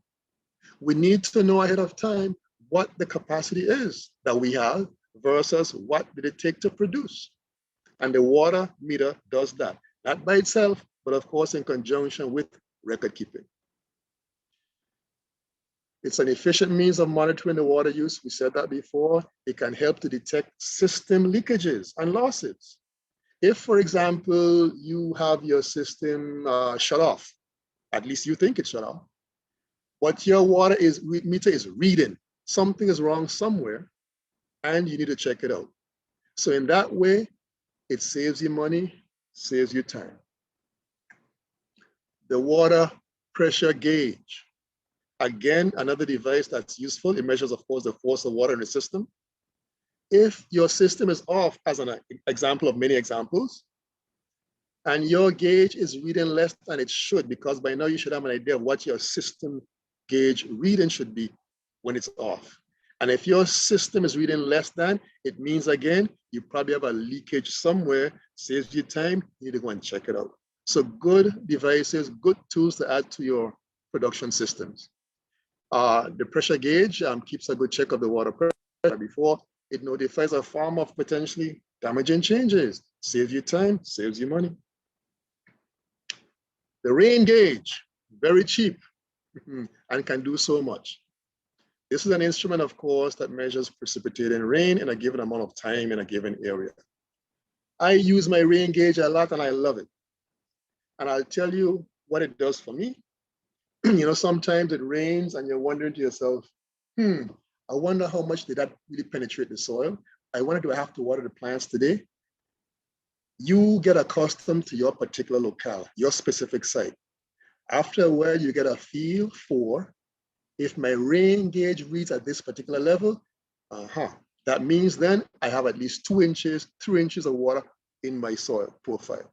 You get a feel for that over time, not as a single reading, but over time. Again, another useful tool. How to place the rain gauge. Many people make a big mistake when it comes to this. You want to put it in an open area, away from trees, away from houses, so that there's no obstruction to the rainfall. Make sure it's level. Naturally, after a rainfall, you record that reading, you empty after, and you're ready to go again. Water budgeting is the last tool I want to speak about. Water budgeting is a huge topic, very huge. It is actually a complex topic as well. There are a lot of calculations that go into water budgeting, and it can be complex, but I'm going to try to make it simple for our purposes. And water budgeting and crop requirements for water go hand in hand. By definition of a crop water requirement, it goes like this. The depth of water, usually measured in inches or millimeters, needed to meet the water consumed through evapotranspiration by a disease-free crop under non-restricting soil conditions achieving for pay. All it means is this. Most times, actually every time you look in the literature and a water budget is developed, it's always in the case or in the form of number of inches of water per unit area of land, usually per acre. Most of our farmers here don't produce by the acre, so we have to find a different way to apply this information to our farmers, okay? So what this is really saying is that it is the amount of water needed, consumed, through evapotranspiration. Evapotranspiration is the water loss on the soil surface from the leaves of the plant, and that's total evapotranspiration. By a disease-free crop under non-restricting conditions simply means there are no other inhibiting factors to plant growth and development. No disease issues, no fertility issues, and yet we're looking at achieving full potential. The question is, how much water does it take? It's an illustration of what evapotranspiration looks like. But the question is, how much water does it take? And why is it important? Well, developing a water budget or knowing your crop requirements are important for a couple of reasons. Number one, it informs your planning. If I'm going to plant an acre of, or let's say even a quarter acre of a particular crop, how much water do I need? If I don't have it, I don't plant it. How do I prepare for a drought condition? What about if I have to depend upon only myself and my water resources and no rainfall? How do I do that? What budget of water do I need? And it, of course, helps also when it comes to the need for upgrading your farm water infrastructure. Do I need to have more capacity on my farm based on what I'm trying to achieve? So what kind of records are we supposed to keep to make this happen? I'm going to give you a few examples. This I took from a farm, I think it was in Canada, doesn't matter where it was. But in this particular case, this is the information that that particular farm required to be useful to them. Again, site specific, what are your questions? What are your concerns?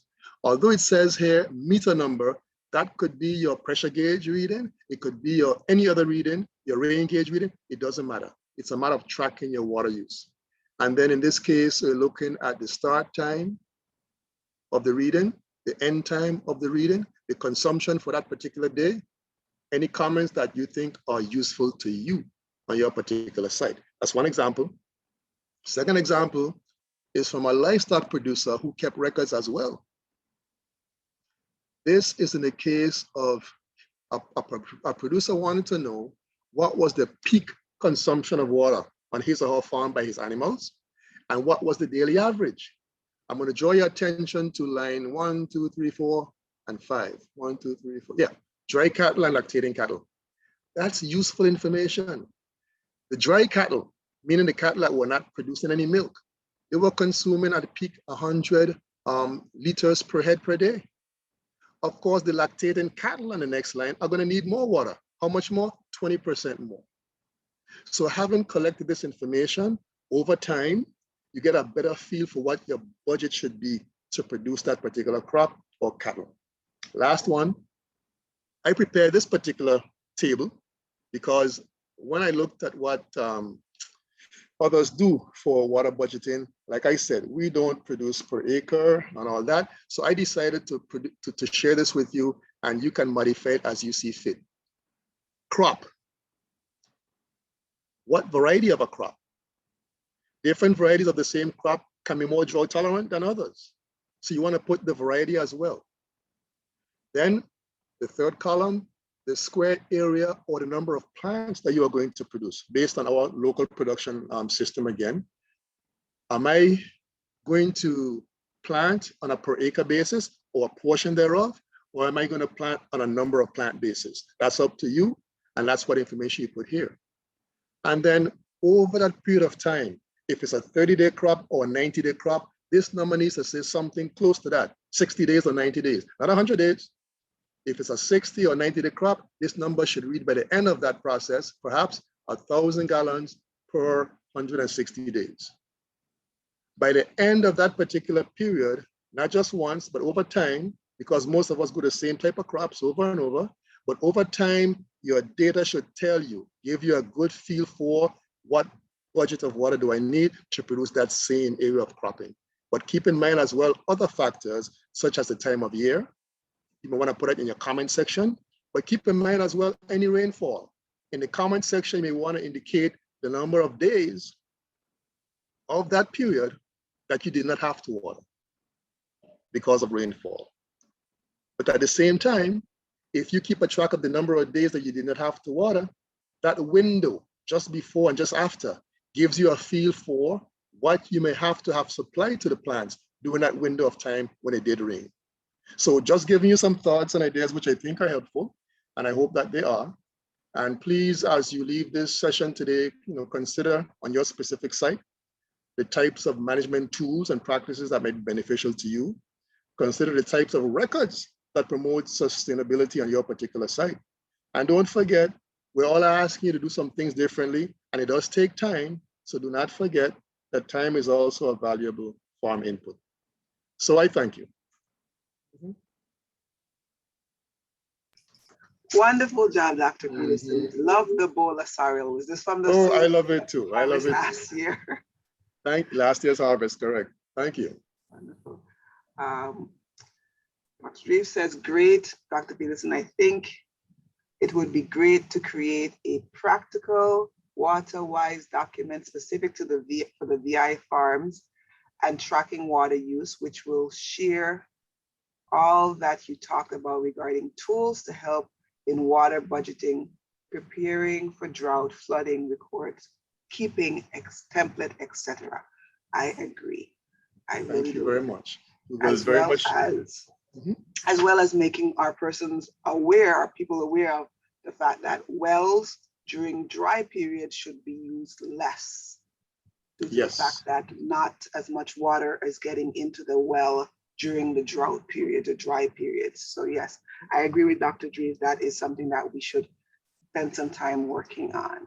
Yes. Okay, so Dr. P, I'm checking to see if there are any questions in the chat here for you. Great presentation. And no, I think there are no questions to the wonderful presentation you just did, Dr. Peterson.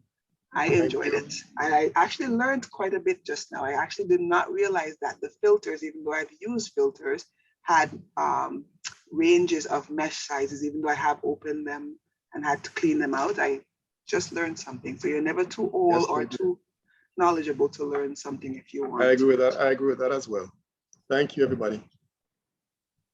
So now we are actually a tiny bit ahead of schedule. So I will go back through the presentation and see if I see any other questions. Let's see. Somebody just asked, what do you do for salt irrigation water? Dr. P? Oh boy. Question to answer to that question?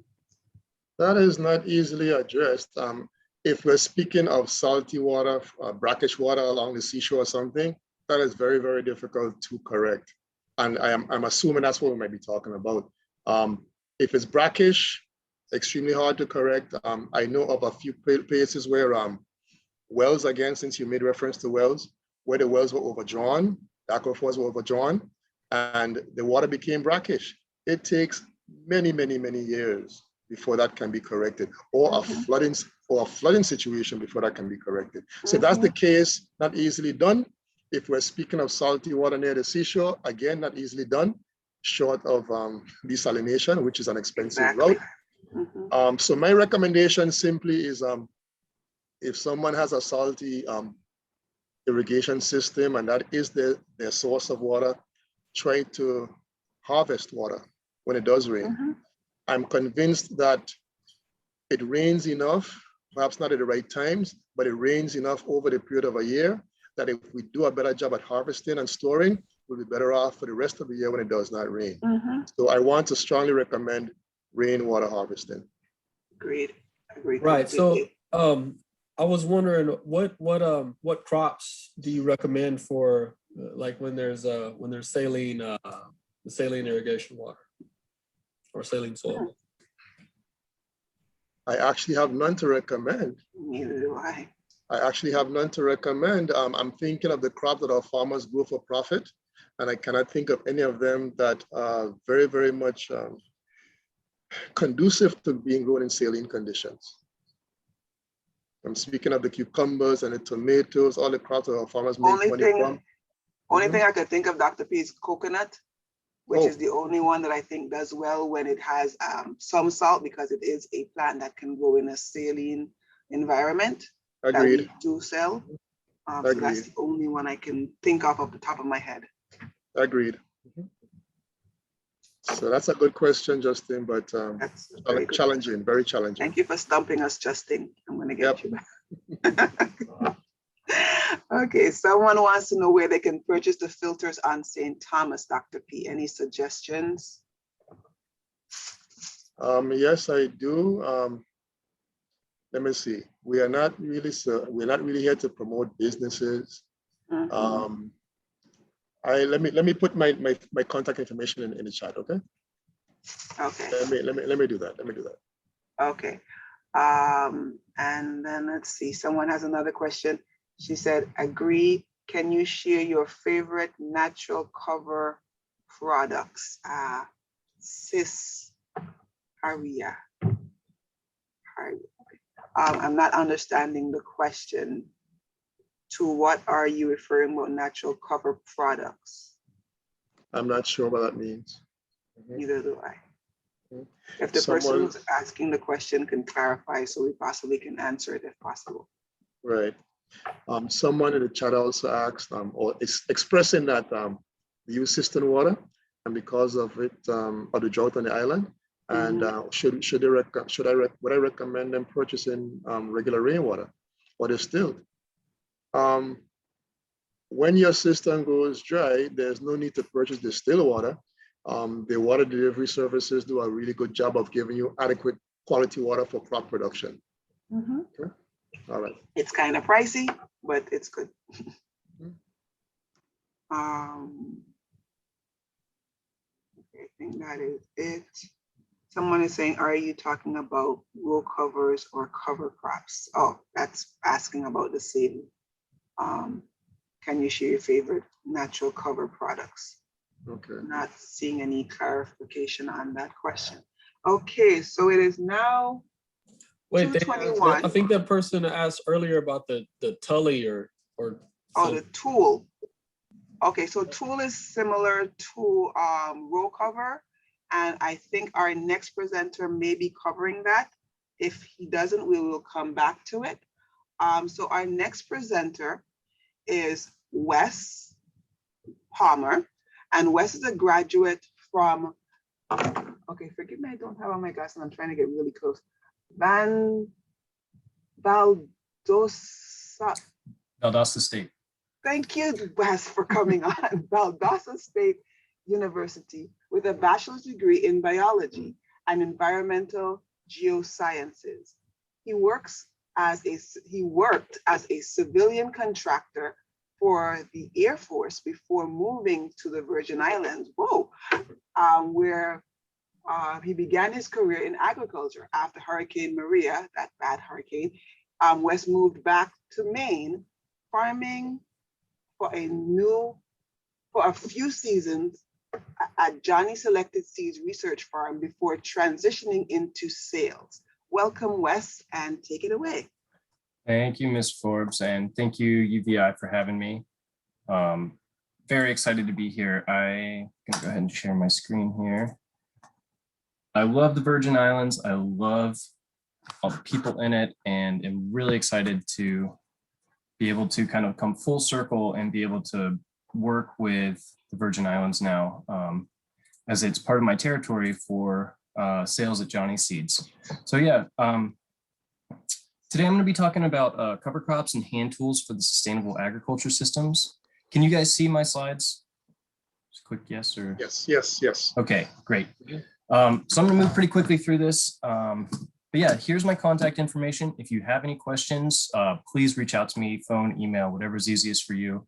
I am the sales rep for the territory, so I'd be happy to talk to you about any of the tools we're going to talk about today, or cover crop options, or variety selections that would do best for you. What I'm going to cover, quickly going to go over what is sustainable agriculture, talk a little bit about cover crops, and then hand tools for minimal soil disturbance. So real quick, and we've talked about this, what is sustainable agriculture? Basically, it means good stewardship of the natural systems and resources that farmers rely on. Among other things, this involves building and maintaining healthy soils, managing water wisely, minimizing air and water climate pollution, and promoting biodiversity. Here's a shot of our garden up here in Maine. This was 2 seasons ago. And so sustainable agriculture going on, SARE says there are almost as many ways to reach these goals as there are farms and ranches in America. So I say that just to say that there is not one set answer. There's no this is sustainable agriculture, you do these things and that's it. Every single farm is different. Every farm is unique. There's a lot of things that can go and be used between, a lot of practices that can be used between the farms. But really, you have to find what's going to work for you and your system and your farm setup. These are the 3 pillars of sustainability. This was talked about earlier, so we'll just quickly go over this, but you have to maintain profitability. If you're not profitable at a farm, you're not going to be sustainable. Good stewardship. So, this is making sure that, as a caretaker of the land, you are not just taking from the land, but you're also giving back to it. And then quality of life. And, you have to maintain your quality of life. If you burn out, you're not going to be good for your fields, for your customers, anything like that. So those are the quick and dirty on sustainability. Here's quick samplers on the best practices. Crop rotation, ecological pest management, which would be like companion planting, that sort of thing. Conservation tillage. So if you're able to just till, the section that you're planting and leave, native grasses or something to slow erosion, that sort of thing. Cover crop, nutrient management, and then rotational grazing. That can really help reduce your inputs. Rotational grazing and cover crop, all these things. The whole idea is, to limit how much inputs you're having to bring into your farm. Think about, your farm has a fence around it, and everything that comes into it, you're having to buy. What you want ideally is that all of your inputs are there within your farm.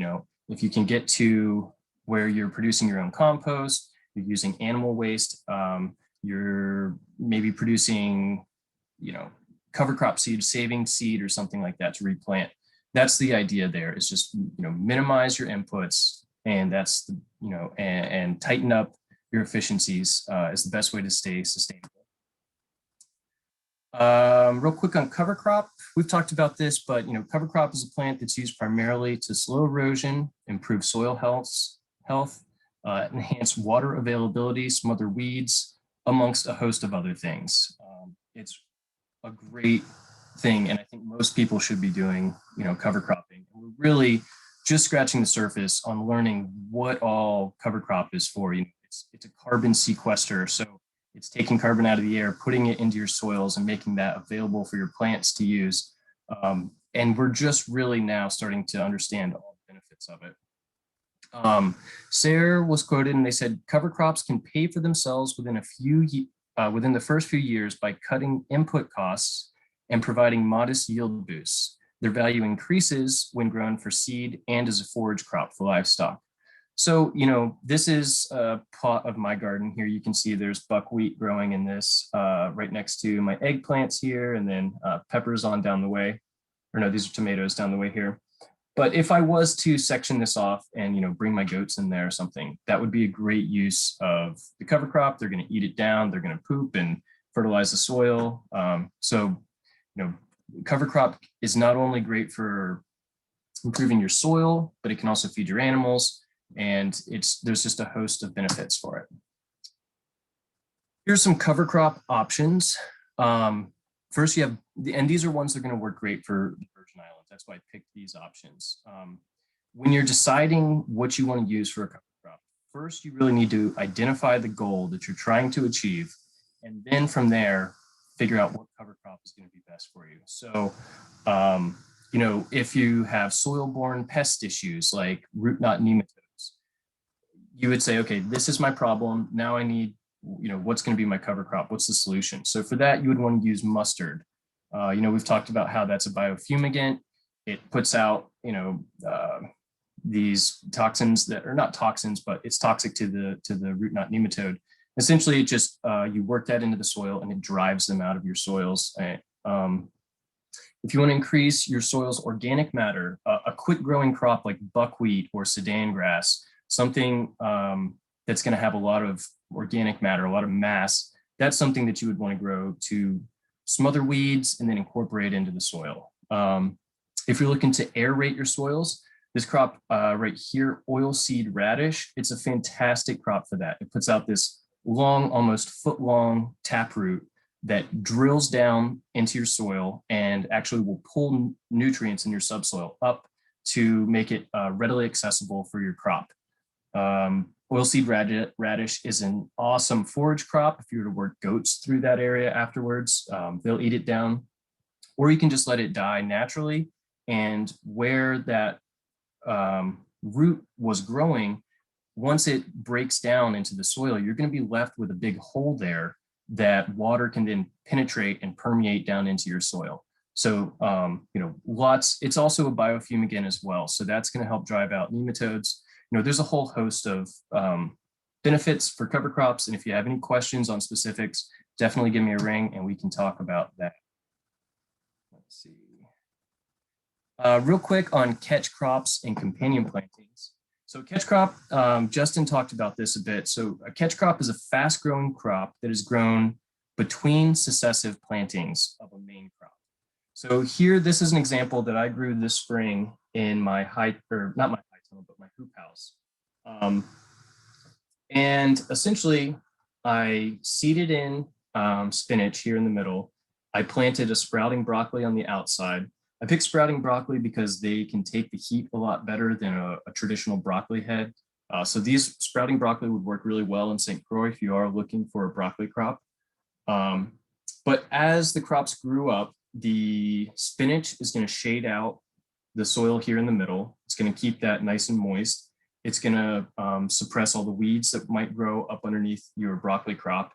And as they grew up, the broccoli actually shades out your spinach, so that way your spinach isn't getting too hot and bolting. And you can see here in these pictures, it's just beautiful spinach grown under the canopy of your broccoli. Here's some examples of some popular catch crops and companion plantings. People will plant lettuces alongside of tomatoes. The lettuces will help shade and cool the soils. The tomato, as it grows up, it's going to help shade and cool your lettuces. And you're going to harvest your lettuce, within a few months, and then your tomato is going to grow on up. And so you've basically cropped out two crops in the same bed, which helped each other grow and helped reduce the weeds. There's a whole list, and these can be found readily online if you are interested in any of those.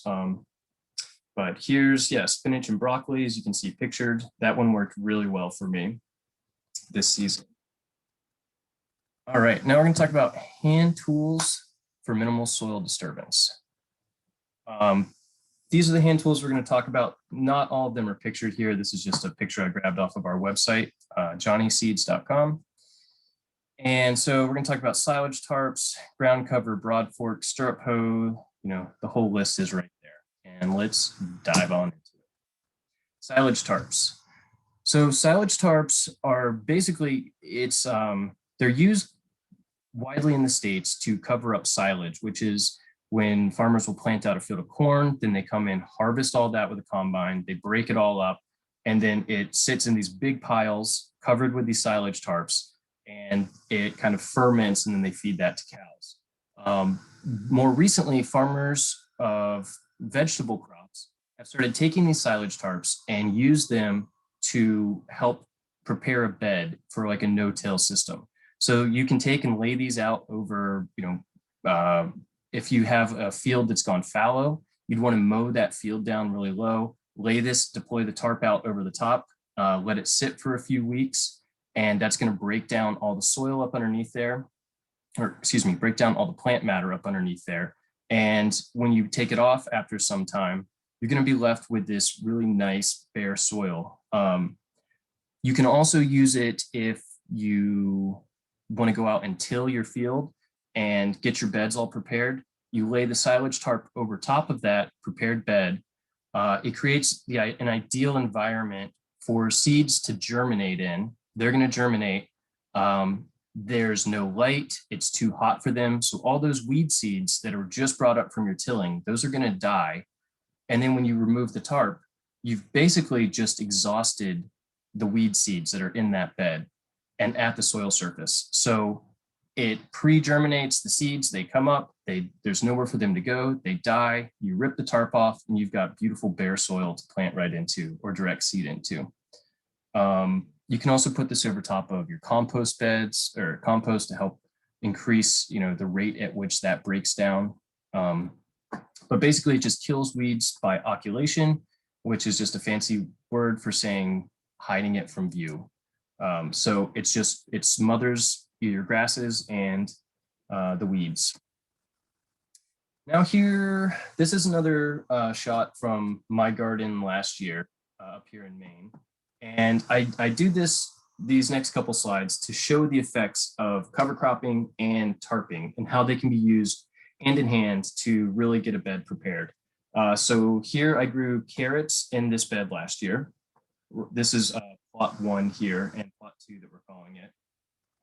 Plot 4 and plot 3 over here, that was a cover crop, our spring green manure mix, which is peas and oats and winter rye and vetch that were, this cover crop was seeded at the same time as the carrots.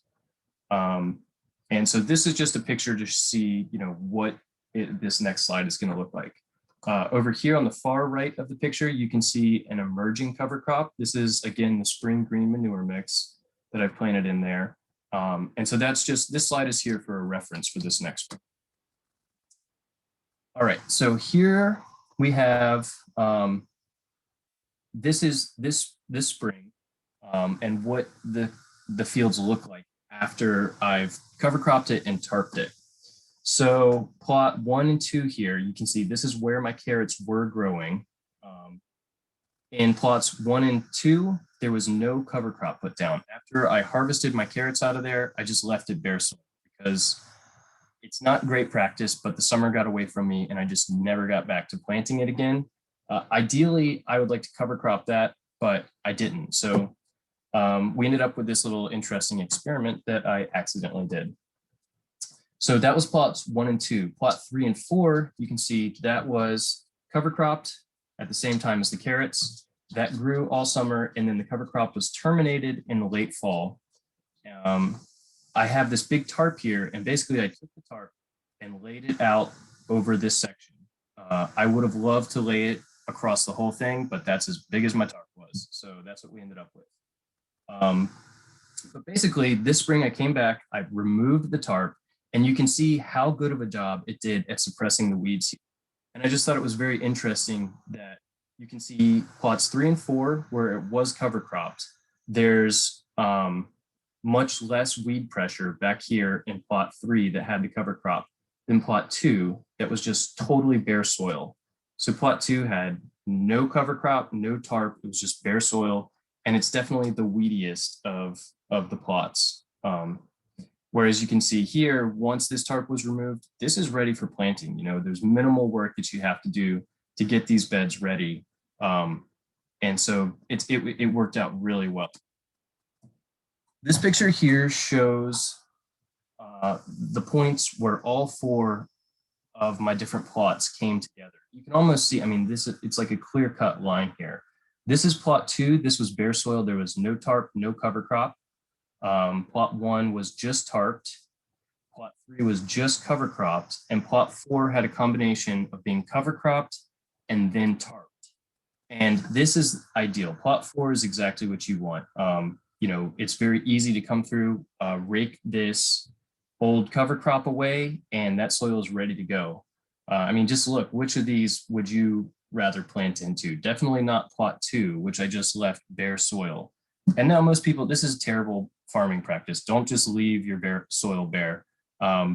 It worked out that this kind of happened as an experiment, but that's not good farming practice. So don't just leave your soil bare to go fallow like I did.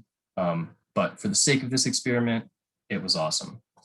So this was winter rye that I had planted here, and you can see it almost acted as a mulch right there. But once the tarps ripped off, you know, you have a weed-free, almost ready to go bed for planting into. So it's a very effective tool, tarping and cover cropping. And when combined together, the symbiosis is amazing. Now we're going to talk about ground cover and woven landscape fabric. This is a fantastic tool for like a minimal till soil disturbance system.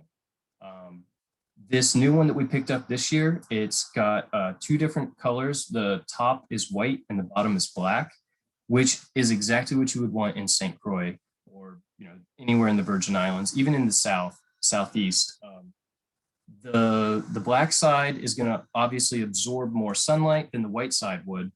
So the white side is what you would deploy. You would deploy it white side up in the Virgin Islands. And that white side is going to really reflect back a lot of that heat and keep your soil nice and cool and moist and just ideal root temperature for pretty much any crop that you're going to be growing. You can see I put the price down here for our 3 by 300 foot. It's about $135 with a $45 shipping charge.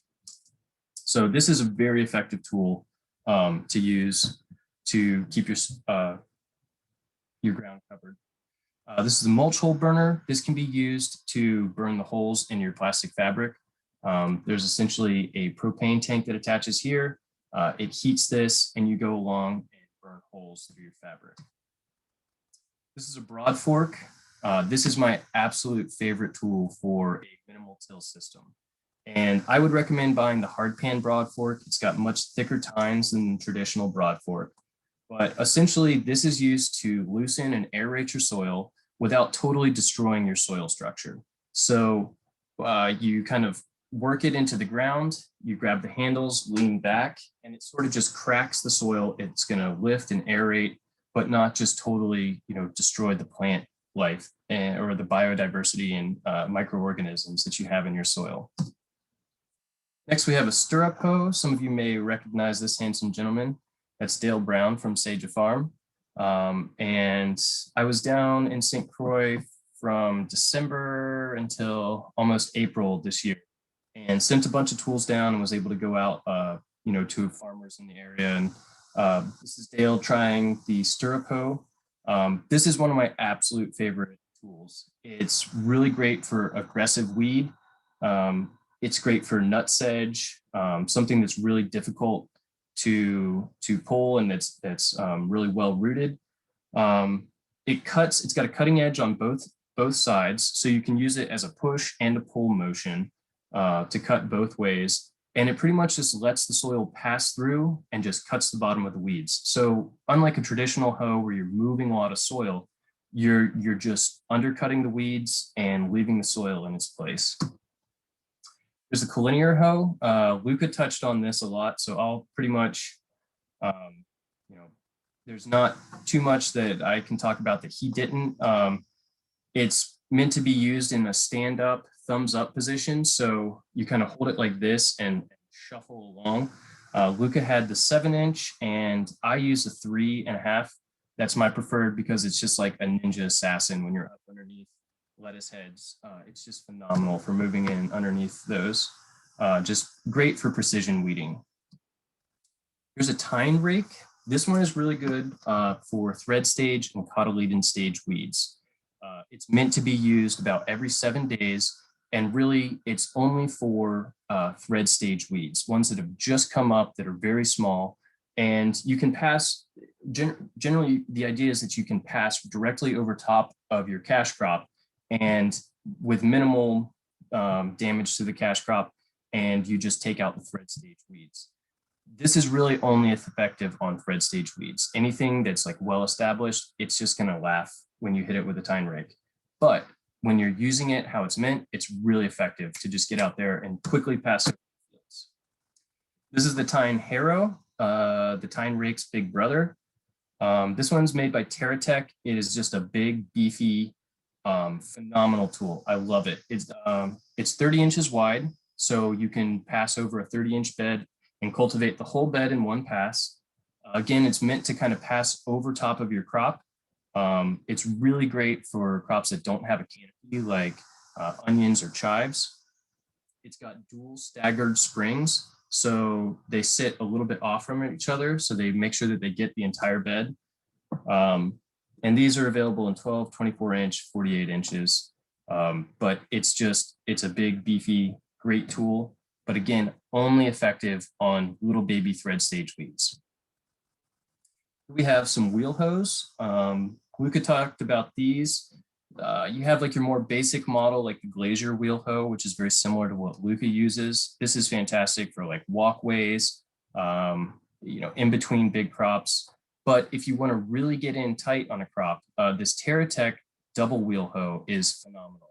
It's got these finger weeders that can be attached on the back, and that's actually weeding in your row. The finger weeders come and kind of come around your crop and they fling the weeds back out.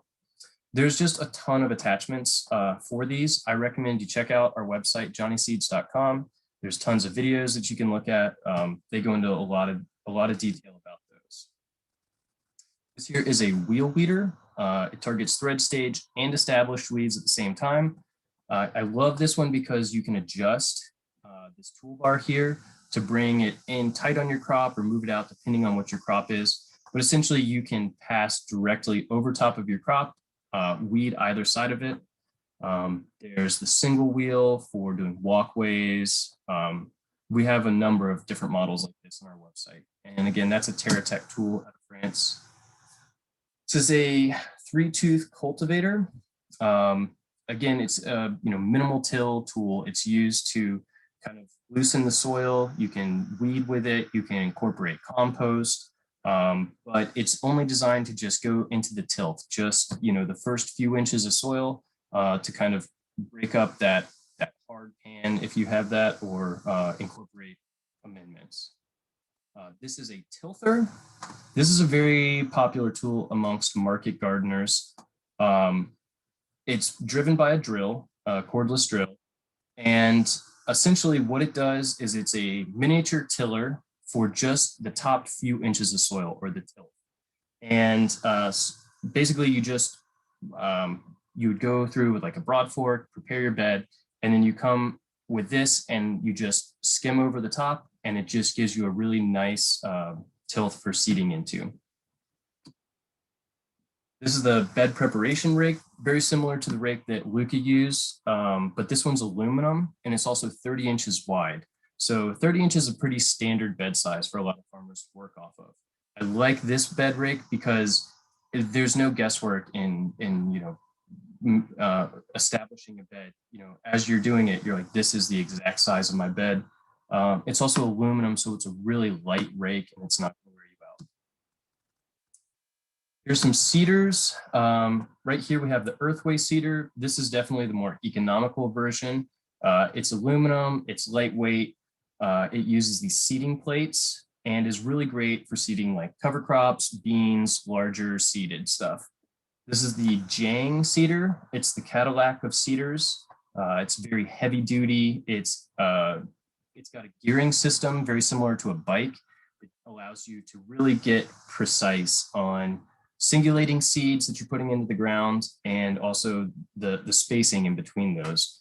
But it does come with a price tag. But that's, I would recommend this one if you're just getting into cedars or if you're looking for cover crop or something. The Jang is fantastic if you're like precision seeding carrots or beets, radishes, anything like that. Now we're going to talk a quick bit about bed prep. This is my bed prep trio that I've named. This is the West Palmer bed prep trio. I pretty much use these to prepare all of my beds. Again, this is my high tunnel this summer, or my hoop house this summer. And this bed was just prepared with this. Basically, what I do is I go through first with a broad fork to loosen and aerate the soil, then with the stirrup hoe to take out any weeds that might be in there, and then smooth everything over with the bed prep rake. Here's a quick little look at outside of my high tunnel. This side right here, right up next to it, did look like this. I got going on this and I thought, hey, maybe I should take some pictures for this presentation just to show what it can look like. So, these are pretty well-established weeds. I let this get away from me, but you can see that pretty quickly and easily you can come in when I do a pass with a broad fork to loosen it up. Then this side right here, I had used the stirrup hoe on it. And then I come through after that with my bed prep rake and rake out all the rocks and debris. You can see here, it's the teeth on this bed prep rake are spaced perfectly to pull larger rocks out, debris out, but leave most of your soil there. Then what I did here was I broadcast seeded this with wildflowers, and then I went over top of it with a roller packer. And a roller packer, essentially, it's, you fill this little thing up with water, and it goes over the top, and it just presses your soil in, so that way you have good seed to soil contact, which aids in germination. All right, now coming full circle, this is that site that I had covered all winter. You can see here, I've removed the tarp. I just pulled the tarp down this way, and then I prepared the beds this spring for planting. So again, I came in with my bed prep trio. I used my stirrup or my broad fork to loosen the soil, then stirrup hoed. I took my bed prep rake and I pulled all of the old cover crop onto this one bed that I'm just going to leave there as a mulch. So I put my summer squash in there, and so that soil is covered. It's going to suppress the weeds, and it was very minimal work to get this done. Once the tarp was pulled away, you have a weed-free bed, and you just get in with your hand tools and quickly work the beds up. And these pictures were taken on our lunch break. I just ran outside and took a quick picture of the site now just to show you, what I've got growing in there. Some cabbages, I've got onions going down the middle. Again, that companion planting, maximizing space. Onions help drive pests away from your cabbage crop. And basically I just took my tarp and pulled it further down my row. So that's working all, for the next few weeks to kill the grass and prepare my bed site for my next session of planting. Here's my references, mostly from Sayre, some from the Johnny's website. And that's it. Thank you guys. I know I just blasted through that. So hope everyone held on to their hats. And if anyone has any questions, we can go from there. Wonderful, Wesley. Thank you very much. That was a great presentation. And I especially love the part with the dog walking down, assisting you as much as he could in the preparation of your property. So, okay. He's a very handy, helpful farmer, Bernie. So let's see. I don't see I just put my camera on and I'm not seeing myself. What is going on? Anybody see me? Let's see. Technology. So there we go. Might have gone a little over. You're fine. So this is the catalog. I hope everybody can see it. I don't have my my hologram on behind me. So this is the catalog from Johnny Seeds, provided by Johnny Seeds.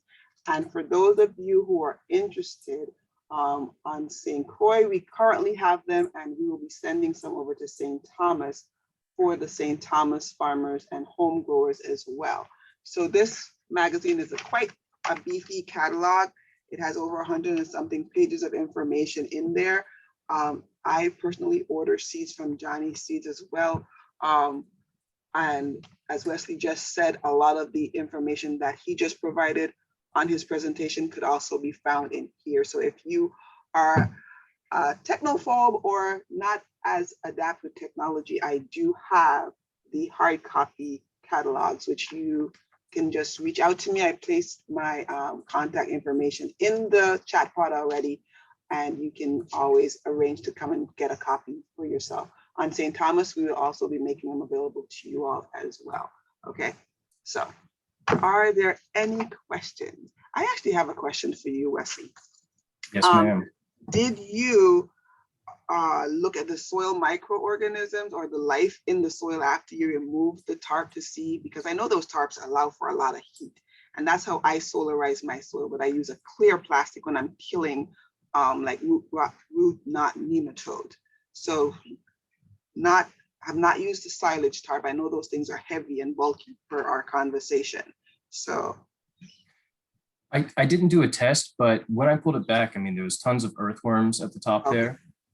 It doesn't kill your soil biology by any means. The clear plastic will, that it heats up and solarizes, and that will actually, it pretty much nukes everything that you have in the top few inches of your soil. But the silage tarp, it actually draws critters up to the top. It creates like a very ideal habitat for creatures in your soil. And so they come up to the top, and you have a lot of worm activity where they're breaking down all that organic matter that's right there on your soil. So it's great for your soil. It does not eliminate your microbiology. Okay, wonderful. Thank you, thank you, thank you. Someone wants to know, are the tool warranties also appropriate, applicable in the U.S. Virgin Islands? So, oh yeah, absolutely. Definitely. Yeah, we're 100% satisfaction guaranteed. So, you know, if you get something from us and it's not working for you, you know, you can send it back and we'll do a full refund. If it breaks within a year, we'll replace that tool. So yeah, our tool warranty is good for a full year from when it's purchased. But our tools are really, really well made. Usually it's like a lifetime purchase on a broad fork or a Stirrupo or any of those ones that we've mentioned. Luca had one of those for 20 years. I don't remember where he bought it, but he had one of those for 20 years. I was like, wow, that is a tool. Okay, are there any other questions, people out there in Zoom land? Wesley? Yes, ma'am. Is there anybody using that silage tarp in the Virgin Islands? Not that I know of. Yeah. And this tarp that I had in my field is actually, it's landscape fabric. It's not an actual silage tarp. That's just because my fiance's grandfather had that on the property. So I just kind of made use of, you know, whatever was around. I would love to see, you know, somebody use it in the VI. I think would be especially effective there because the rate of decomposition is a lot faster than it is up here. So theoretically, you wouldn't have to have it out on your field for quite as long as a colder environment. So I guess that landscape fabric, like what was the weight? What was the grid of what you used? And I was just wondering, going back to the question of Vanessa, is would the silage tarp be good down here when we have heat night and day? You have at least coolness in the evenings. Sure. Do you, right? Oh yeah, definitely. And same with the landscape fabric. What would you recommend for that? Well, the landscape fabric actually ends up keeping your soil cool. Even the black fabric will keep your soils cooler than if they were just exposed to like radiant sun heat all day. People use them in Southern Florida. I don't see any reason why it wouldn't work down there. I think the added heat would only accelerate the rate of decomposition. and just make your soil ready to use a little bit quicker. And that goes for the tarp and the fabric is your guess, or? Yeah, the silage tarp is not permeable, whereas the landscape fabric is. Yeah, right. That being said, it's going to hold more soil moisture in. The tarp will hold soil moisture in if it hasn't rained in a while, but it also won't let additional rainwater permeate through like the fabric would. Thank you.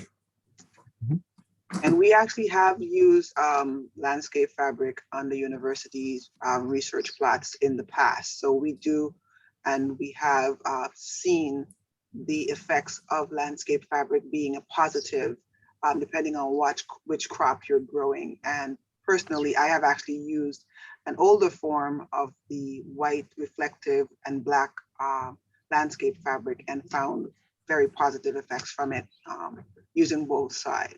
So thank you, Wesley. Thank you, thank you, thank you. Good, thank you. Yeah, it's used quite a bit over at New Breed right now. The whole field is covered in it. And then they used, made the holes with exactly what you showed us. I don't know the name. What did you call that name of when you burn the hole into the fabric to plant? Yeah, the mulch hole burner. Ultra burner, yeah. No, mulch. Anyway, mulch hole burner. Yeah, mulch hole burner. Anyway, it's working really great for them. Oh, good. And I know Ridge Farm, they have the white fabric in their high tunnel. I know at Tropics Hydroponic, he has landscape fabric out underneath all of his cucumbers, but he uses, he's hydroponic and uses a Dutch bucket system, which is a little different. But if you have at agriculture, I believe they have that in their greenhouses to, suppress weeds. So it's got a lot of applications and it lasts for years and years. It's like a 10-year purchase. And the cool thing about it is you can actually take it up, fold it up, and then move it and put it down again and just go again. And I've done that. So it's depending on which woven or which type you get. Some of them are a lot more durable than others, but yeah, they work really well, the landscape fabric.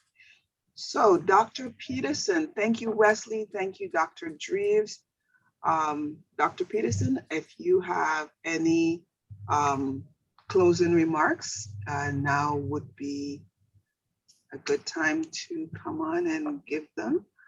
One more thing before we go, I wanted to make a quick comment on the composting. The rate at which compost does break down here is quicker in the Virgin Islands because we are hotter. However, people remember composting is a good thing because it puts that nutrients back into your soil and they're not going into Anguilla or landfill, which is not doing good anymore. So Virgin Islanders, even though we may not have a huge pile of compost, by the time we're finished composting, those nutrients are still beneficial to our soil organisms and to our plants as we are growing them. Okay, so compost, compost, compost. Oh, that's a good thing. That's it for me. Thank you, Vanessa, and beautiful presentation, Wesley. There are two more questions that were in the chat, and for you, Wesley. One of them is, are the tool warranties also applicable in the USVI? Yes, they are. Okay, tool warranties are, and we also do free shipping on orders over $200, free standard shipping. So that would be like seeds, tools and supplies that are going to be bulkier and have an additional shipping charge is not covered under that, but seed orders over 200 will get free shipping, and we ship the same day that the order's placed and can get it down there to the Virgin Islands in 7 to 10 business days. So get it to you quick. Yes, sir. Thank you for that. There was another question which I'm not being able to retrieve right now. In addition to that, Wesley, do you, like Luca mentioned, can you ship without the handles? Yes, absolutely. That was one thing I added and forgot to touch on because I thought that might be asked. So we do ship without the handles. When we ship a tool, the head and the handle ship separately already. So you can buy just the head if that's what you're interested in, and then make a man jack handle. For instance, on the Stirrupo, regular shipping is $25, but the head alone is $15. So you could save $10 there if you wanted to make your own handle. But you know, we can work with you on that if there's a big tool order like the one we have in the works, then you know I can kind of try to bundle stuff and reduce shipping costs if you know there's a lot of tools that you're looking to get. I found the other question, Dr. Peterson. It says, Wesley, great presentation. The Stirrupo is my favorite garden tool. Would that tarp work on stubborn nut grass? Also, any suggestions on row covers to help with pest management? Sure. Stirrupo is one of my favorite tools as well. So awesome. We are on the same page there. As far as would it work for stubborn nutgrass, you know, I'm not totally sure. It's very effective against broadleaf. Generally, what I've heard with nutgrass is the best way to eliminate it is unfortunately to till it, and then you go through and rake out all the rhizomes. Till it again in a few weeks, rake out the rhizomes, and you have to just exhaust those rhizomes and just fully remove it from the ground there, because unlike, you know, most weeds, that weed seed that would germinate and come up, you know, they'll live underneath the soil pretty unaffected by a tarp. So I don't think it would be very effective against nutgrass, but any weed seed it would. And was there another part to that? Yeah, also row covers. Any suggestion about row covers to help pest Absolutely. So there's a couple options. There is Protect Net, which is a stretchy insect barrier that's designed specifically for insects. It doesn't retain any heat, and it actually will shade your crop a little bit.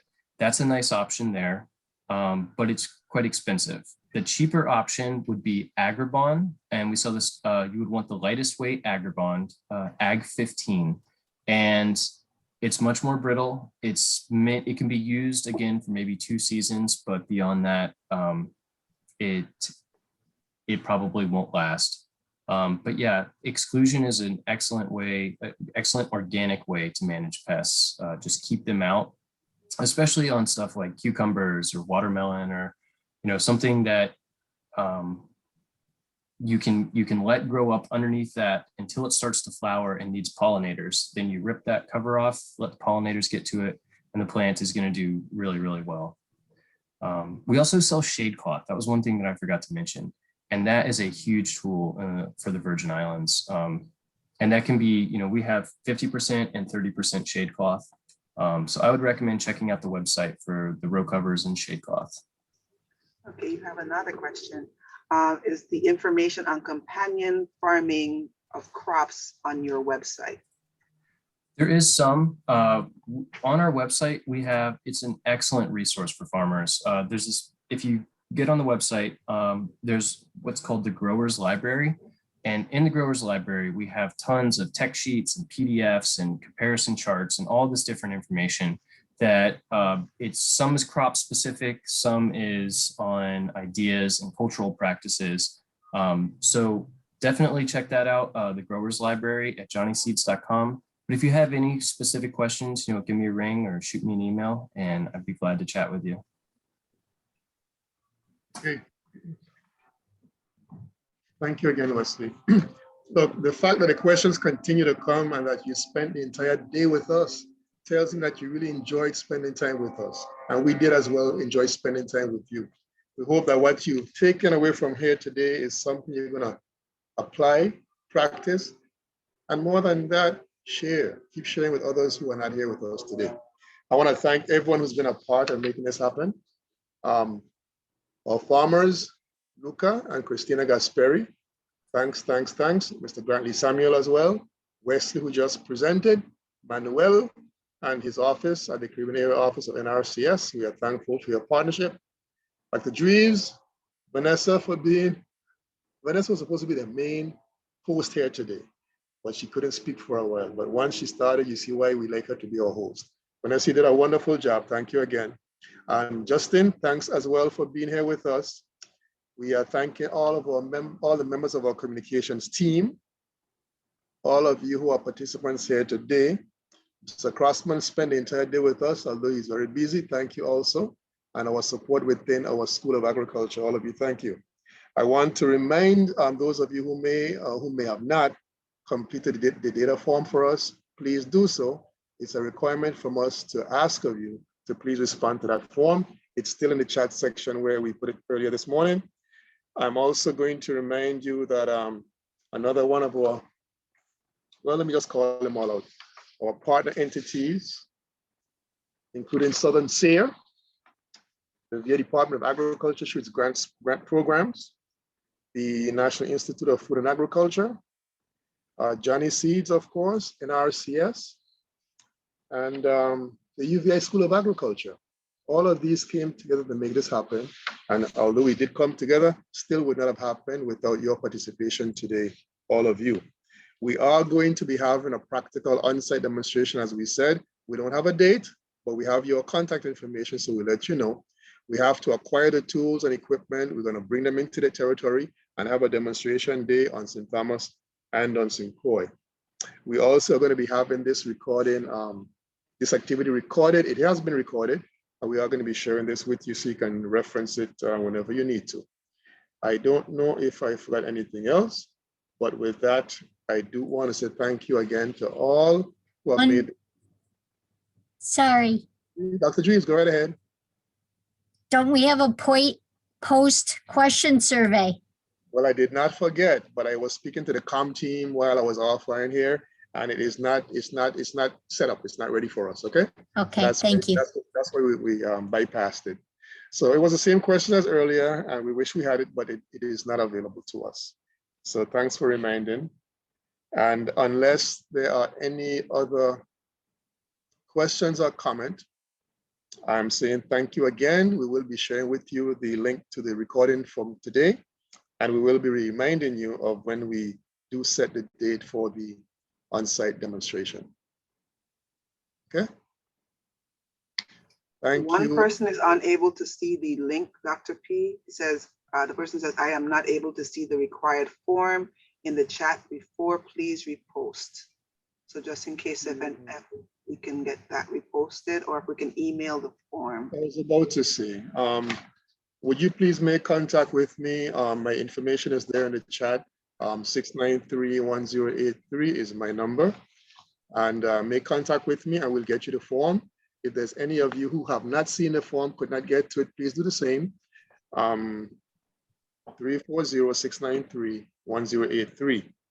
And it reminds me of something else. Someone did ask a question earlier about where to find certain resources. And I want to strongly recommend that you visit and or call our garden centers. I have found that over time, especially recently, because of the demand by the public for garden supplies, many of our garden centers have been really stepping up their inventory of equipment and supplies and tools. So I'd recommend that you visit them and a call if you want to save some time. And I'm sure that they will be able to assist you. Otherwise, you can still reach us at our numbers, 693-1083, and Ms. Forbes at 692-4054, and Dr. Drees at 692-4052. Is that correct? I got it.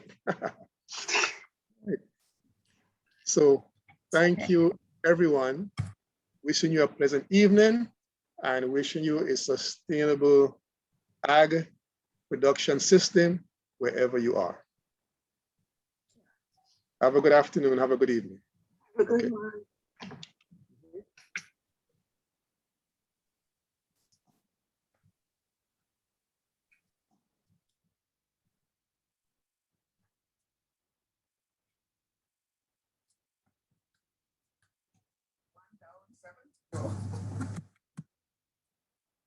I'm trying to get out. You're still on? Yeah, I can't get out.